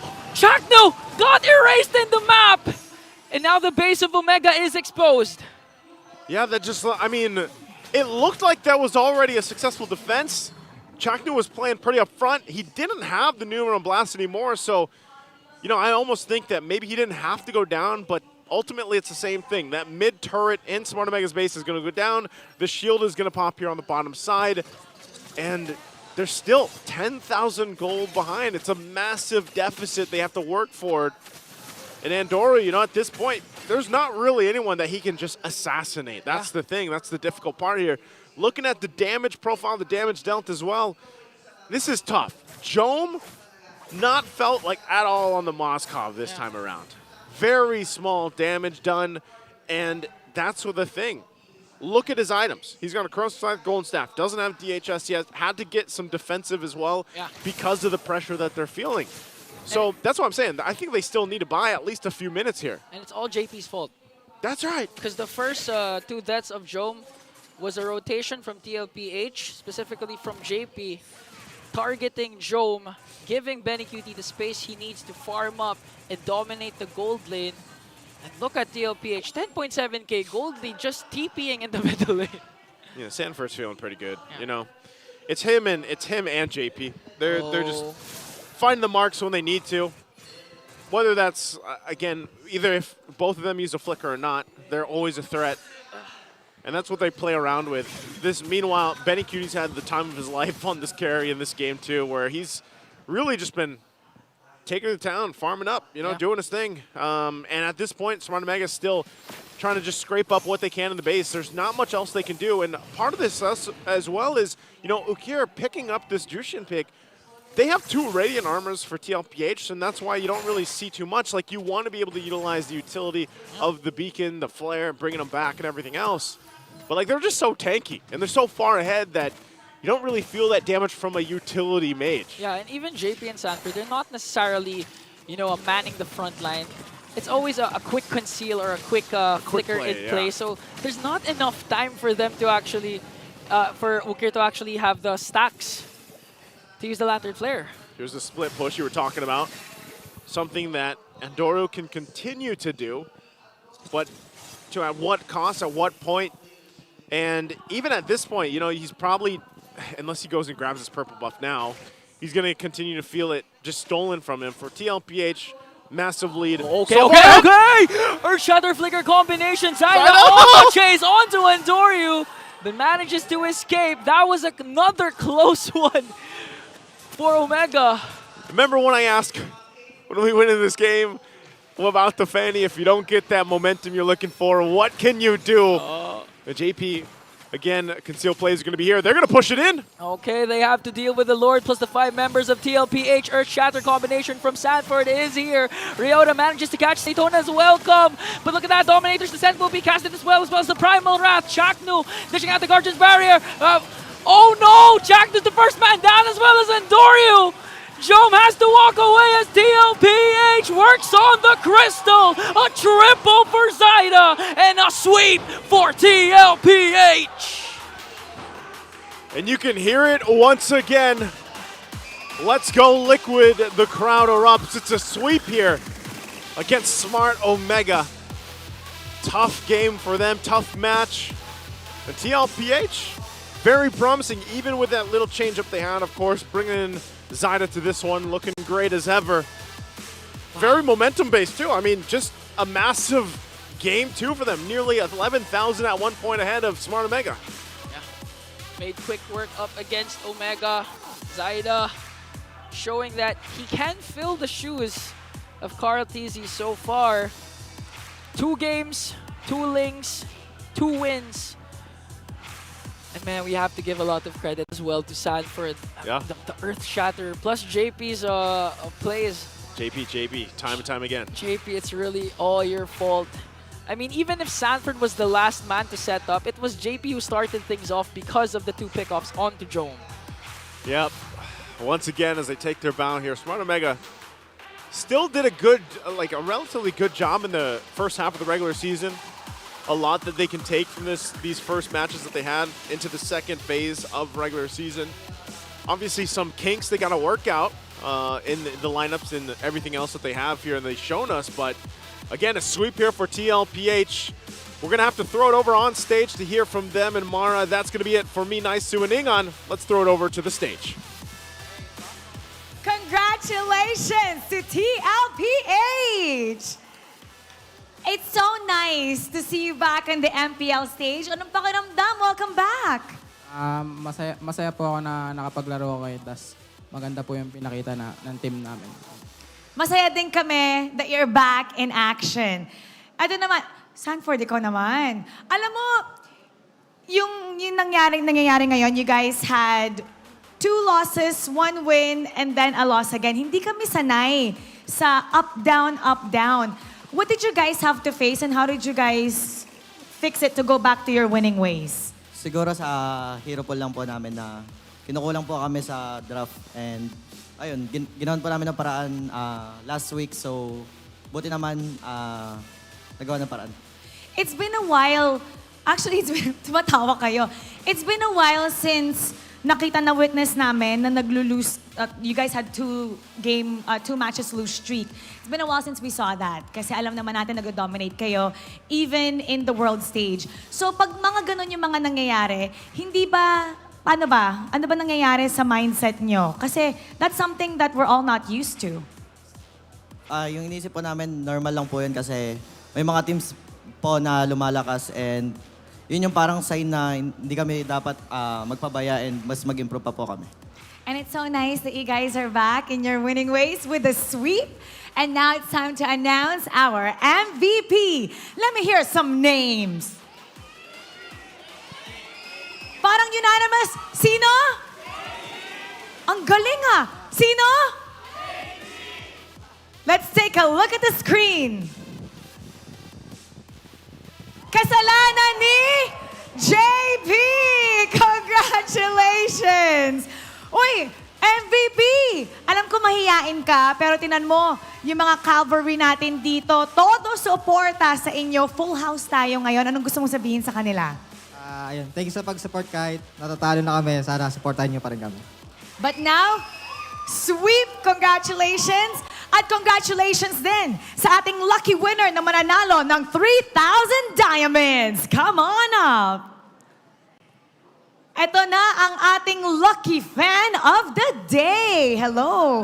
Para kang nagmo-model, paakyat dito. Uy, may appear. Magkakilala ba kayo?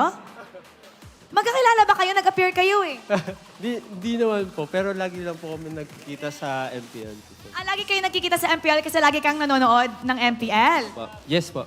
Okay, sinong favorite player mo dito? Si Benny Cutie po. Si Benny Cutie. Bakit hindi mo inaperan si Benny Cutie? Hindi nag-grease ng hand. Hindi ka daw nag-raise ng hand. Oh, appear. Oh, Benny Cutie, tabi kayo. Bakit si Benny Cutie? Gusto ko po kasi yung attitude niya pagdating sa game. Then, yung personality niya. So, ayun. Kumbaga parang na-inspired din kami as a player sa kanya. So, yun. Alam mo yung hikaw mo, parang yung sa taas ng pinto, yung parang malalaman kung may papasok. Oh, Benny Cutie, anong nasabihin mo sa kanya? Ikaw yung hinahangaan niya. Ano yung name? Cole. Okay, Cole. Thank you sa support sa akin and sa team. Yun. Sana masaya ka lagi. Sana masaya ka lagi. Masaya ka na ba? Thank you. Congratulations! Bigyan ng diamonds! And now, yan, shake hands. Ayun, isa-isa. Iisa-isahin niya. Kasi hindi siya inaperan ni Benny Cutie. Bumabawi si Cole. You may now take your bow. And take your walk of victory. Sasama ka, yes.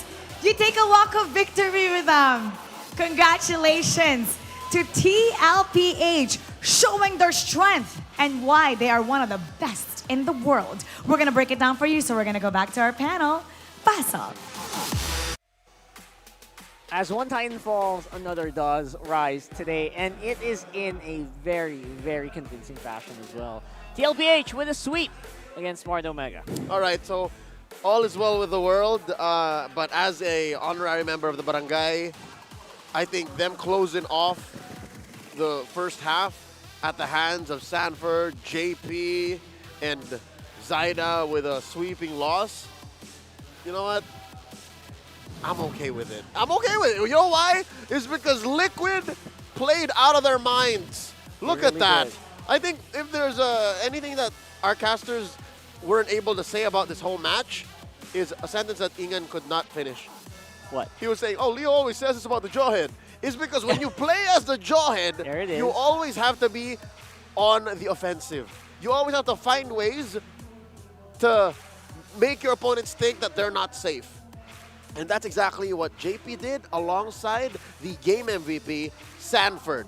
Off the back of the Edith and the Jawhead, you were never safe. Not a single bush, not at any range. It's because both of them were playing flickers. Essentially very difficult to counter-engage as a Jawhead. You always have to be proactive, and you always have to be on target, which I think they were. Despite Andoryu playing out of his mind on this Fanny today, he was getting hunted down as well by the onwards of this Edith, and it's surprisingly really good. Yeah, it's counterproductive to say, oh, so I have to make sure I have initiative over the Jawhead, so I'm going to be aggressive with it. But sometimes, that's exactly what a team like Team Liquid PH wants you to think. And looking at the final stats of Sanji and Benny, deathless, Rockart, deathless. Yeah, as flawless as you can get. They were setting it up. They were saying, all right, so eat me up, Ryota. Go ahead, Chaknu. Get in range. All right, pow, we're going to punish. And that's all sorts of damage you can imagine. Magic, physical, true. Then Zaida just comes in, clean up house. Yeah, the punish is real in a lot of these fights. Despite how, you know what, sometimes you would find maybe a bit of a shining light when Ukir makes a play. You know that there was always going to be an answer. And it was definitely a lot easier for TLPH to execute this lineup. Yeah, I guess troubleshooting, you know, in hindsight, the Jushin, as strong as she is as an individual hero, kit-wise, interaction-wise, it's just not the kind of damage and utility you want against a team or a lineup that Liquid brought in. That's right. It takes too much time. I feel You're like trying to this- set up the choke slam, the lantern flare. Yeah. You've already been flipped over. That's right. That's exactly what you're trying to bank on, to hold the early and the mid. Yeah. And the late game, maybe Joan would pop off.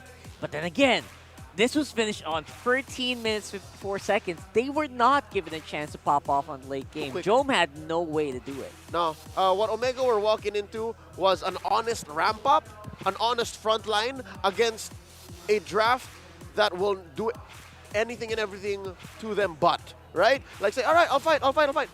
Just kidding, we'll throw you over, burst you down, what's next? You're down 3 dudes. That's exactly what led to Liquid just stampeding through. It's a Liquid stampede, if ever. 16 minutes, man. Oh, 16 kills to 4, under 15 minutes. That's right. That's what stampede is. It's a Cavalier stampede for sure. Used to be, what do you call that? The Echo Express. It's a Now Liquid it's a Stampede. Liquid Stampede. And it was very difficult to actually fight against, despite having a Lolita, despite having a Barat. Yeah. It was played to a T, and you can't blame him. Honestly, they played each and every role perfectly. Yeah, on a role per role, hero per hero, you can see how Omega was like, approaching this potential problem. But when you put it all together, especially in exercise, in execution, Liquid just had their number. So now I'm going to ask you, Rockhart, how do you feel about Zyda coming in? Does this change Liquid's pace? Does this show us a different side of the cavalry? Does it look different to you? Could I have covered the name and say, look at this, who's that? That's a good question, right? I think that's also something that you guys can answer, because honestly, for me, it felt like Zyda did exactly what Team Liquid PH were trying to do all week long, which is polish that early game. They did that in game number 2. Game number 1 was really 50-50. I'm not gonna lie. That you could have tossed the coin, that was it. But in game number 2, that was the goal for Team Liquid PH. Again, they said it themselves. They wanted to clean up that early game, not become the comeback kings of MPL PH. And I guess they did that right here. Game 1, I'll agree with you. I will concur. Game 1 looked like Zyda's first outing in Season 14, definitely. Game 2 looked like what Liquid wanted to be anyways. Like, that is picture perfect, the performance they want. If they could play every single game moving forward, Season 14, like Game 2 here against Omega, we're looking at back-to-back champions. Yeah, and these are the matches that you voted for. And Week 5 star match, TLPH versus FNOP is the winner. And I guess it's very fitting that they also won this match so that you guys... Oh, the 2 winners of today, by the way. That's right. Oh my goodness. Time Slayers versus Times again! Woo! That's spicy right Okay. off the bat. That's why Tony was sighing even after today's win. It's like, oh, come on! Not again! After FCAP, Liquid again? Oh, Another man. 3-game series for sure. So no breaks for Coach Tony today. No breaks all week long. He's probably going to be racking his brain, trying to catch up and make sure that all the holes are covered. But for now, this is what happened for our standings. Fnatic Onic still undefeated in week number 4. 7-0, a perfect first half, followed by Falcons APBren and Aurora, who stay the course at 5 points, followed up by Team Liquid, who, oh, look at that, are at the same spot as Smart Omega. Rockhart, literally the same. They're tied 4-4. Interesting. The way Oh that my the goodness. way that the point system works now is it's so easy to see which teams are going neck and neck. That's right. Not just in match point, obviously very easy to do that. After that, you just have to keep going down, right? Check the win-loss. Check the net game wins and the game win-loss. But for these 2 teams, they are literally twinning. I love what I'm seeing here for Smart Omega. They have Still, the rivals now. yeah, literal rivals, especially on the stats. So, I don't know about you, in the first half of the season, despite losing this one, Smart Omega is still doing good. Yeah, I like how Smart Omega is doing now, more so that they've had their ups and downs. Because what if it crumbles prior to the playoffs, into the playoffs? We'll have to find that out maybe for week 5. For now, though, we got a bit of a surprise for you. A nice treat, a mic check for Team Liquid PH in that last match.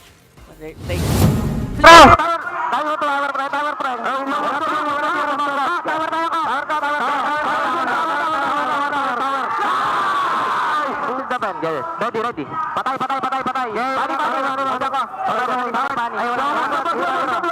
Ay, mamatay. Tawa, tawa, tawa.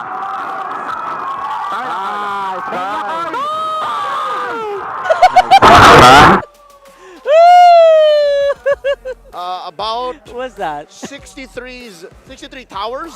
4 they're dead, meaning patay. Patay, patay, dead, 4 dead, about dead, dead. Yeah. they're dead, and 1 I guess that's kind of like a war cry or to rally your teammates, right? There's something primal and just relieving about a good. Woo! You can say that again. Probably a sigh of relief with what happened there. It was still a very intense match. And of course the dub, the fact that they won after back-to-back losses.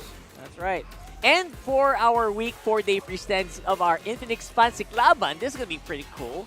Phoenix Army is leading with 5 points. Man, the Phoenix Army has been on a roll recently in terms of Fancy Laban. That's right. Today there was action between the Bees up against the Sonics, and then the Kabarangays versus the Cavaliers, and yeah, the Sonics and the Cavaliers won. Hey, doesn't that mirror real life? It does. Right? Oh my goodness, all right. So the fans' energy is definitely like kind of transferring over to the teams Today specifically, but on a larger scale, like the big picture. In general, I'm happy to see at least the Phoenix Army doing well. Like, Phoenix Army, keep kicking butt. Yeah. I mean that also in the second half. Like, like even for TNC and Blacklist specifically. Yeah, I feel like I hope some of that kind of just boils over as well. Because right now they need all the preparations they can get coming in this week. And again, in one of the most competitive MLBB regions in the whole world. V, literally. Most competitive and strongest region in the world. There you go. So you need everything you can get. And yeah, for now, it's going to be it. Week number 4. The first half has been a bit of a roller coaster. I don't know if you guys' your predictions are correct, but it's been through the roof. Done and dusted. Wow, just like that. Bittersweet. Yeah. I'm happy that we're closer to the playoffs, closer to another M series, but wow, like 4 weeks like that. Passed by, man. Passed by. And yeah, for sure, we will definitely watch a lot of these teams maybe change up over the week. Oh, yeah. Some new picks, some new picks they need to prepare for. At this point, halfway through Season 14, new picks are still coming through. So who's to say? And it's been a while since a patch. That's right. So what about you guys? Who do you think is possibly going to come out in week number 5? Maybe patch-wise, item-wise, rank game-wise, who knows? Stuff can go crazy here in MPLPH. So let us know that in comments. But now, that's going to be it for me. I'm Rockhart. This is Leo. For sure. I'm not Leo. I'll see you guys soon. But for now, throw it over to Mara. Close out the show. Ends the first half of a regular season. It's been a wild month for us witnessing the non-stop action. And next week, second round na ng ating MPL Philippines Season 14. Kaya dapat abangan natin yan because you never know what will happen. So kita-kits muli tayo for another round of intense action and non-stop moments. Dito lang yan sa MPL Arena. Once again, ako po si Mara Aquino. Keep it good vibes, everybody, and see you week 5.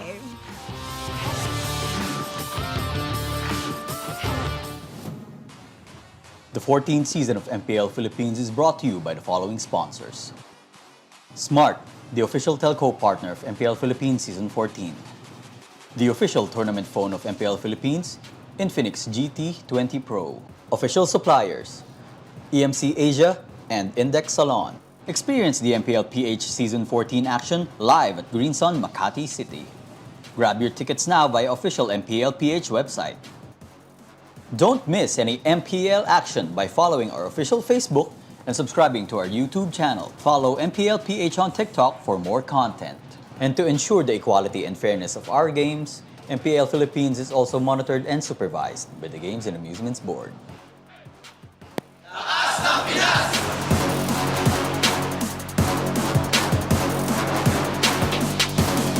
Lakas ng Pinas!